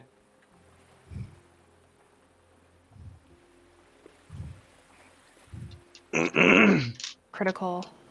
So you gotta... It's interesting. It's not technically a bestial failure. Yeah, it's weird because you have the critical, but then getting the beast there makes the critical not a critical. But the critical equals 4 in and of itself, plus 1. So it's weird because it says you got 5 successes, but then it gives you a bestial failure. Maybe it's one of the So I believe that you would get 3 successes at this point.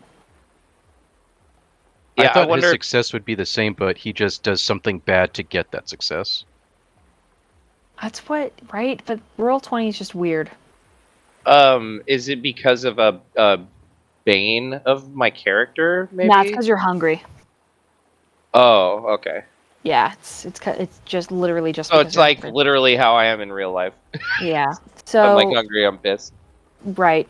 First things first. We'll do Lou first, and then Chase. So Lou, because you've witnessed a crime scene like this before, there's no buckets of cat piss. There's no buckets of small organs. There's no mirror or satchel. Okay. There is a skinned cat, but the amount of guts in the first place makes sense there's probably several cats worth of guts in that first crime scene. The toys are the same, the painted white rubber ducks, the top hats, the dried flour. Huh. See, the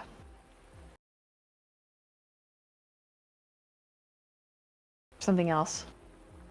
Yeah, hold on, Monopoly hat. I think I wrote it down. Yeah. Just game pieces. Yeah, right. Slightly different though, and I guess instead of the hat, it would be a different Monopoly piece, like they're actually pulling it out of the game. Body's decapitated, correct? Body's decapitated. The head is That- mounted on on the ritual sticks that have been oiled with tar. The tar is very familiar to the shit that Aiden showed you. All the blood, though, there's not enough blood to soak the mattress. Enough. This looks messy. That's what you notice. Is it looks messy, and you're Did it pissed. happen in here? 100%. There's So spatter where you can see the head was cut off near the door, and it rolled. this is important. So okay, so was the head cut off from a blow, or was the head cut off as it probably normally would be, where you'd have to saw at it on the ground? Or like, was the person standing up, or were they on the floor? Because you said I could tell from the blood spatter. What height is the blood spatter? I The guess. reason you get a bestial failure is because you stick your fingers in it and you lick, right? And you Oh, shit. stand and you move about the room. Takes you a second. Duke was standing and he was beheaded in one blow, Okay. Oh shit. which tells you a lot. Yes. Wasn't the arm also dismembered? She didn't tell me that, so I don't know. Oh, okay. No, so far that I've heard and put down in notes, no. Okay. All right, so that's what you find out, Lou. So he Chase. had been. Hold on, just let me double check so I get my notes right. Yeah. So body inside had a very familiar symbol carved on it. Yep. Decapitated. Same children's toys as before. Yep. And a skinned cat was also there. Yep. Head mounted what?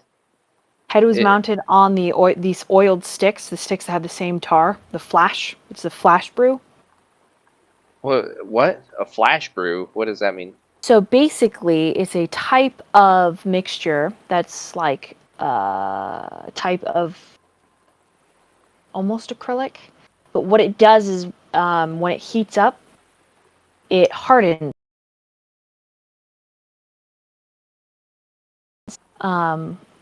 I believe Aiden shared information with you about it, and your memory's a little fuzzy. You might have to ask Aiden, and hopefully he's coming pretty soon. I mean, you did see his Okay, Jeep hold blow on. up. So. Yeah. Point is, Alright. as soon as Got it, Aiden comes down, ask him. Okay, so and then I said, from my investigation, the victim had been beheaded while standing.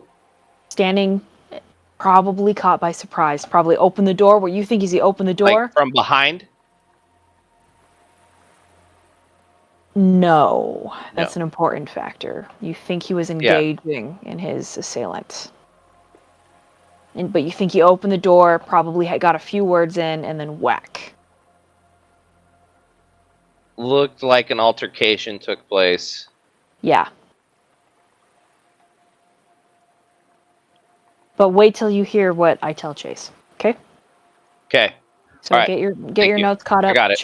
Chase. Yep. Yo.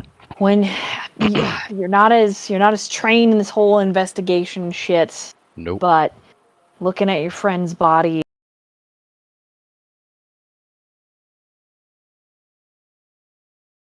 Four. 4. That's still enough. 4 was the DC. Busted up like he was punching something. When you check around the shoulder area, from his like windbreaker and t-shirt, there's claw marks, more bruising. And the level of bruising, from what it looks like,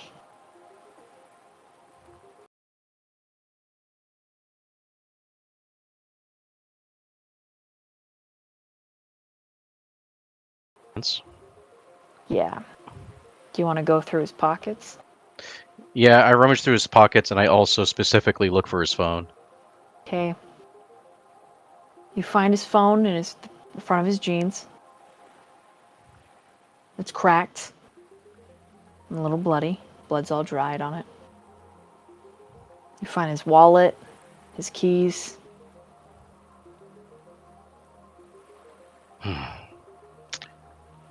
I open his wallet and go through it.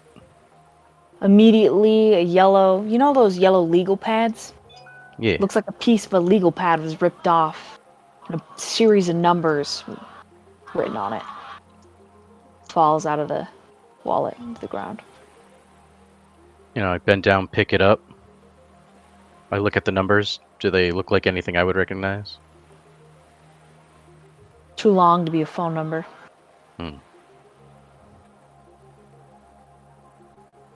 I put it back in the wallet for now and just keep looking. And if nothing else stands out, I try to unlock his phone to see if he has messages.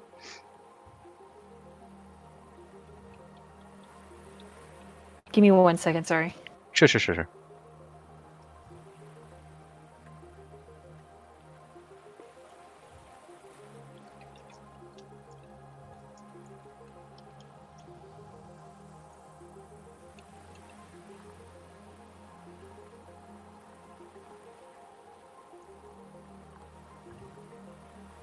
Okay, what do you do with the number? I put it back in the wallet temporarily, and I unlock his phone. All right. Unrecognized number. Looks like it was calling him, and he called.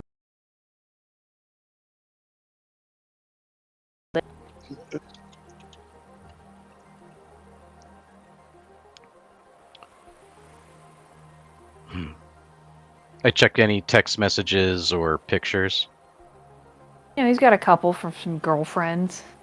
Some pretty fine photos. You dog. Messages from you.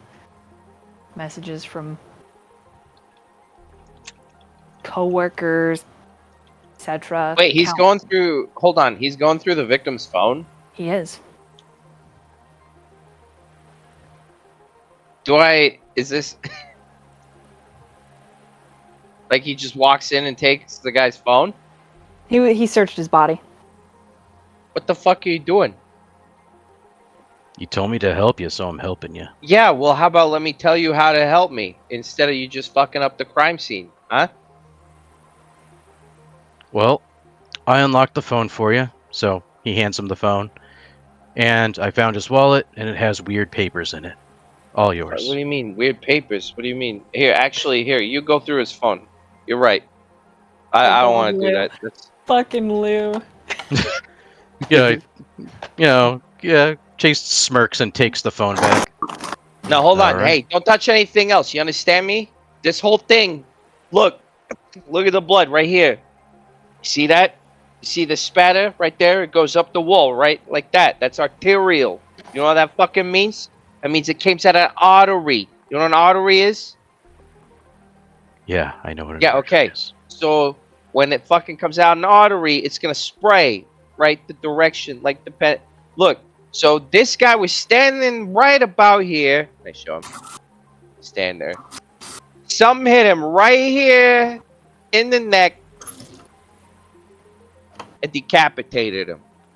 This wasn't like somebody sawed his fucking head off. You know what I mean? Chase tears up a little bit as he's explaining how his brother died. Oh, yeah. Sorry about that. Maybe I shouldn't have asked you to come and look at the crime scene in detail. He pinches the bridge of his nose. Look, I'm He's like, sorry. I just thought you'd want something to do to keep yourself occupied, but I didn't really. I'm just gonna go okay? through his phone. I'm just gonna go through his phone. All right, I'll let all you know right. if I Hey, find you know what? anything. You know what? Go ahead and go outside, okay? I think I got everything in here. I just. I hand him the wallet and then I leave. All right, thank you. Jesus Christ, fucking kids are so soft. God And Yeah. Chase leaves and And you takes the car remember keys without telling him, and he goes to check Duke's car. Yeah, this is like outside Munich. This was nothing. Fucking- No car. No car. No car. Keys are. These are his work keys, but there's a really old fucking key on it. Like, I'm talking like 1818. Old fucking key. There's a motel key that's got like one of those 90s plastic banners that says 1412. You haven't seen a motel like this in like forever. This is not a hotel. This is like A motel. freaking lot lizard bullshit, right? Yeah. He's got one of them. It's got a bright teal tab. 1412. Old key. And then there's a couple like, looks like P.O. box keys, maybe. They're pretty small mailbox keys of a sort. There's 4 of those. Make sure you guys are writing this down. And then there's another key that's brand fucking new. Wait, I found this too? No. This is what. Oh. Okay. Yeah. Sorry, you said make sure you guys are writing this down, and I'm like, oh. Well, anyone can Yeah. write it down.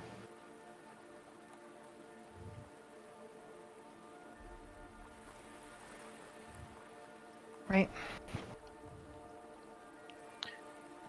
Alright, so motel key and really old key that looks like it's from like the 1800s, and what else? There's four mail keys. Like they look like P.O. box or mail keys. Okay. And there's a brand new key. Like freshly made, like it was made like yesterday. Like right before he died. Oh. Yes.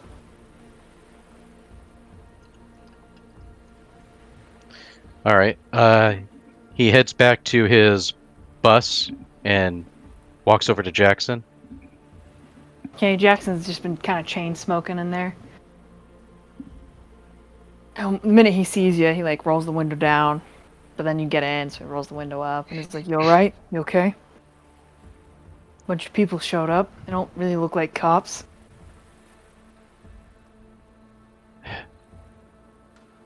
I called in one of my friends, and apparently they know people. But, I don't, like, 100% trust him, you know? Yeah. The guy that was there was kind of a douche. So, here.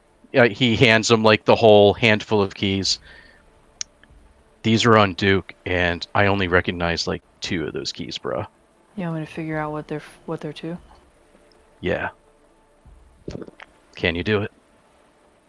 I mean, he's looking at the old one.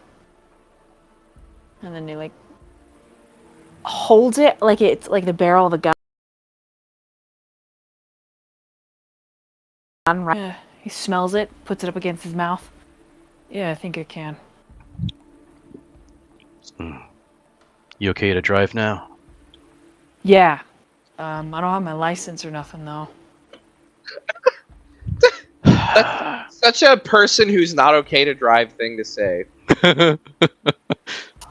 You want me to?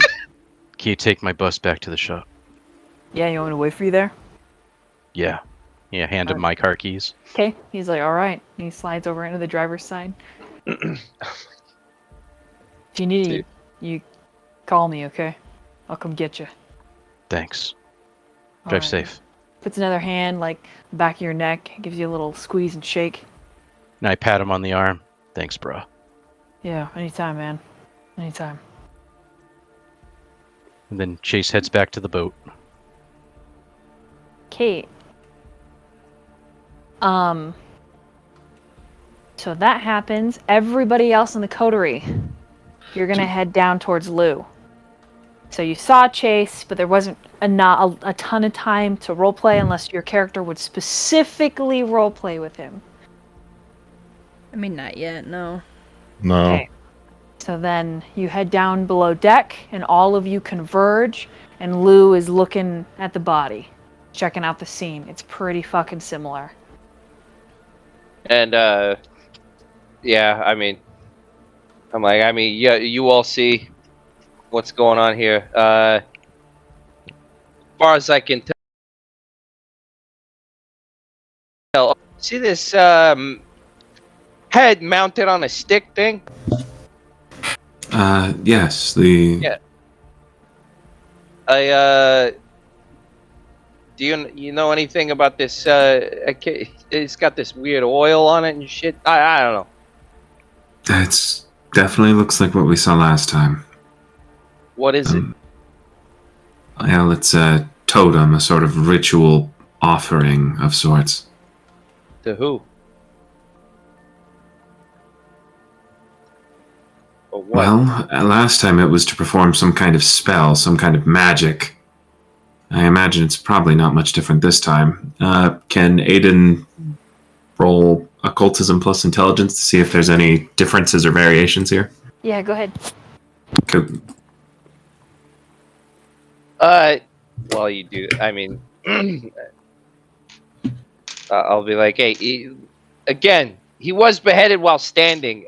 This was like an altercation, like a fight that took place. This wasn't like a ritualistic, sacrificial killing. This was during combat. You understand that, everyone? Like, I got 8 successes. I got a crit.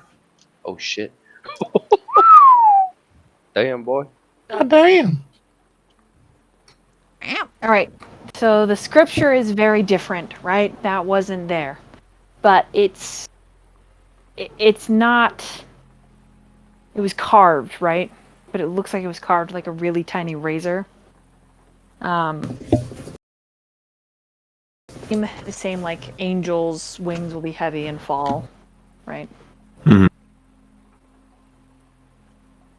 It's that same phrase from the first.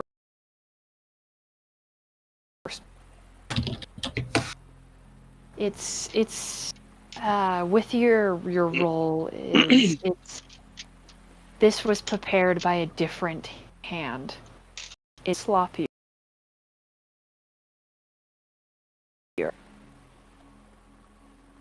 And with a dawning, horrific clarity, you recognize you're dealing with at least 2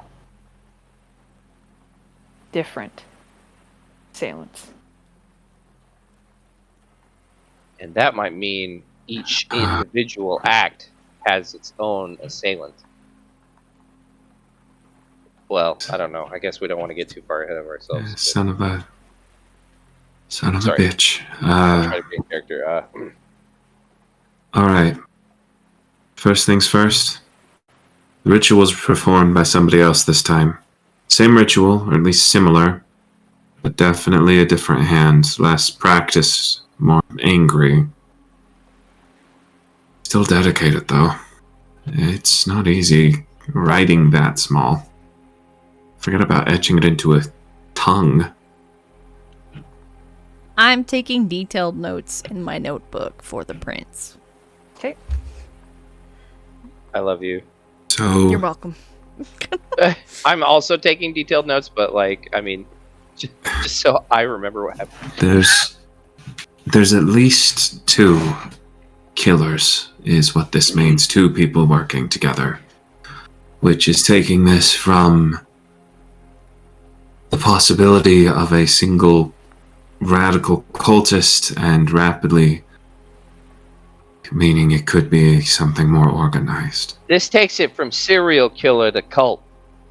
That's Yeah. what it does. Yeah. Look, let's not fuck. You look From good. the back of the ship, Celine says, "Hey, look at this." Farhad will turn around and move towards that voice. Do I know Uh, her? Hayden does as well. Blackmore. Yeah, she's the prize fighter of the prince. Yeah, but like, have we, like, how well do I know her is the question I'm really asking. Not too well. I mean, she's Okay, not really. real skilled fighter. Yeah, right. I know who she is. I know, like, what she does and shit, but I don't really You know know that she killed her sire, and that's why she has to be a fighter. She's basically a modern day gladiator. her. Alright. Yeah. Wow. Hot. Okay. I mean, cool. I mean, I'll work for her. Yeah. Alright, let's go. So when you turn to look, Farhad, there's the what appears to be the older sister, but she looks really, really young, and then like the littler sister who's a little shorter.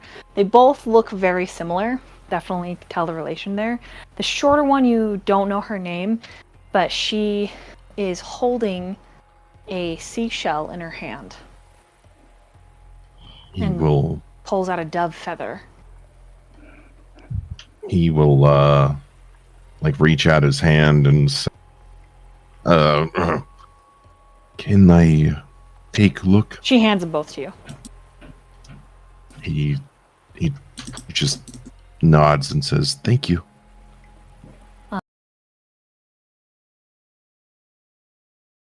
And you just see probably like 50 or 60 doves, all kind of trying to flap, all down, all too heavy to fly. Farhad's eyes kind of widen at this, and You at remember this moment, the bird that was in your pocket that you slept on? It's fine. Pulls a dead dove out of his pocket real quick. Pay no attention to the man with the dead dove. it's in the other pair of pants now, so it's not like I'm wearing those pants. Get off my back. Look, What the hell? What the hell? I kissed this man. It's okay. He knows Shut up, everything's Ants. better and it's a little different. He knows. It's okay. You know what he was signing up for? If I try to investigate it, would it just be the same exact? Would it be the same? Yeah. What? If I did the same thing, like investigate. Go ahead and roll an investigation. You don't know. Okay.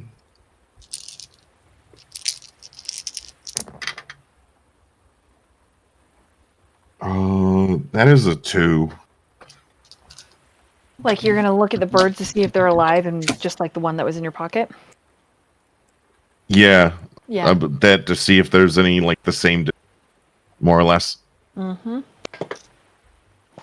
Every single one of them. There are 72 of them.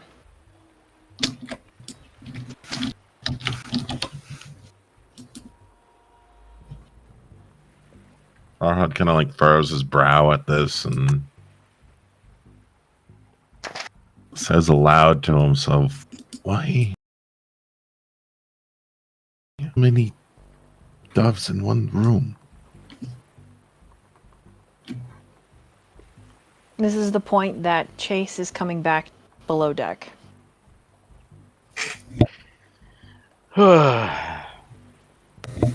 So, is this the whole team or something?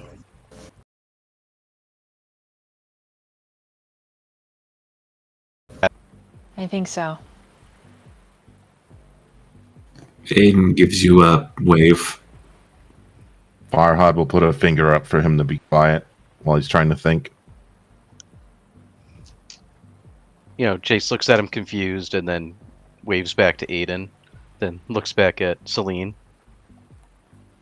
Shrugs like, I don't know. Should I be doing something right now? No, you're good. Just hang around. I'm not sure what the prince is going to want you to do. I don't know what I need to do. Farhad will beckon Aiden over, kind of waving at him. Aiden walks over. Farhad will point to the room with all the doves in it, and will give him the befuddled look that he has on his face, like just not understanding why so many doves in one room. You know, Hmm. Chase is curious at what they're looking at, so he looks in the room. Yeah, they're just doves that have had their chests cut open, weights applied in, and they can't fly anymore. I'm going to be honest here. Aiden like leans down and like pokes one. They're like these are actual doves. Yep. Somebody took the time to individually cut open more than 50 doves attach weights to them, and then leave them all in this room?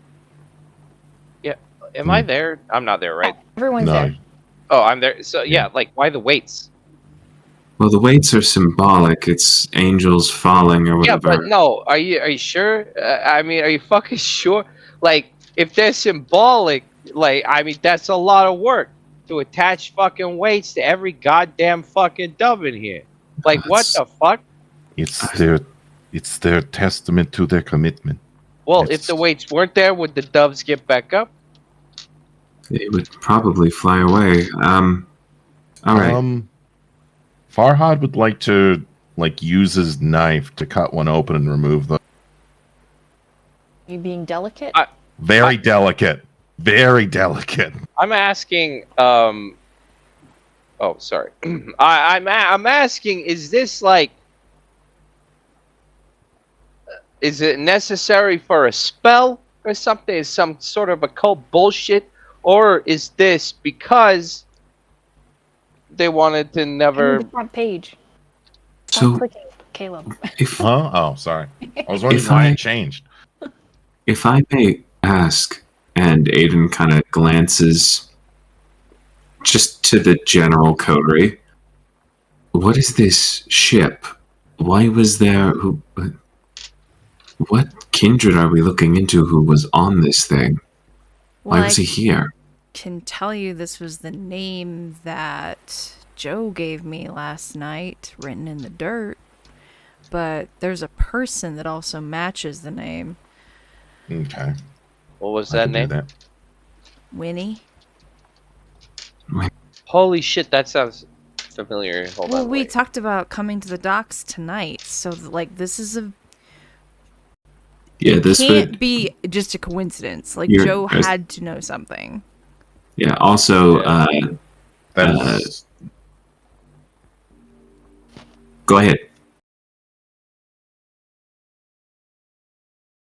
However, you were specifically, when you heard the name Winnie, knew it was a mercenary shipping boat that would take, like, I think specifically they were taking guns recently, and the prince was having a problem with them or something like that. Yeah. Hold on. Yeah, I also have notes for that. Winnie, looks like he would. Most recently, he's shipped some drugs, some allies to the prince, and some weaponry. Oh, he's on our side then. Well, I think it's just a matter of who He did pays him. work. Yeah. You guys. No But yeah, offense. Right, but that's no, fair. no. Me and my he's- brother, you know. He's brought allies to the prince. I'm sure for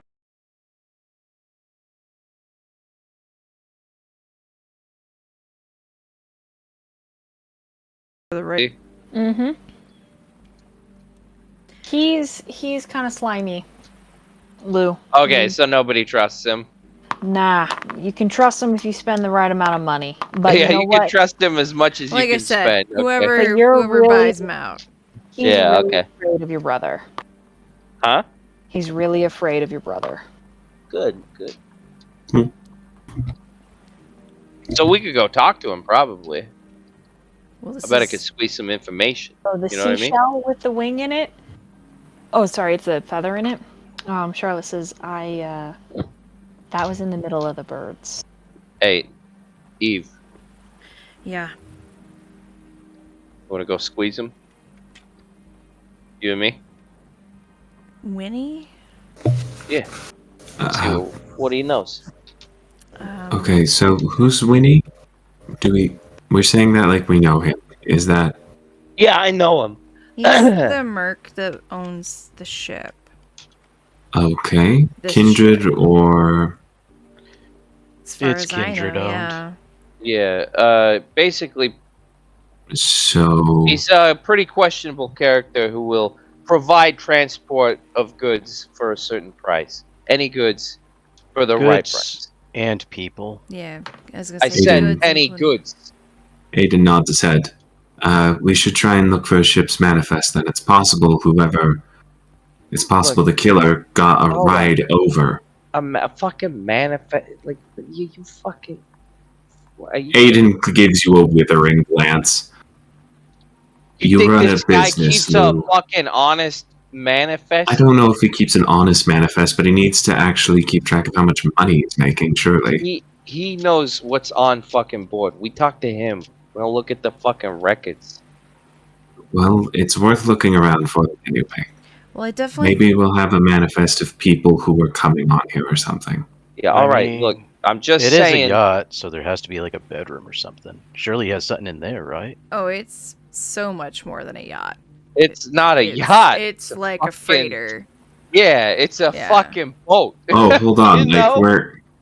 Oh, shit. Like, we're on a this is- big-ass I- boat? I Yeah. told She said it was a medium I yacht. told you, he provides transport for any cargo for the right price. Yeah, That's so what he there's- does. It's not a fucking yacht. It's a boat. Yeah, there's two Winnies. There's 2 Winnies. Okay. Winnie is the name Oh, of and the I'm confused. shipping guy rather than the boat We're necessarily. on the small Winnie right now, I guess. Yeah, you guys are on the personal Winnie. You're on like the medium-sized dinghy This that goes. is out the to small smuggling. So, Mhm. so if I use blink, like how big is this boat? Like So the one you're on scale-wise? now is medium-sized. It's like a medium-sized yacht, right? This one's small time. Usually, I wasn't aware that there were 2 different ships, so I wasn't either. My Nobody was. apologies. Yeah, my bad. Yeah, everyone Literally yelling at me. I'm like, I didn't heard yell it at right. you. I was just going off of what Trevor my yelled notes at me, and said. I'm I'm crying. sorry. I probably yelled at him. You always yell. Do I? How you talk is yelling. You're a loud man. So yeah, I will. I'm sorry. Like, where are we on the good. ship, location-wise? If I were to have like a map. If you were to have a map, you're in the second deck. There's a third below deck that's really thin. That's probably that's mostly for storage. But this one that you're in one bedroom, there's a bedroom across and there's a bedroom down. So there's 3 bedrooms. There's like a kitchen and like a little I would like to blink to the storage area. So like the third below deck. Yes. Okay. So Farhad will literally be in front of you a second, and he just disappears. Like out of existence to the entire party. Whoa. Like in front of us, like you just vanished. Yes, that's what blink is. Like Cool. you Does that? Do we? Okay. I have questions. Oh, just like, is that normal? Is like we're not bothered by that? I mean, it's if you're something- bothered by it, then you may not want to go up against Well, a Bruja in combat. No. I It's a common ability. okay, that's what I'm asking. Yeah, Is like, yeah. would I be like, oh, he was taken by Christ, or like, would I be like, oh, okay, he just blinked to the other room? You know what I mean? Like, Counterpoint, you would absolutely do that. Jesus took me to the heaven above. That'd be kind of fun. Is like a really conservative Christian vampire. He's been hastened to the Lord's arms. He's I will commit you to Christ with my teeth. So going to the storage area, since So I'm gonna give everybody a turn. We're gonna start with Farhad. So roll a wits and awareness. Okay. Sorry, I just wanted. How dare you? Yeah, I know. How dare you want? I know. How dare you want? That is 5 successes.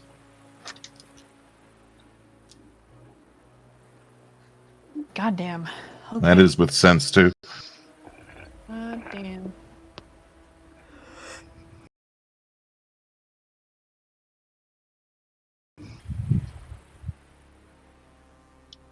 Like a ton down here, really?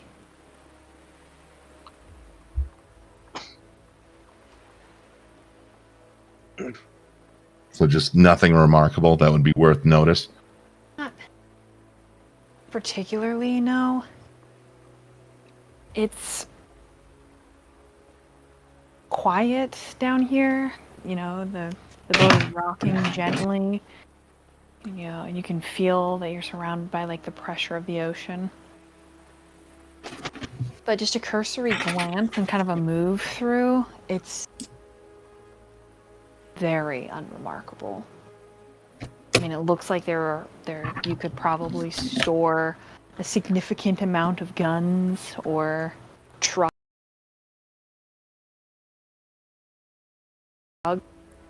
Yeah, it's not a big deal at all. Okay. Farhad kind of looks around and, like, actual genuine disappointment, and he'll just blink back to the party and, Coterie, and kind of like shake his head no, and I'm trying to think what else I could do here. Disappoints me. I think he'll start making his way to the captain's quarters, maybe to find some sort. He won't blink though. He'll just walk there. I really don't want to roll the rouse check again. Don't want to risk more hunger. How does that work? Like, you roll a rouse check every time you cast a spell, or like? It all depends what it asks for. Like, if it were combat based, I would have to. I would believe I would have to do the rouse check first. Depends on the ability. I was gonna It'll say, actually tell you in the description of the ability whether or not it requires a rouse check. Yeah, and for Blink, okay. you only roll dexterity plus athletics if you're going over uncertain terrain. Oh, that's right. Yeah. Yeah. Otherwise, you just instant transmission, Dragon Ball Z shit. Yeah. Okay. Cool. Okay. All right. So bad at this game. But yeah, okay. that's what Farhad will do. It's okay. Most of us are learning together. He'll move to the captain's quarters to try and find some sort.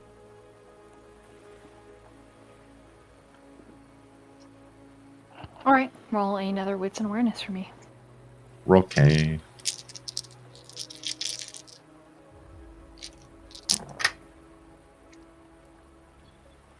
That is a 4.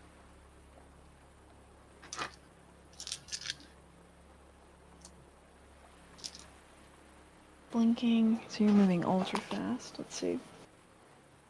So 4 successes.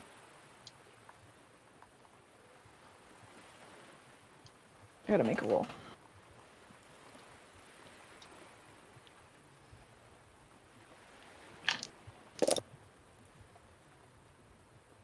Okay.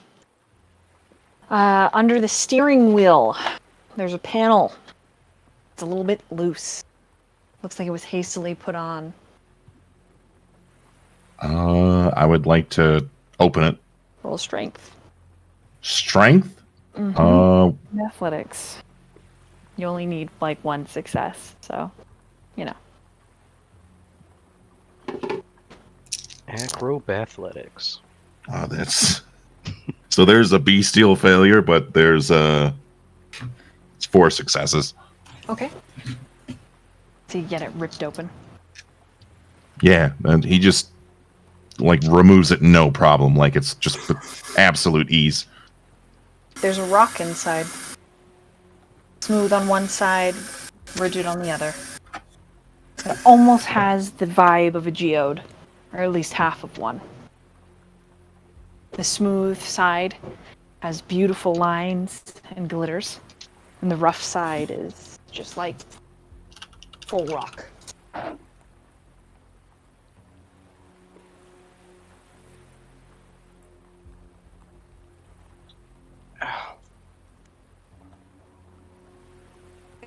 Roll an investigation, Farhad, and an intelligence.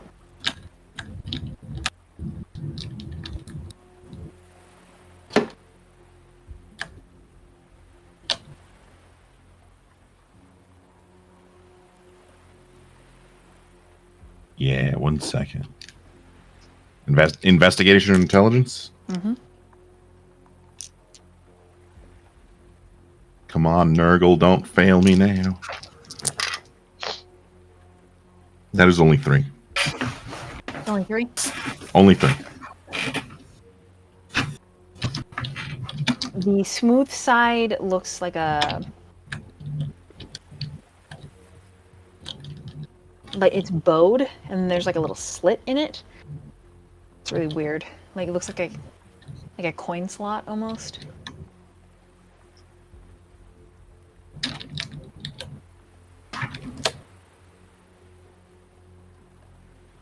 Is there anything else remarkable about this room?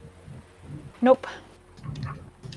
I mean, there's like some personal effects. Like there's a water bottle that's like, filled with blood. There's a backpack. It's got like clothes and socks in it. Notebooks.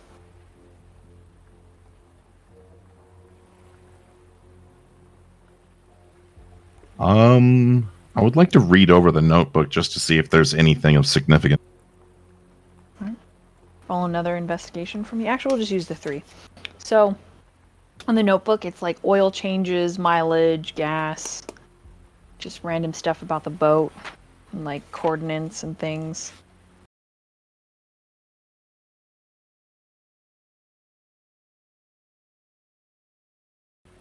That it is. Yeah. Is there anything else I can try and discern about the rock or the slit? Just weird. Especially because it was like hidden.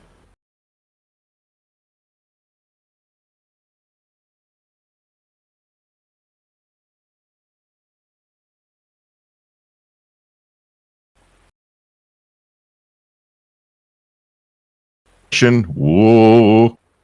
So you're gone like 3 minutes, basically. So Oh, hey, you're back. You instant transmissioned. I know what that is. I didn't realize you heard me from all the way over there. He walks up to Aiden and he like pulls out the rock out of his hand and he shows it to him.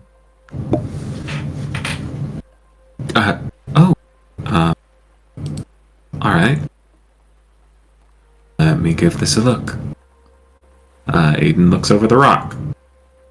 Both of your girls look over at the rock as well. Celine touches it. All right. And then Charlotte like leans over and sniffs it and is like, gross. It smells like oil. Can Aiden roll a science? Yep. Aha! Aiden's good at science. Like your funny words, Magic Man. I like your funny words, Magic Man. Okay. This is a good time to crit. I got 6. It's a synthetic rock, man-made. It's made from like oil buildup or something. I've seen these before. They're like the car. Are they like the car rocks where like they have the old like enamel paint and it would build up? Like gift shops and crap. Yeah. Mm-hmm. Aiden says that aloud as he's kind of looking over it.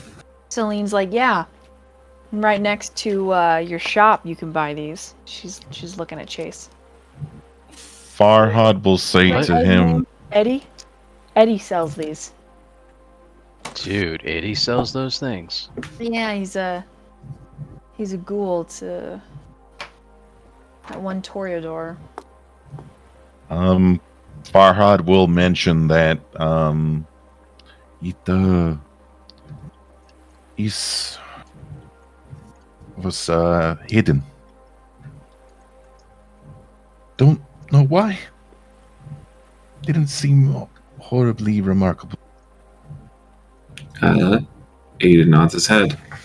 Well, if it's a tourist item, it's possible it was something of personal significance. In which case, maybe talking to Eddie would be a good way to get some information as well. Aiden kind of tosses it between his hands a little bit. I guess it's also possible something stuck inside it, or it... He tilts his head. I guess I should ask you, Jess. Would I need to roll for Aiden to know about fetters for wraiths and stuff? No. Aiden will just nod his head then. It could also be a fetter for a wraith. What the fuck does that mean? Wraiths, ghosts, attach I know what a themselves wraith to is. the world through physical objects. Okay. By Oh possessing yeah, like a lich with like a fucking phylactery. Phylactery, yeah. I am Penis, the I'm- penis thing. I'm consistently baffled at your understanding of pop culture. Yes, kind of, not really.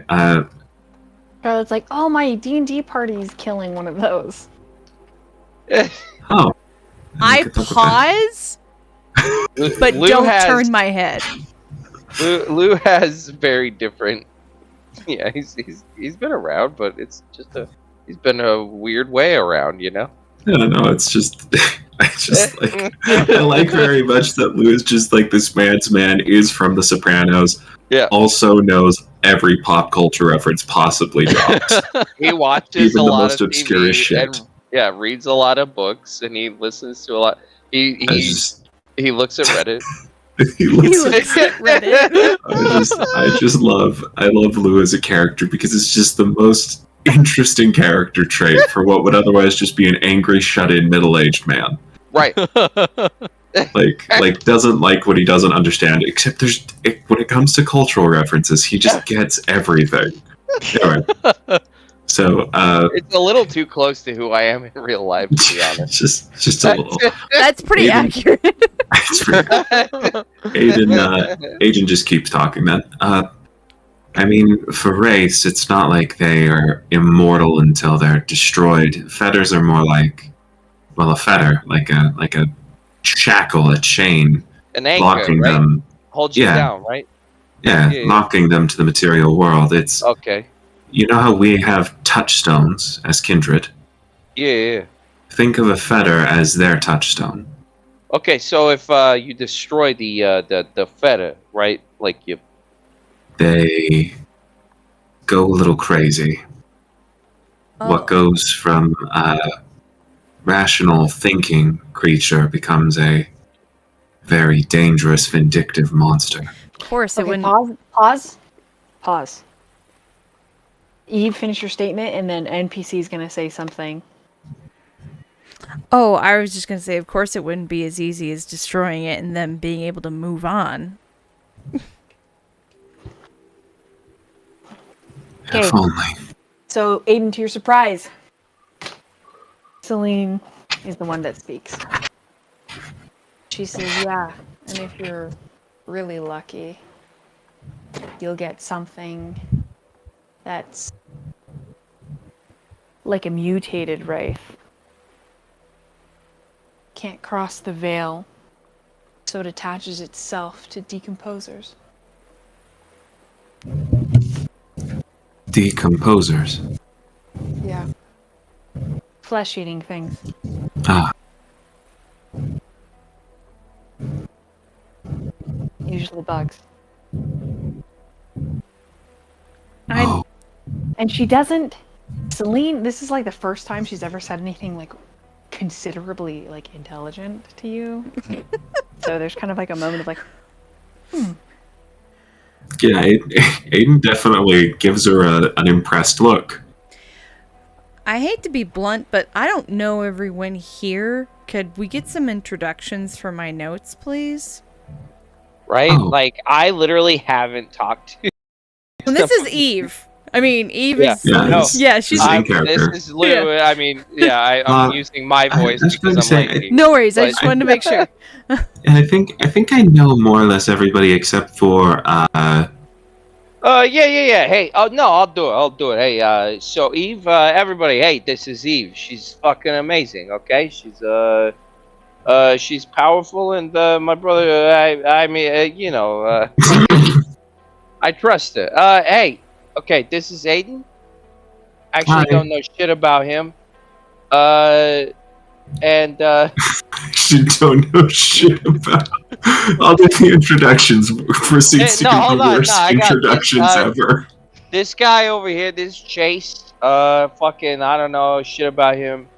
And then, let's see, my name is Lou. Alright. There's your fucking introductions. Farhad You did- raises his I know, I'm eyebrows. like- Oh, didn't- Farhad! Oh my god, Farhad. I like gesture at Farhad. I'm like, We're in the shadows and you're so mysterious. Yeah, let's just let people introduce themselves. Would that be? I think that might be What? better. What, I did a bad job? Yeah, you kind of suck, bro. Let's let everybody go around and give it a go, and then we can great. compare. I'll start. I'm Lou. All right, that's.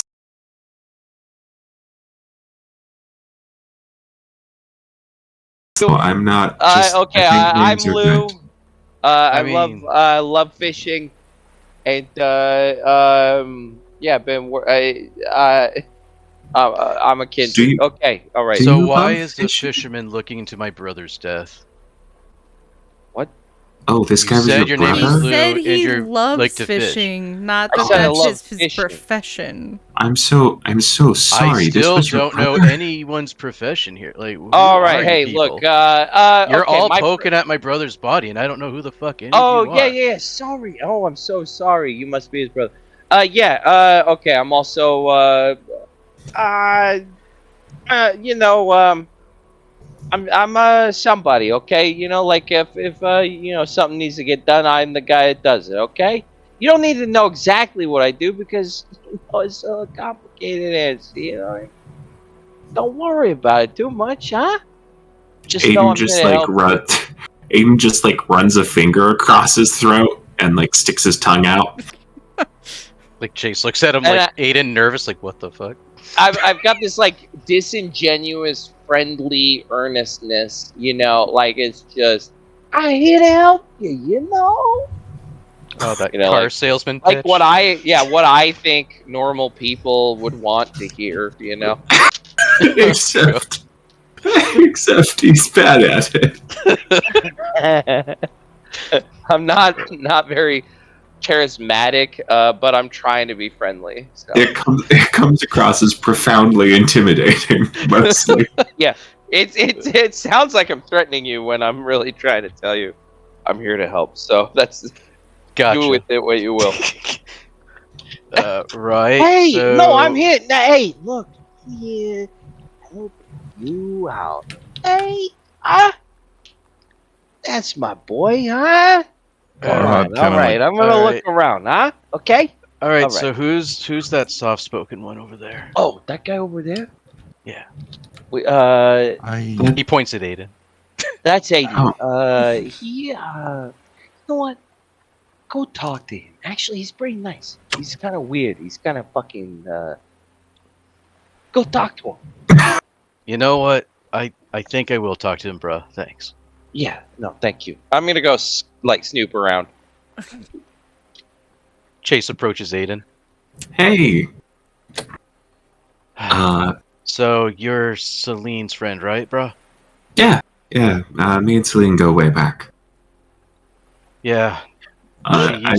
She used to date my bro. Oh, right on. She like Sorry about that, Celine.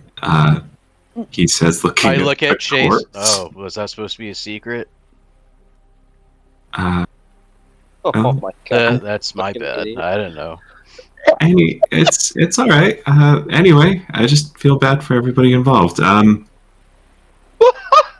Everyone involved. All right.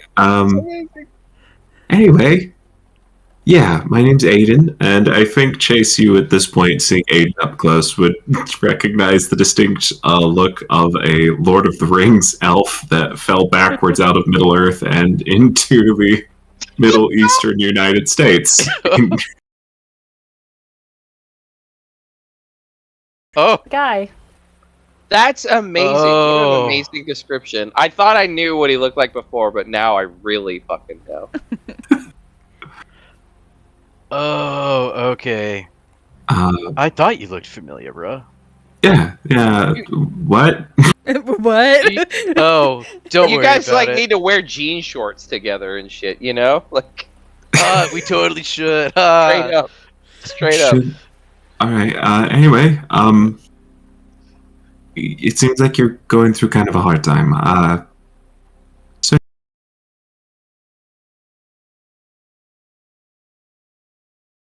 yeah, kind of my specialty. Oh, cool. Yeah. I like a cold stuff. Neat. Well, I do too. Celine's sister, and Oh, you're this famous sister. Yeah, Celine was right. You are pretty. Oh, it just makes her flush.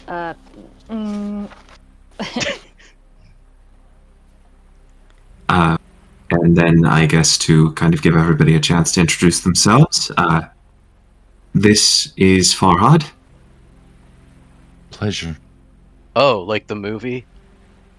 Oh my He God. gives you a dirty look. He gives you a dirty look like he was gonna rip your throat off. Oh, right. Not like the movie. Got it. Yeah. And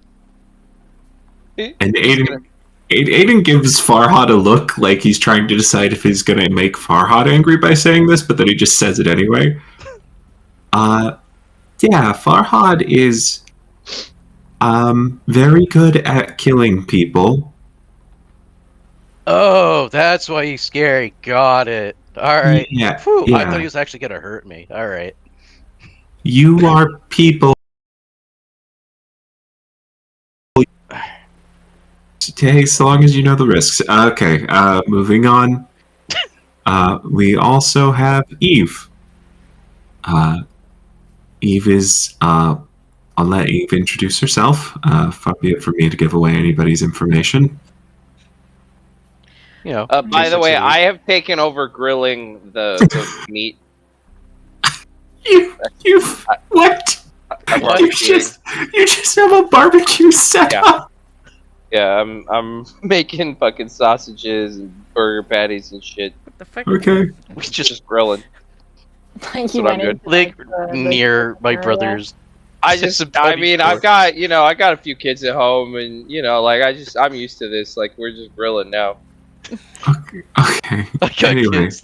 Their bodies are everywhere. I love that we haven't spent more than 10 minutes doing this. So you just were ready. Like you Yeah, had this no, I on the just hip draw.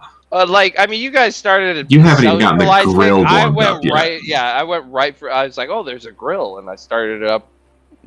Because it's a fancy yacht. There probably is Yeah, you're right. probably is a Maybe- grill. Okay, actually, so if it's only been 10 minutes, is that accurate, DM? Is that what's okay? So if it's only 10 minutes, then I've just started up the grill, so I'm in the kitchen like fishing meat out of the freezer and shit. All right. Anyway, this is Eve. I'll again kind of let her introduce herself. And Hey, Eve, you like steaks? I can't eat them anymore, Lou. What do you like burgers? I can't Lou. eat them anymore, Lou. But you don't like them? Come on. You try one. I'll make No. burgers. You're right. Wow. Okay, hi, I'm Eve. She like closes her little notebook, puts it in her little like side satchel pouch thing. She wears a mirrored helmet so you can't see any part of her head or face.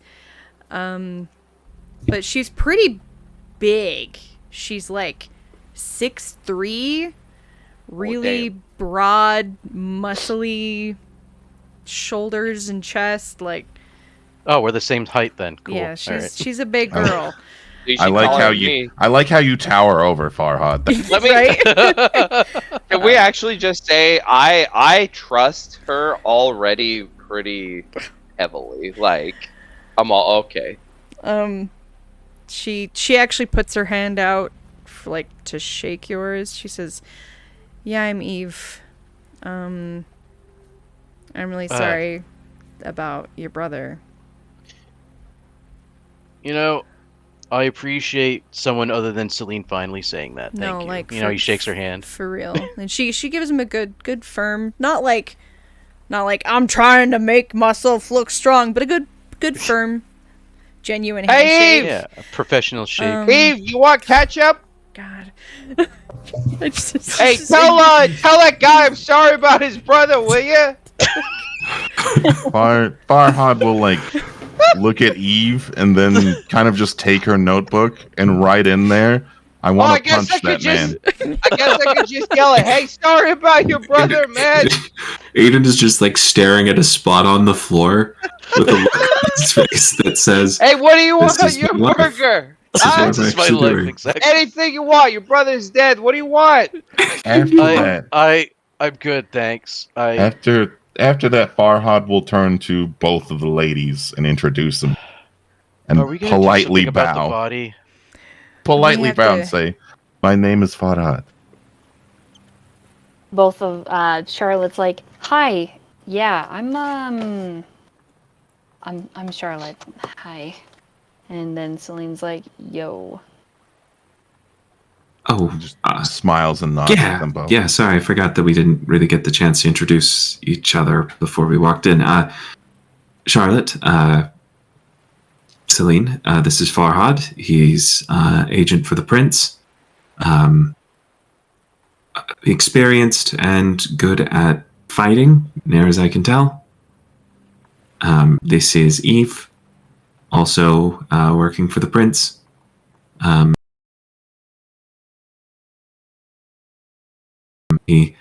She is associated with Littles. Is that his name? Yeah, Littles. I always want to say Smalls.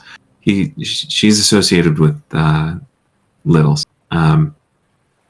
Yeah. Nirzek, yeah, good with occult stuff. Always packing a lot of heat and good with tech.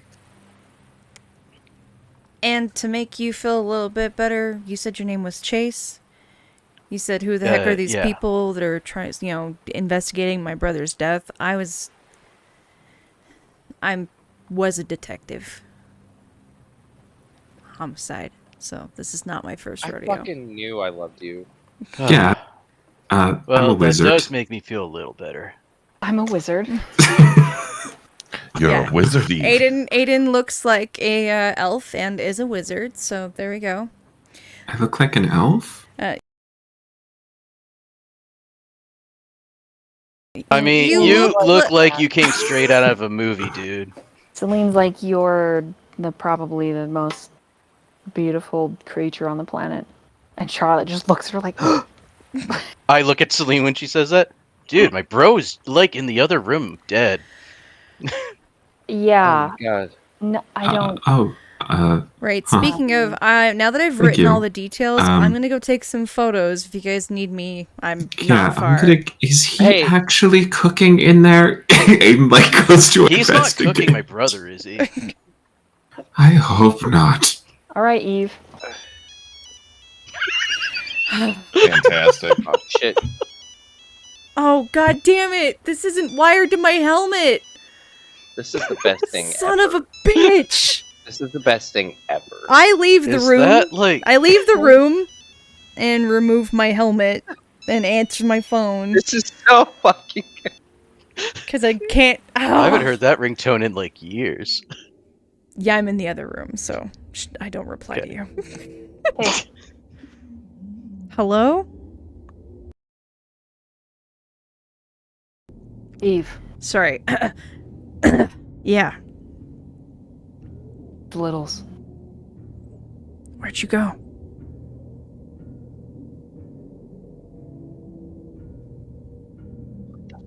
I gotta tell you something. Okay. Where are you right now? I'm on a boat investigating another murder sent by the prince. Where are you? Right.